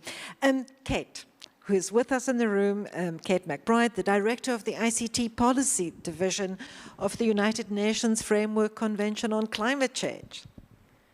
Hello, thank you. Nice to see everyone. Thank you, Madam Chair. And it's a great pleasure to be here today to present how the Climate Change Secretariat is supporting the digital transformation and how we strategically partner to unleash digital information and innovation to address the climate crises. Following the excellent presentations and discussions yesterday and today, I would like to go over some of the various ways that we're using digital technologies for inclusivity and collaboration. This year, we launched a new digital platform to enhance the experience and significantly expand the participation in Glasgow at COP26. The platform included virtual and on-site digital ID registration, hybrid networking capabilities, and then the ability to participate in person or virtually or both, like many of us are doing here. Through the digital platform, we were able to increase the participation from an expected 30,000 participants to 50,000, 20,000 participants participating solely virtually. The new platform is a result of experiences of the last year, which we've suffered and perhaps to a certain extent found a silver lining in how we could participate from anywhere with everyone. We went to a fully virtual intersession meetings and then the hybrid at the COP in Glasgow. In the face of these many COVID challenges, many of the digital technologies did allow us to progress and maintain the climate process moving forward. And one of the consequences has clearly been broader participation and inclusivity, both from governments, but multi-stakeholders and non-actors such as civil society, indigenous people, and a very large outcry from youth to participate in our activities. Following COP26, we continued to develop and innovate the digital platform to increase the effectiveness and inclusivity and transparency of the climate process to bring more people in, to do more for each other and for our planet. Secondly, another big area that we have been working is in the area of data. The Secretariat provides the NASCA platform, where non-state actors transparently inform on their voluntary efforts and progress. And this provides a continuously evolving picture of non-state actors' commitments, actions, and enhancements. Thirdly, the Climate Change Secretariat is supporting capacity building and social engagement through climate education and the use of digital technologies. We've partnered with more than 30 multilateral organizations led by the United Nations Institute for Training and Research to deliver an online platform with curated videos and training materials on climate change, and the platform is available to everyone with connectivity. The Secretariat also conducts capacity building workshops with developing countries through virtual workshops and seminars. And then lastly, we are working with the Resilience Frontier Initiative to design ambitious pathways towards long-term resilience by responding to the deep social transformations driven by the pandemic, technologies, and new trends in sustainability. It is at the forefront of the thinking on human sustainability and expanding planetary boundaries towards regenerative prosperity that the Resilient Frontiers is helping us approach this transformation. We're taking into account the impact of technology and all of the factors that are leading to the state of we as a people and of our planet. We're looking at how artificial intelligence, big data, blockchain, autonomous systems, biotech, SAT technologies are driving change and defining pathways.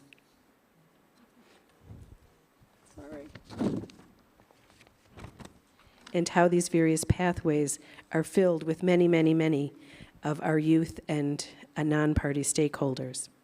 And then just finally, in closing, we are looking at 2022 as a new era for climate change, for engagement, and the use of digital technologies to keep the forward pressure and ambition on climate action and to lead to concrete and effective solutions for current and future generations. Really, our goal is that every positive action mitigating the causes or effects of climate and a digital world will increase the resilience and the inclusivity we need to embrace the changes. I thank you for your time and your attention. Thank you very much, Kate. And please, everyone, I know we are at the end of the session, but we'll take a little bit of your time, not much, just bear with us.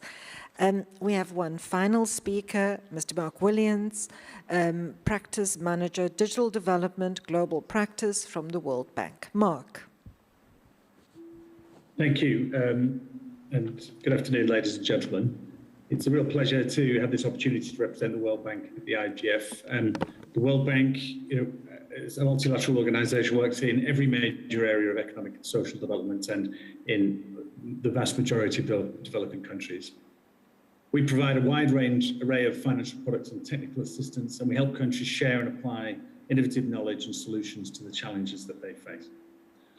Now, digital development is an integral part of the bank's portfolio in every country that we work in. If we go back 30 years, this work was mainly focused on state-owned enterprises, telecoms companies, and reforming and improving the performance of those businesses.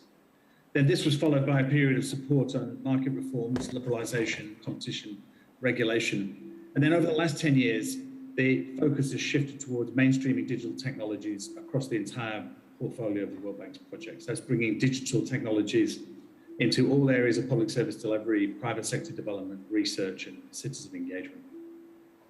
Now, digital and the internet as part of that is now a central pillar of the World Bank's portfolio, and there are a few projects being approved now which do not have digital as a core element of the project design.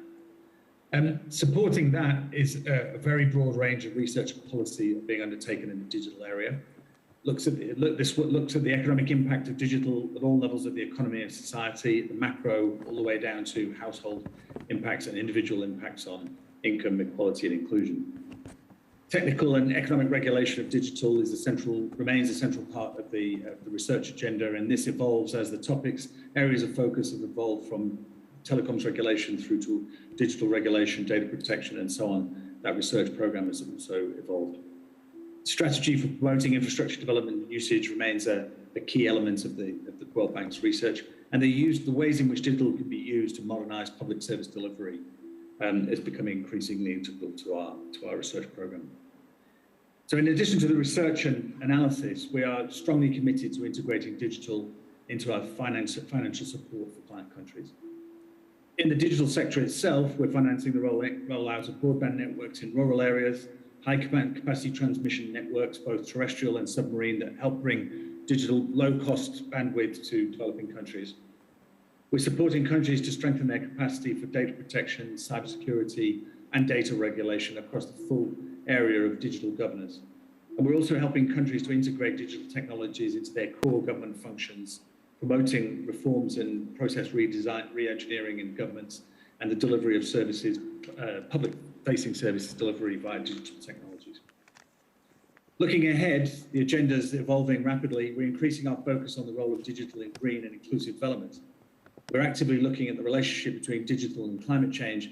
This works in creating insights and knowledge around how digital technologies can be deployed to support countries' efforts to address climate change. And we're integrating this research directly into the design of digital projects. And looking ahead, we see the amount of the use of digital technologies towards addressing countries' climate change mitigation and adaptation strategies as an increasingly significant component of our projects. Our work on governance and regulation is targeted primarily at the country level. We help governments countries build the institutions that they need to ensure fair, transparent, and safe digital environments. Internationally, we also work closely with partners in areas of digital development. This collaboration is particularly strong with other institutions that are also having a primary focus on digital, such as the ITU and the UN agencies that we've been hearing from today. Now, looking ahead, our work on digital will continue to grow. Digital technologies will become increasingly integrated into our portfolio, and we're increasing our focus on governance, regulation, data protection, and cybersecurity. We also intend to be placing even more emphasis than we have done in the past on digital inclusion in all its dimensions, so that everyone in the developing world is able to take advantages of the benefits of digital, and to ensure that as the world becomes increasingly oriented around digital delivery, no one is left behind. Thank you. Thanks very much, Mark. I'm afraid we don't have time to engage the audience, but I think what we have had is a very rich sense of the depth, but also the breadth of the work that involves digital across the UN system. In fact, it's immense, I think. And I think, as Mark Williams just said, it's going to grow. And I think this means that the challenge within the UN system to ensure that you work together, that we work together with you, as a broader multi-stakeholder community is immense. Just one thing that also really struck me is that there's also so much overlap between your engagements. There's specificity. You're all engaging the sphere in very specialized ways. You're providing immense resources to member states through doing that, but there's also a lot of overlap. And I think perhaps that's the place of the IGF. It exists in that overlap. And I also heard really resonance with the IGF themes for IGF 2021, social and economic inclusion, universal and meaningful access, trust and security, climate change, emerging regulation, and digital cooperation. So I do trust that the IGF can be of service to yourselves and be a bridge between all this depth of knowledge and this broader community that does come together at the IGF. I'm afraid I don't have more time, but if Mr. Liu and Francesca, if you wanted to make any remarks, it's completely over. So on that, thank you very much, everyone, for coming to the session. Apologies that we started late, and look forward to more of this type of engagement at future IGFs. Thank you. Thank you for bringing us together. Thank you.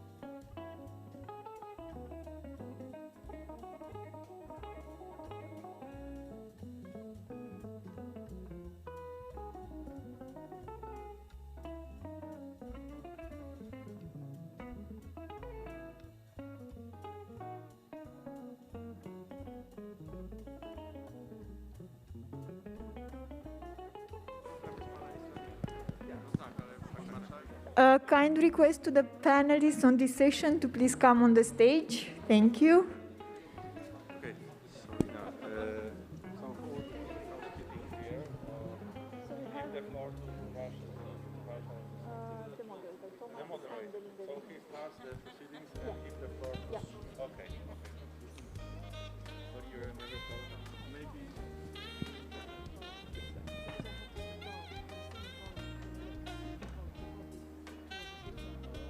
So you step down from the for Estonia program. Why?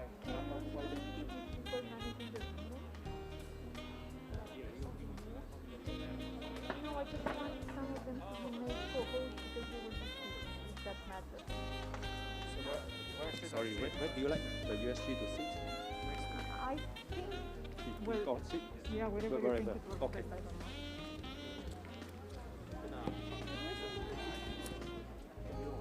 Never mind. If you can just...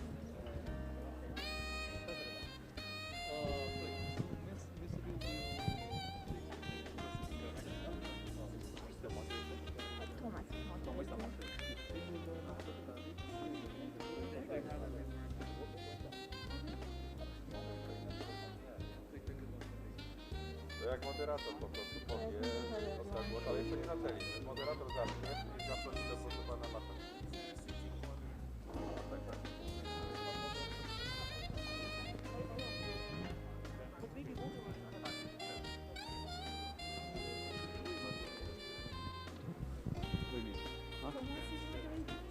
Huh? Thomas, you are the guy who's the moderator? Yes.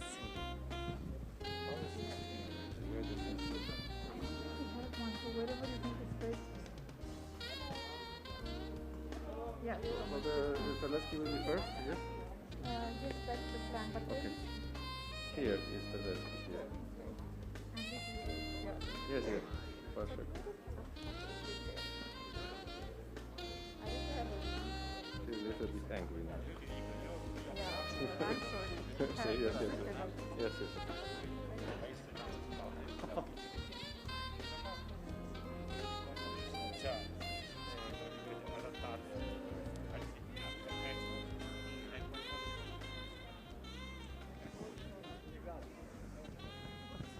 Good to see you again.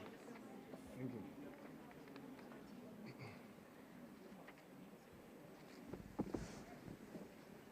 Do we wear the masks or do we not wear the masks? Depends. Because when you speak, it's good for you. Do people wear masks or do people not wear masks? Normally wear. We all live in a digital world. We all need it to be open and safe. We all want to trust. And to be trusted. We all despise control. And desire freedom. We are all united.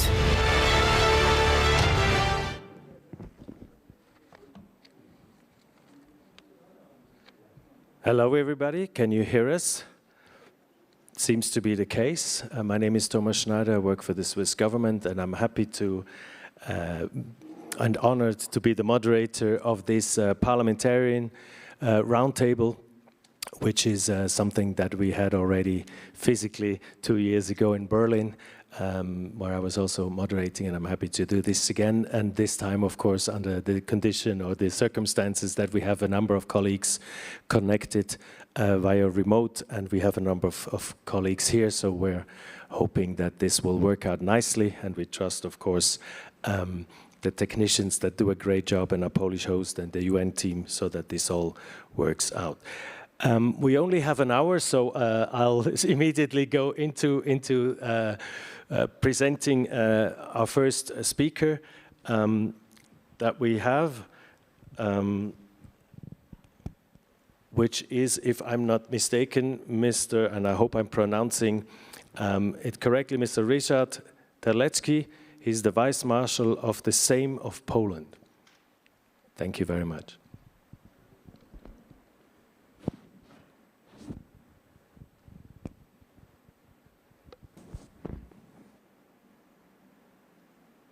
parlamentarzystów z całego świata. Nasza debata jest kontynuacją, jak i Ladies and gentlemen, rozwinięciem I am honored to be able to attend this international meeting with parliamentarians from all over the world. Our debate is both a continuation and a development of the already existing parliamentary path that forms part of the UN Digital Summit. This year's parliamentary debate will be related to legislative solutions promoting user-oriented, user-centric digital space. We must remember that new technologies bring along not only benefits, many of them can also be the source of significant threats, including cybercrime, disinformation, and manipulation. And so being able to verify facts and critical thinking is the basis for a successful development of the cyberspace. Ladies and gentlemen, public authorities of each country should aim at combating false narratives. The European Union and its member states are a frequent target of disinformation campaigns designed to undermine its actions and values. An example of such actions is the disinformation campaign spread by the Belarusian regime and the authorities of the Russian Federation against Poland in the event of the migration crisis on the border with Belarus. In August 2019, Alexander Lukashenko won the presidential elections in Belarus thanks to counterfeiting the elections and thanks to the intimidation and persecution of the opposition candidates. Following the elections, the situation pertaining to human rights and civil liberties deteriorated even further. The opposition leaders were either arbitrarily arrested and imprisoned or forced to emigrate. That sparked enormous protests in Belarus. The European Union has imposed sanctions on the Belarusian authorities responsible for a mass crackdown on the opposition, journalists, and the civil society organizations. Now, in an attempt to divert attention from human rights violations and in an attempt to destabilize the situation in the neighboring countries, the Belarusian regime began to deliberately bring in immigrants, mainly from the Middle East. It should be emphasized that they are primarily economic migrants encouraged by the Belarusian regime with the promise of entering the European Union at a high fee. Meanwhile, the Russian and Belarusian media openly blame Poland for causing a crisis on the border and regularly manipulate information on the situation of migrants. The regime's media falsifies information, so photos with alleged complaints of migrants are falsified. Fake accounts are created to impersonate journalists and activists. Fictitious posts in different languages are published. We parliamentarians must firmly oppose such forms of disinformation. Ladies and gentlemen, I am glad that our cooperation within the parliamentary path of IGF is constantly developing and evolving. And I do hope that the next IGF host countries, including Ethiopia and Japan, whose representatives are here with us today, will continue the process. At this point, I would also like to thank the United Nations, the Interparliamentary Union, and the Digital Policy Parliament of the Chancellery of the Prime Minister for their help and cooperation with the Polish Parliament in the organization of this year's parliamentary roundtable at the UN Digital Summit. Thank you so much for your attention, and I wish you fruitful deliberations. Thank you very much, Mr. Terlecki. Next, I have Liu Zhenmin, Undersecretary General for Economic and Social Affairs. Thank you, Thomas, for moderating this IGF Parliamentary Roundtable. You mentioned, I think, this is the second session for the IGF to convene a parliamentary segment. So I want to use this opportunity to thank all the parliamentaries and all the parliaments around the world for their support and active engagement in this roundtable. So I also want to thank the Interparliamentary Union for its support to the IGF. your honorable parliamentarians, I think, distinguished colleagues, parliaments are the places where legislation is developed, including those for the internet and the digital space. Indeed, parliamentarians are among the key actors in internet governance and digital policy debates. So I'm pleased that the IGF is one place where parliamentarians can exchange information and good practices among themselves, and where they can interact with other stakeholders on pressing issues related to the use, evolution, and the governance of the internet and digital technologies. Dear colleagues, the theme for this roundtable, legislative approaches for user-centric digital space, is very well chosen. When decisions are made on how to develop, make available, and regulate digital technologies, understanding how technology works and what users need is essential. We need technologies to be human-centric, to enable the exercise of human rights and to make people's lives easier. Dear colleagues, we have seen in recent years an increasing trend of legislation being put forward in national and regional parliaments, covering issues such as privacy, cybersecurity, data protection, content policy, competition, and consumer protection. I think this is a very good trend. That's why we want to have this IGF parliamentary roundtable to discuss how we could improve the international cooperation among the parliaments. I believe it is important to have rules and regulations in place that aim to tackle risks associated with the digital space, govern the behavior of market actors, and protect rights and freedoms. I also believe it is important to ensure that these rules are indeed oriented towards towards the goal of having a user-centric digital space.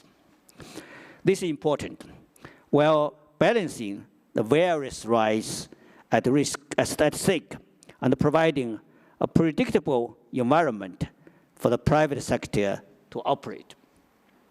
I hope that the IGF 2021 parliamentary track will inspire this by exchanging good practices and deepening cooperation among parliamentarians on digital policy issues. I trust such cooperation will continue in the years to come, and that the parliamentary track will be one of the annual hallmarks of the IGF session. So we are going to convene next year again, the parliamentary track. Dear colleagues, before closing, I wish to thank the Inter-Parliamentary Union, especially the president of the Parliamentary Union. He's going to join us to speak online. And the lower chamber in the Polish parliament, the same, SEJM, for partnering with UN DESA and my department in hosting this parliamentary track. I also want to thank Thomas for you for moderating this event. I wish all of you a fruitful exchange, and I look forward to receiving the outcomes of 2021 parliamentary track. I thank you. Thank you, and actually thank you also for already introducing our next speaker, which will be the last of the first three entry speakers. It's Duarte Pacheco, I hope I pronounced it right, from the Inter-Parliamentary Union, the president of the IPU. Thank you. Thank you so much, Mr. Deputy Marshal of the Senate, Mr. Under Secretary General of the United Nations, dear parliamentarians and dear colleagues. It's a pleasure to be with you. Of course, it is conflicting feelings that I will welcome you on behalf of IPU to this parliamentarian roundtable. On one hand, I really wish to be with you in Katowice. Until the last wave of this COVID-19 pandemic prevented me from traveling, because nothing can ever replace the face-to-face interaction and conversations that are so important to us, human beings, and us parliamentarians. On the other hand, I can only marvel at the digital infrastructure that enable us to connect from all around the world and to be together at this moment. And also, this technology help us to keep our working as parliamentarians during the pandemic times. It is just one more illustration of how central digital technology has become to everything that we do. As parliamentarians, the internet can sometimes seem difficult to apprehend. And it is in one way highly technical, and yet it is also part of everyday life for the people we represent. It is transnational by design, a perfect example of the benefits of interconnection and integration around a set of agreed technical standards. But this transnational nature of the internet is uncomfortable. As politicians, we are so used to thinking and acting in our national contexts. When addressing challenge and creating opportunities online, we cannot act alone. We must act together. Just like last week, the IPU adopted a new resolution on the combat against online child sexual exploitation and abuse. That resolution underlines that gaps and difference in legislation from one country to another allows for loopholes that others will be quick to exploit.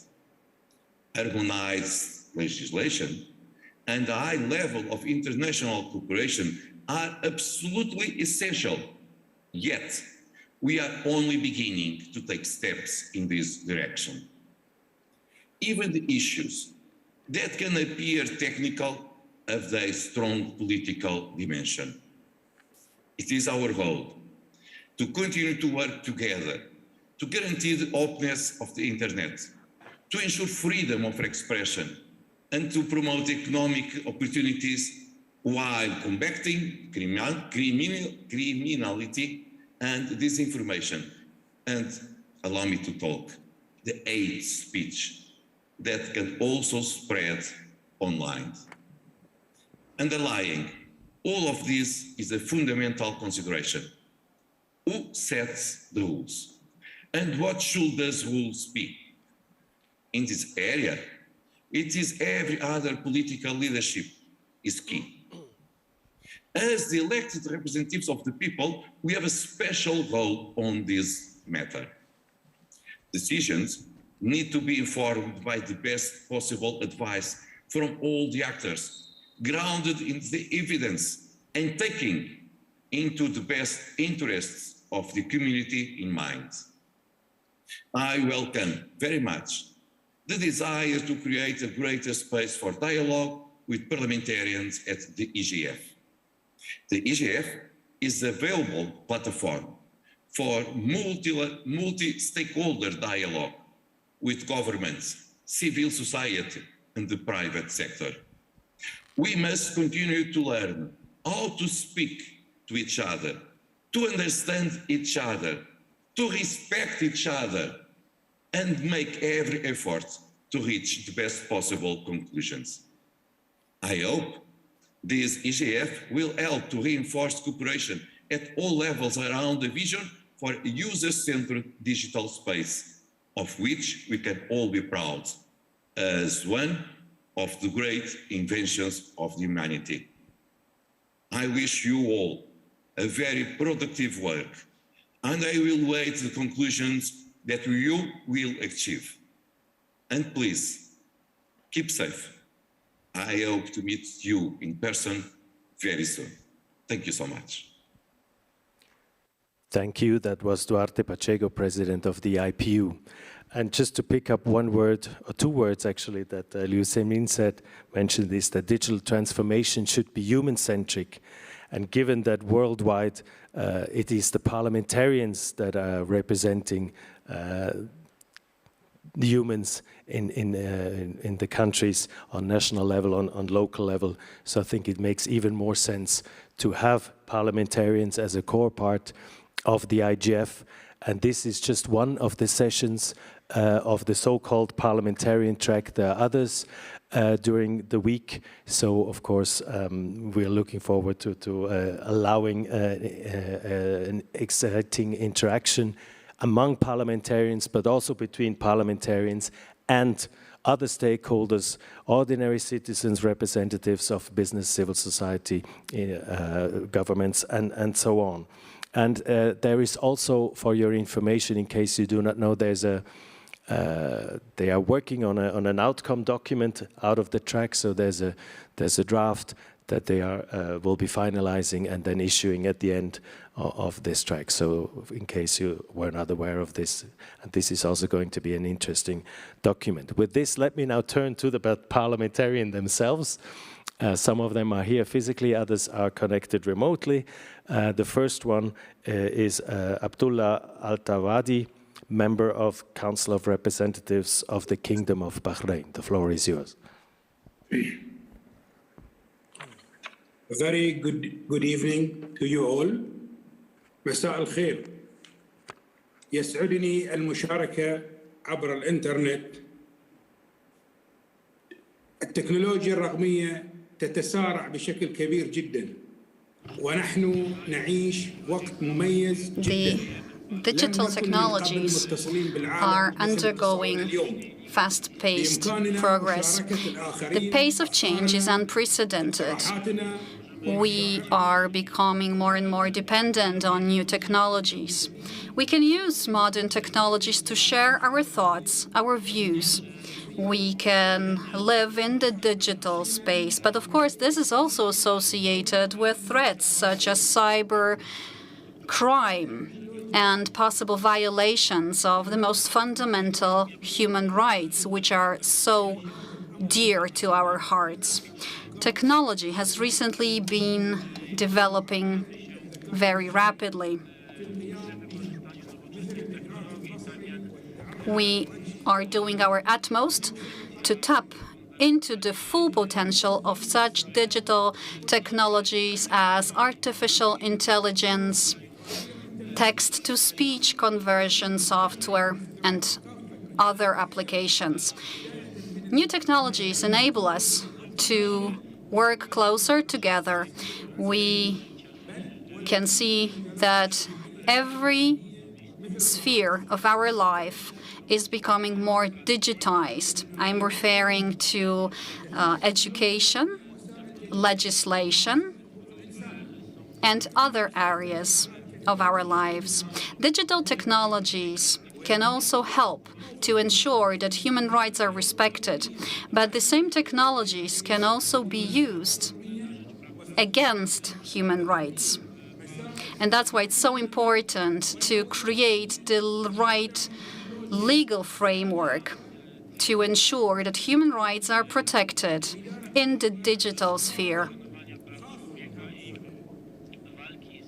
We want to create the right framework to ensure that we can effectively combat cybercrime.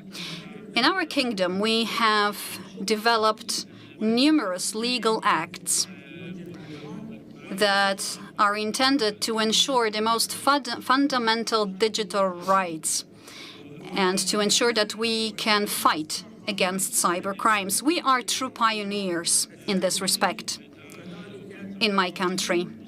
We have laid down numerous acts to combat cybercrime and to regulate the digital space. We have passed laws which ensure that data is protected in the digital space. In my country, we have also ratified many conventions that refer to combating digital crime or crime in the internet. My country is one of the leaders in the Arab world in this regard. We need to spare no efforts, both locally and internationally, to fight cybercrime.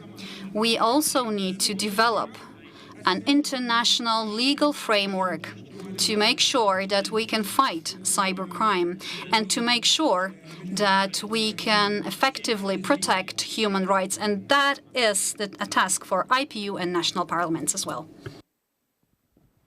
Thank you. It is exciting to hear what is going on in Bahrain. And now let's see what is going on in a European country or in the European Parliament. Let me turn to Marina Calderand, member of the European Parliament.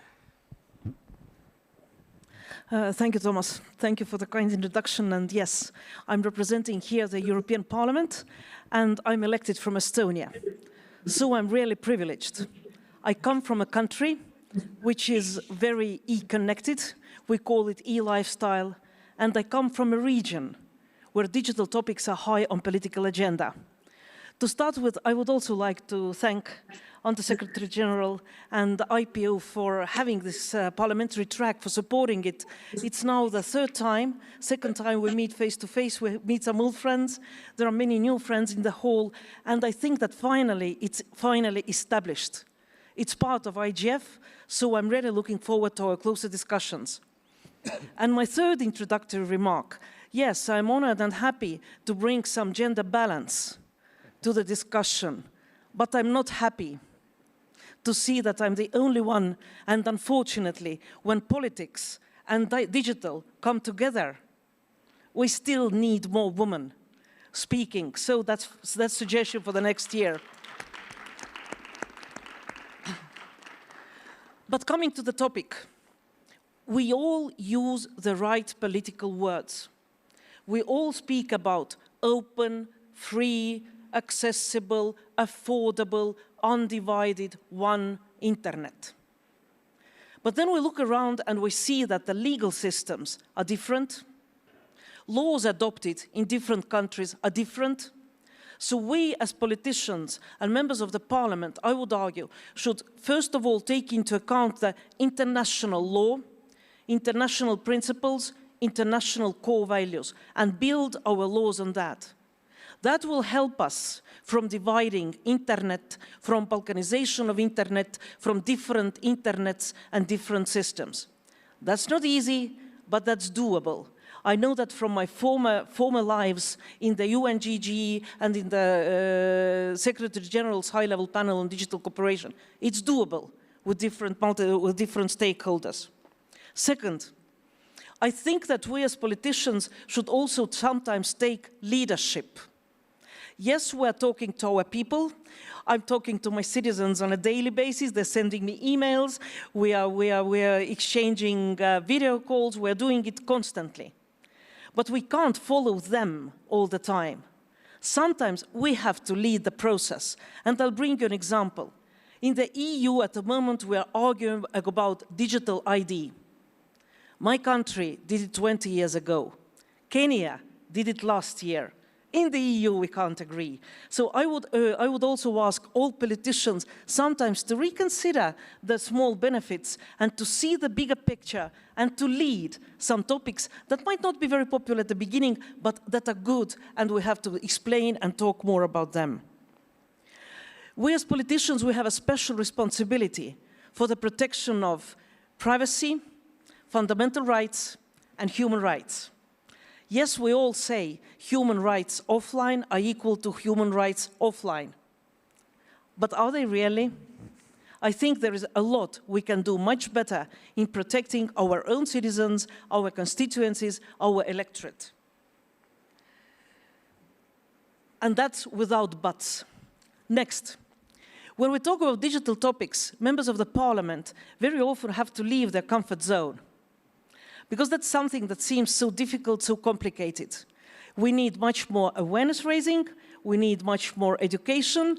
If you want clever laws, you need clever lawmakers.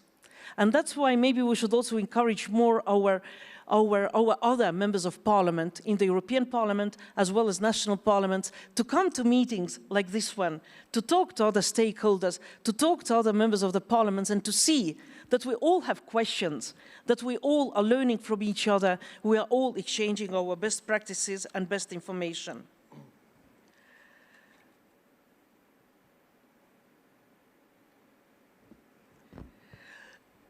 My second point. Fortunately, we have seen that the digital topics have moved from the basements, where they were discussed by the IT geeks, to the CEO levels. We also see that governments are putting more, prioritizing more digital topics, especially also because of the COVID pandemic. But the digital topics have also moved to the parliamentary halls. We do not see enough digital discussions within parliaments, and we have to do that. Exchange of information. Today we had the first meeting of our parliamentary track, and what struck me was that we in Europe, we're lucky, and maybe we do not always understand what does it mean, inclusiveness. What does it mean that half of the world's population is still not online? And it's not the question of political will, but in many cases it's the question of capacity building.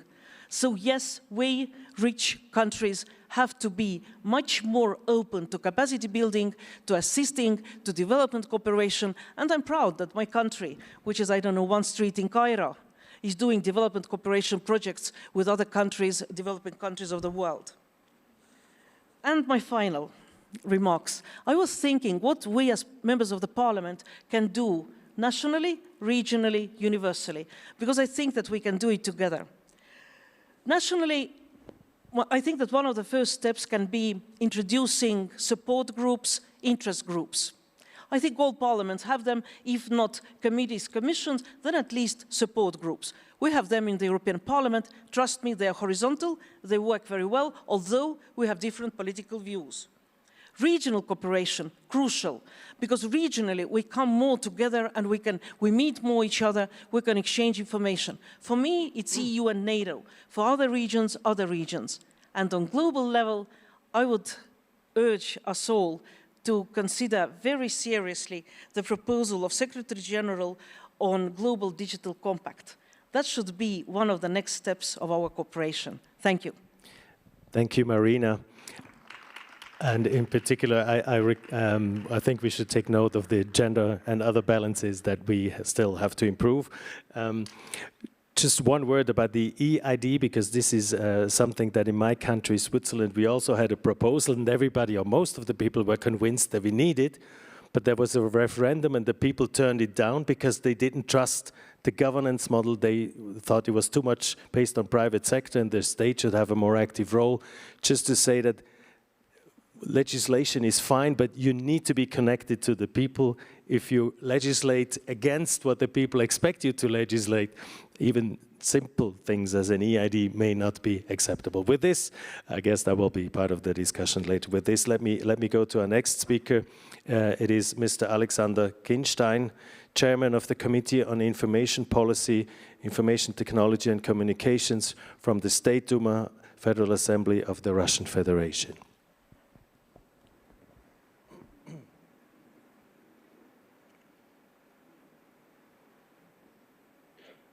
Добрый день, уважаемые коллеги. Так. К сожалению, почему-то не включается видео.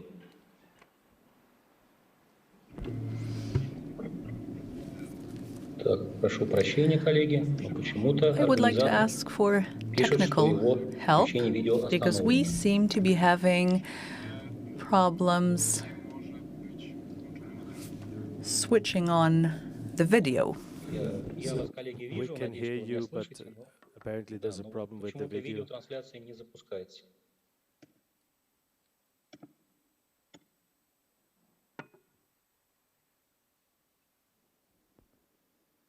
Просьба большая к организаторам. There's a favor to ask of the organizers. Could you please provide assistance in playing the video. Well, ladies and gentlemen, I wouldn't like to generate a further delay, so I will start my contribution, and in the meantime, perhaps the technical crew will help us play the video.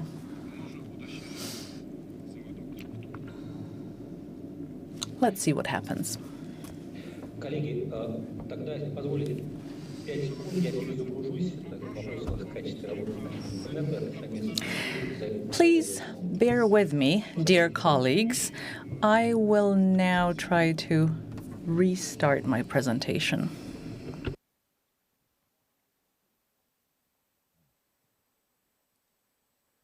Or should we allow Mr. Kinstein maybe and the technicians to solve the problem and take another member of the parliament first? Question to the directors in the back, if they can.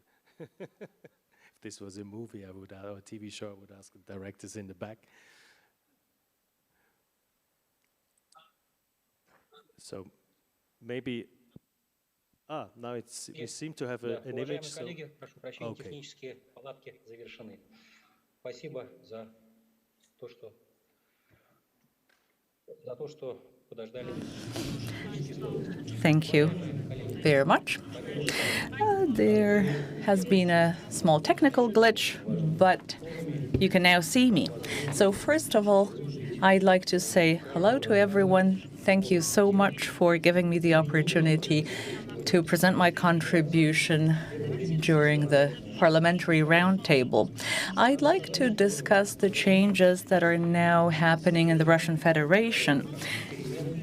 I would like to start by saying that the internet was an experiment of sorts in the Russian Federation, and that experiment involved the participation of research institutes and the world of academia as well as business, and it was difficult to imagine that over such a short period of time the internet would become such a powerful force that would affect our daily lives, and that internet governance would become a subject of international discussions.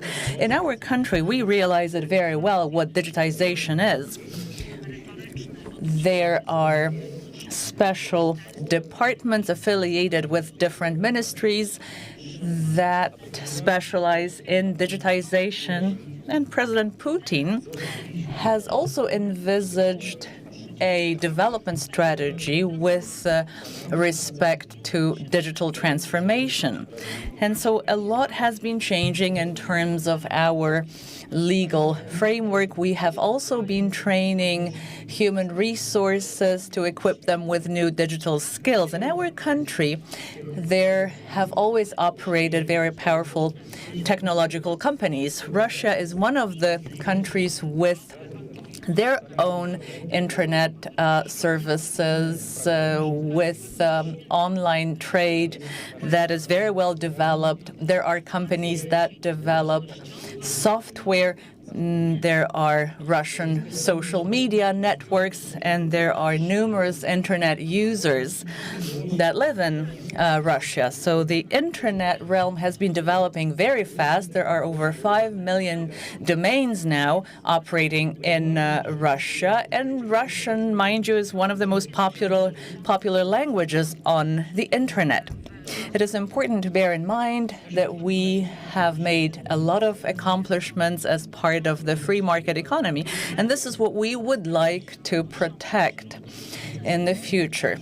We have been making progress around the world, and we will continue creating the necessary conditions for the development of the digital economy in Russia and across the world in the future. Presently, in order to stimulate growth, we are implementing a number of initiatives. First and foremost, an unprecedented tax regime for technological companies that develop software. And so the level of taxation is fourfold lower for those companies that develop software. We have also reduced the level of VAT. We have actually implemented a 0% VAT tax for those companies. And this is an important change. That taxation regime, I am certain, will contribute to a very positive dynamic of growth. The Russian market is also open to foreign companies. I'd like to assure you that there are no plans as of today in Russia aimed at creating an internal market that would be closed to competitors from the outside. I would also like to say that what we wish for is for international players on the market who would also help us develop our digital market on condition that they comply with our state laws. Because what cannot happen is a situation where a foreign company would like to continue their operation in Russia without adhering to the national legal framework.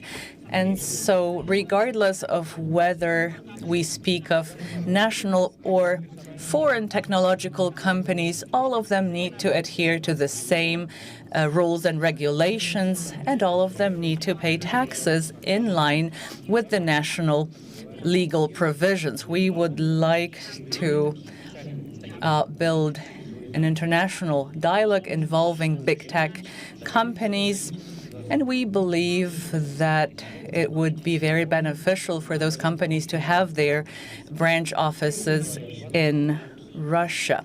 At the State Duma, we have adopted a law on the operation of international companies in Russia. And so this is a set of regulations for foreign companies.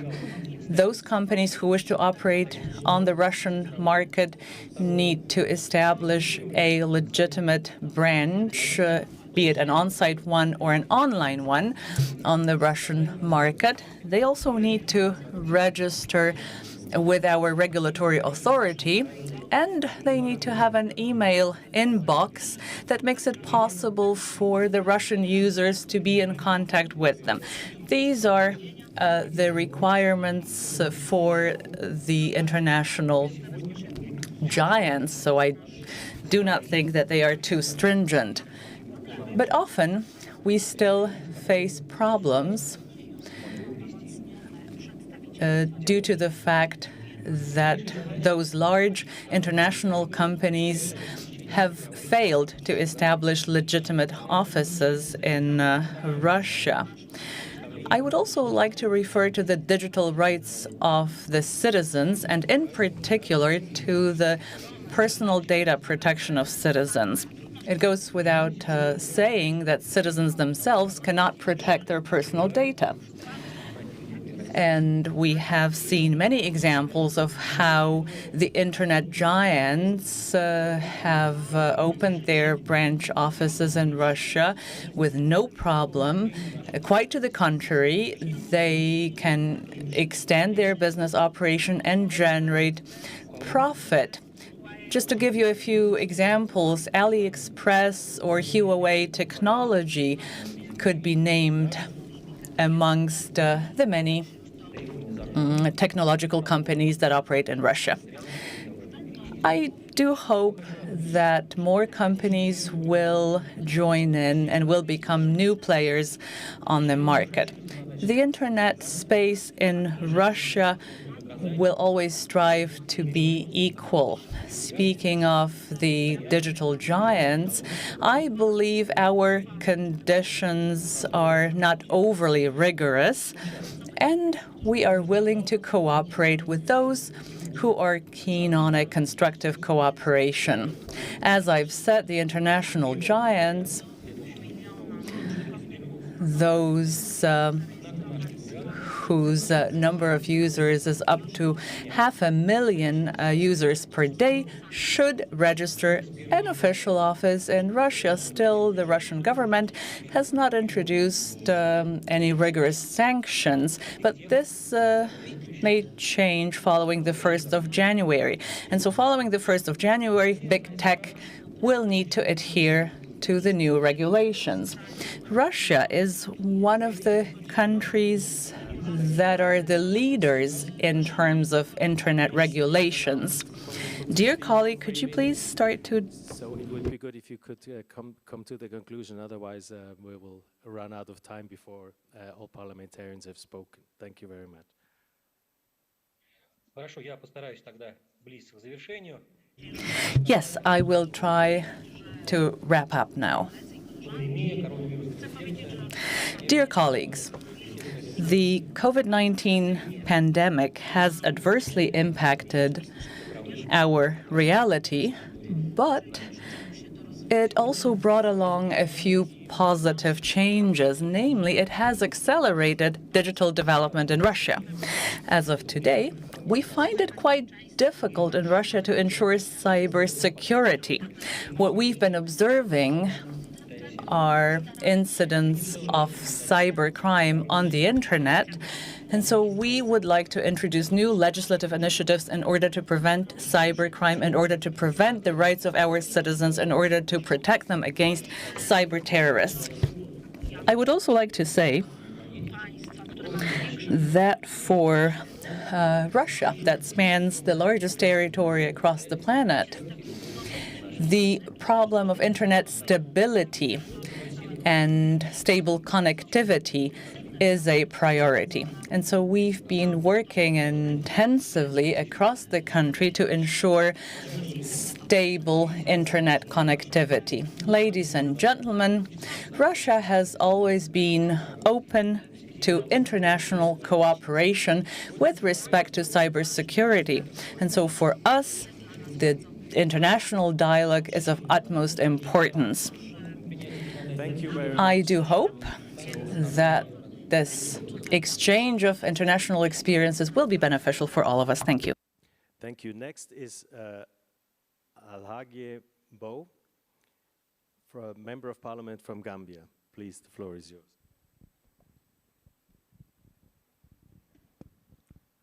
Thank you very much, and good afternoon to everybody, and it's good to see you again on this IGF. I want to say also good afternoon to my fellow parliamentarians, those that are watching and those that are here with me.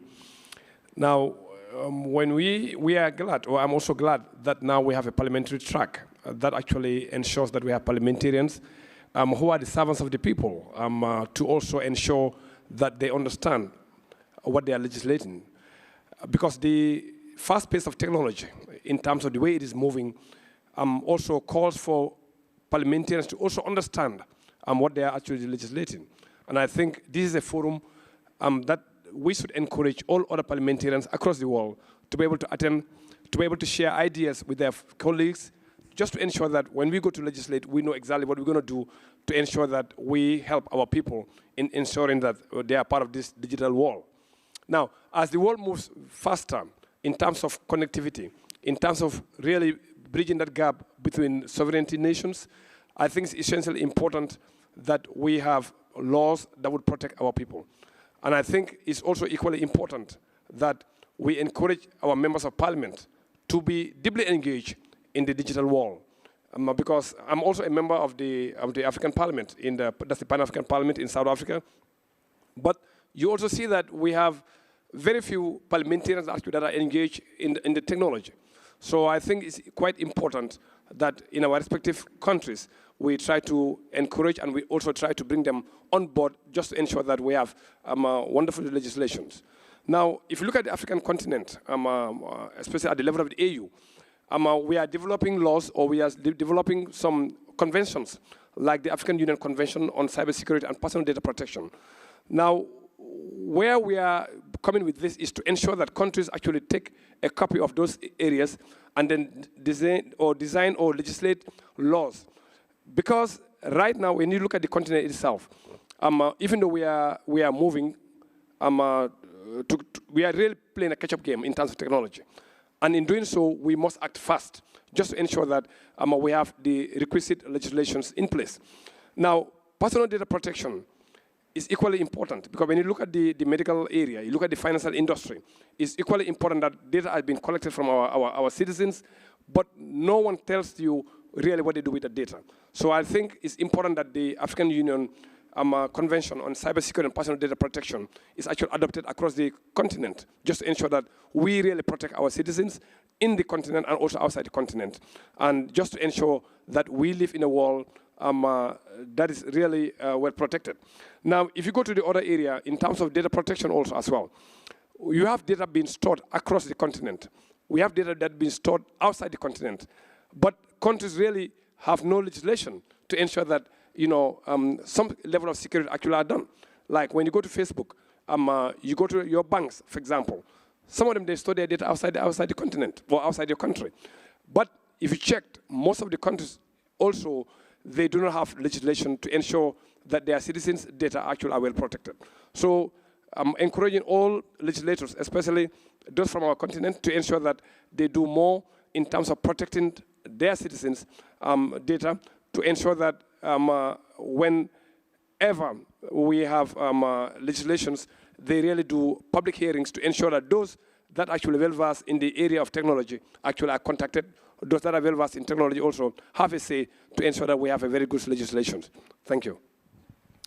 Thank you very much. And the notion that parliamentarians are not necessarily experienced with digital is not an African phenomenon. It's also taking place in my country.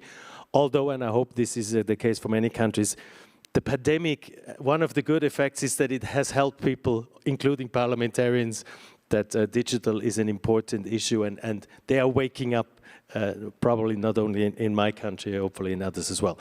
The last parliamentarian for the first round is Gabriel Silva, member of the National Assembly of Panama. Welcome. Thank you very much. Good afternoon, everybody. It's a pleasure to be here and share with you some ideas on the future of the internet. I was asked to talk about a very difficult question for parliamentarians, and that's the question of how to enact and create regulation that protects the citizen, but at the same time doesn't stop innovation. And it's a very difficult question, but I would like to share some remarks in regards to that. And the first thing I would say is that we have to realize that policymakers can break or make the internet's present and future. And I think policymakers shouldn't break the internet. I think that the internet has provided so many benefits for humanity, society, countries, civilization. Just think about the COVID-19 pandemic. Imagine how life would have been, the pandemic would have been without internet. I think one of the superstars or superheroes of the pandemic was the internet, and especially the entrepreneurs. Many entrepreneurs helped us talk digitally, work, study, communicate. So I think that the internet definitely is an ally for policymakers, not an enemy. However, the internet has a lot of power, and a lot of companies that work in the internet sphere have a lot of power. And probably you heard this quote before, but with great power comes great responsibilities. And the internet, unfortunately, is not this wonderful place where everything is happy. There are bad things happening in the internet, and as policymakers, we should intervene. Whether it be theft, IP infringements, monopolistic practices, child pornography, bullying, there's so many things that us as parliamentarians have to do to protect our citizens. So I think in order to find that balance in regards to protecting the citizens and at the same time don't stop innovation or don't break the internet, some couple of remarks I would like to share is that first, we're enacting legislation. We should consider as our basis, as our platform, as our skeleton, human rights. And we should modernize our human rights in our local context so that it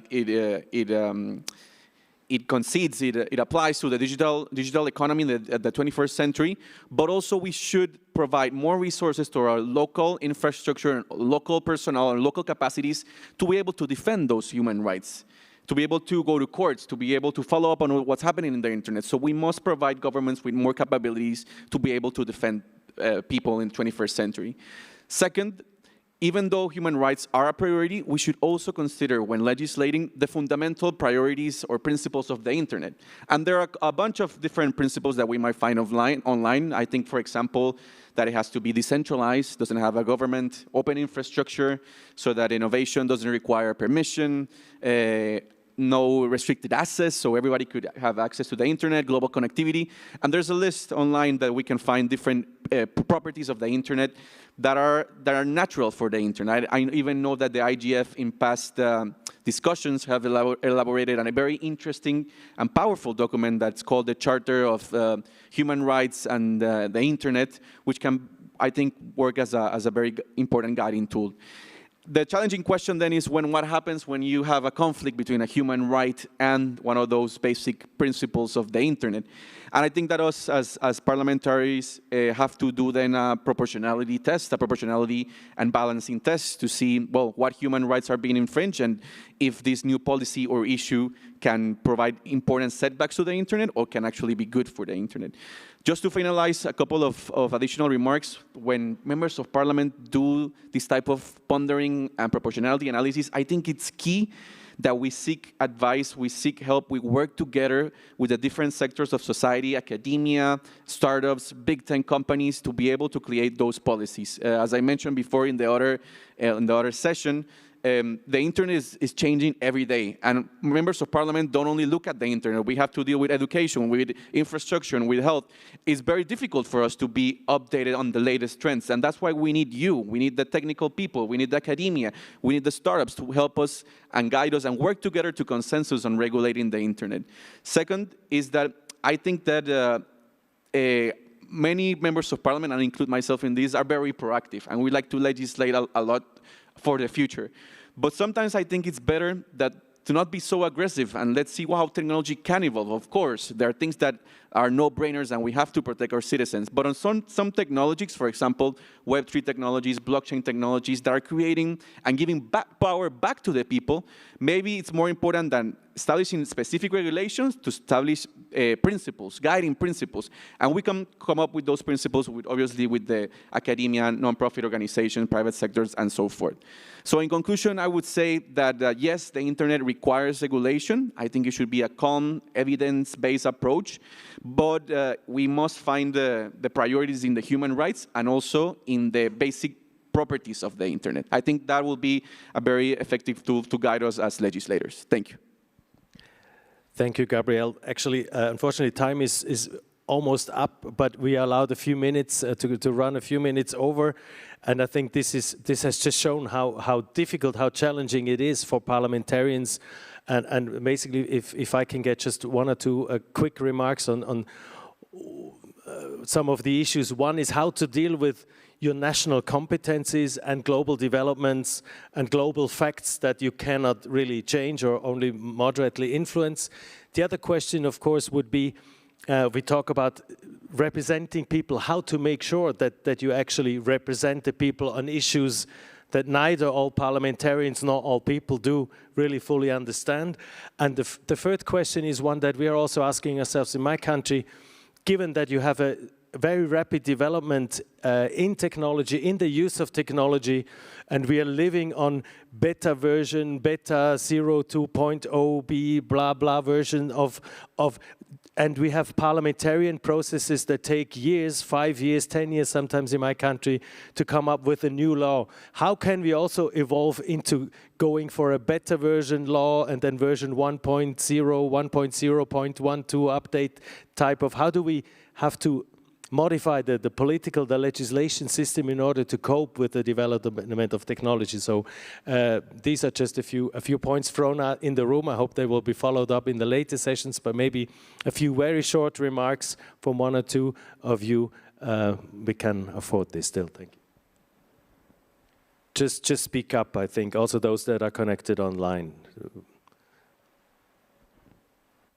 I see a colleague from Gambia would like to say something. Just speak. I think the mic is on. Yeah. Just wait, it will come. Thank you very much. Thank you very much. Yes. Just continue. Okay. Thank you very much. And I think you just asked a very pertinent question. in terms of the representative of the people and the time it takes for laws to be made in some of these institutions, for example, and that is a fact. Now, the reason why sometimes it takes a lot of time for some of these legislation actually to be completed is because sometimes consultations need to be done. Now, when you could bring it in terms of technology, technology moves in a very fast way, and most of the legislators actually, they are here. They can confirm that they are not very well off with technology. So, which means they would have to depend a lot on other people to help them. And by the time some of these things actually are brought to fruition, something else comes up. So I think that's why I was saying earlier that it's very important that parliamentarians be more engaged into technology so they can have better understanding. Now, if you check most parliaments in the world, if you check the number of people that actually have technology backgrounds, actually is very limited. And that alone would actually affect some of the legislation that we actually have. Now, my own parliament in the Gambia, we only have 2 people that are technology oriented, myself and another person that actually I taught in the university. So, forced to put some of the points across, it makes it really very difficult because they do not understand. So by the time we do public consultations, we talk to people, the academia, it really takes a lot of time. So, and that's the reason why I was saying we need to encourage our fellow parliamentarians to be more involved in technology, or to encourage other academia that actually well versed in technology to be members of parliament. That will actually make that very fast in terms of legislation. Thank you. Thank you. We have a person in the Zoom, Ahmed Al-Mohanadi. A short remark from remote. Thank you.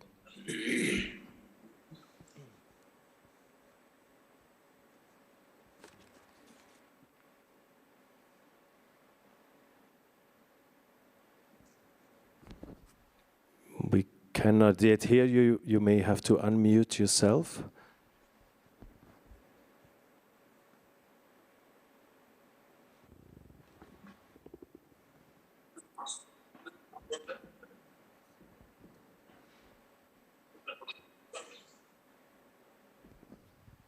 I'm sorry, we cannot hear you speaking.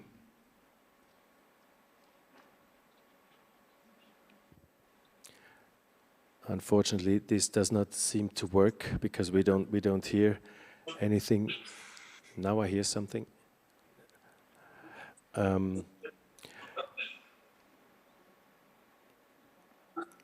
Maybe another quick remark from somebody. Yes, Marina.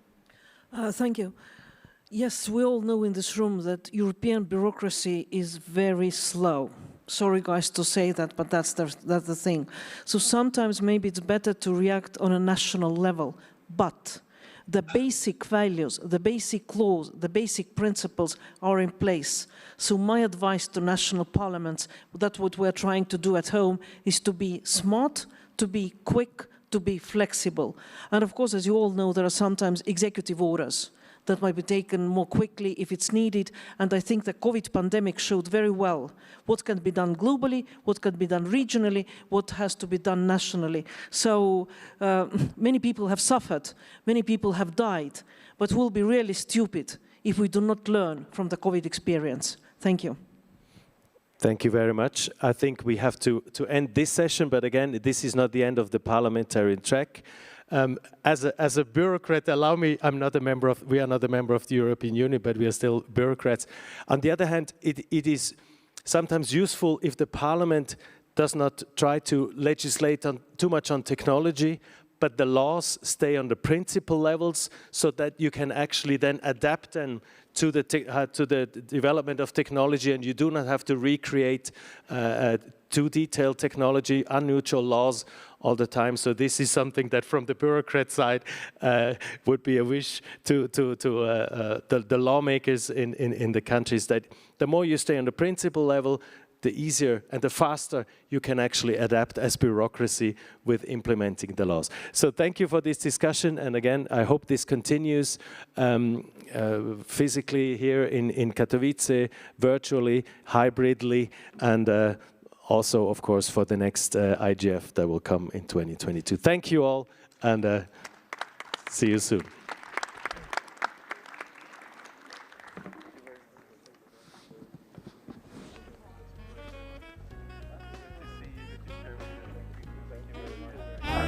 about like changing engineering. Under the present circumstances.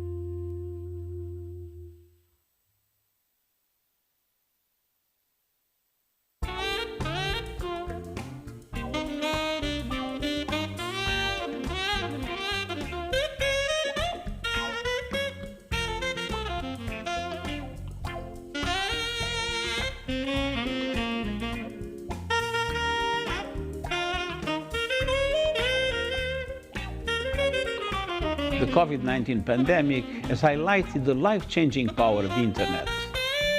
Digital technology has saved lives. Distinguished guests, dear attendees. The COVID-19 pandemic has highlighted the life-changing power of the internet. Digital technology has saved lives.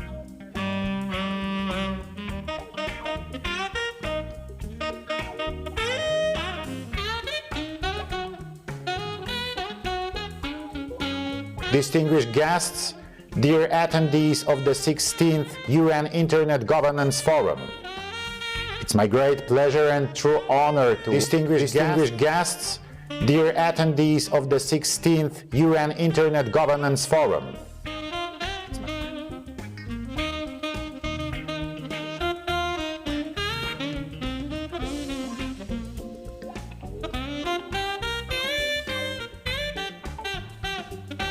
Distinguished guests, dear attendees of the 16th UN Internet Governance Forum.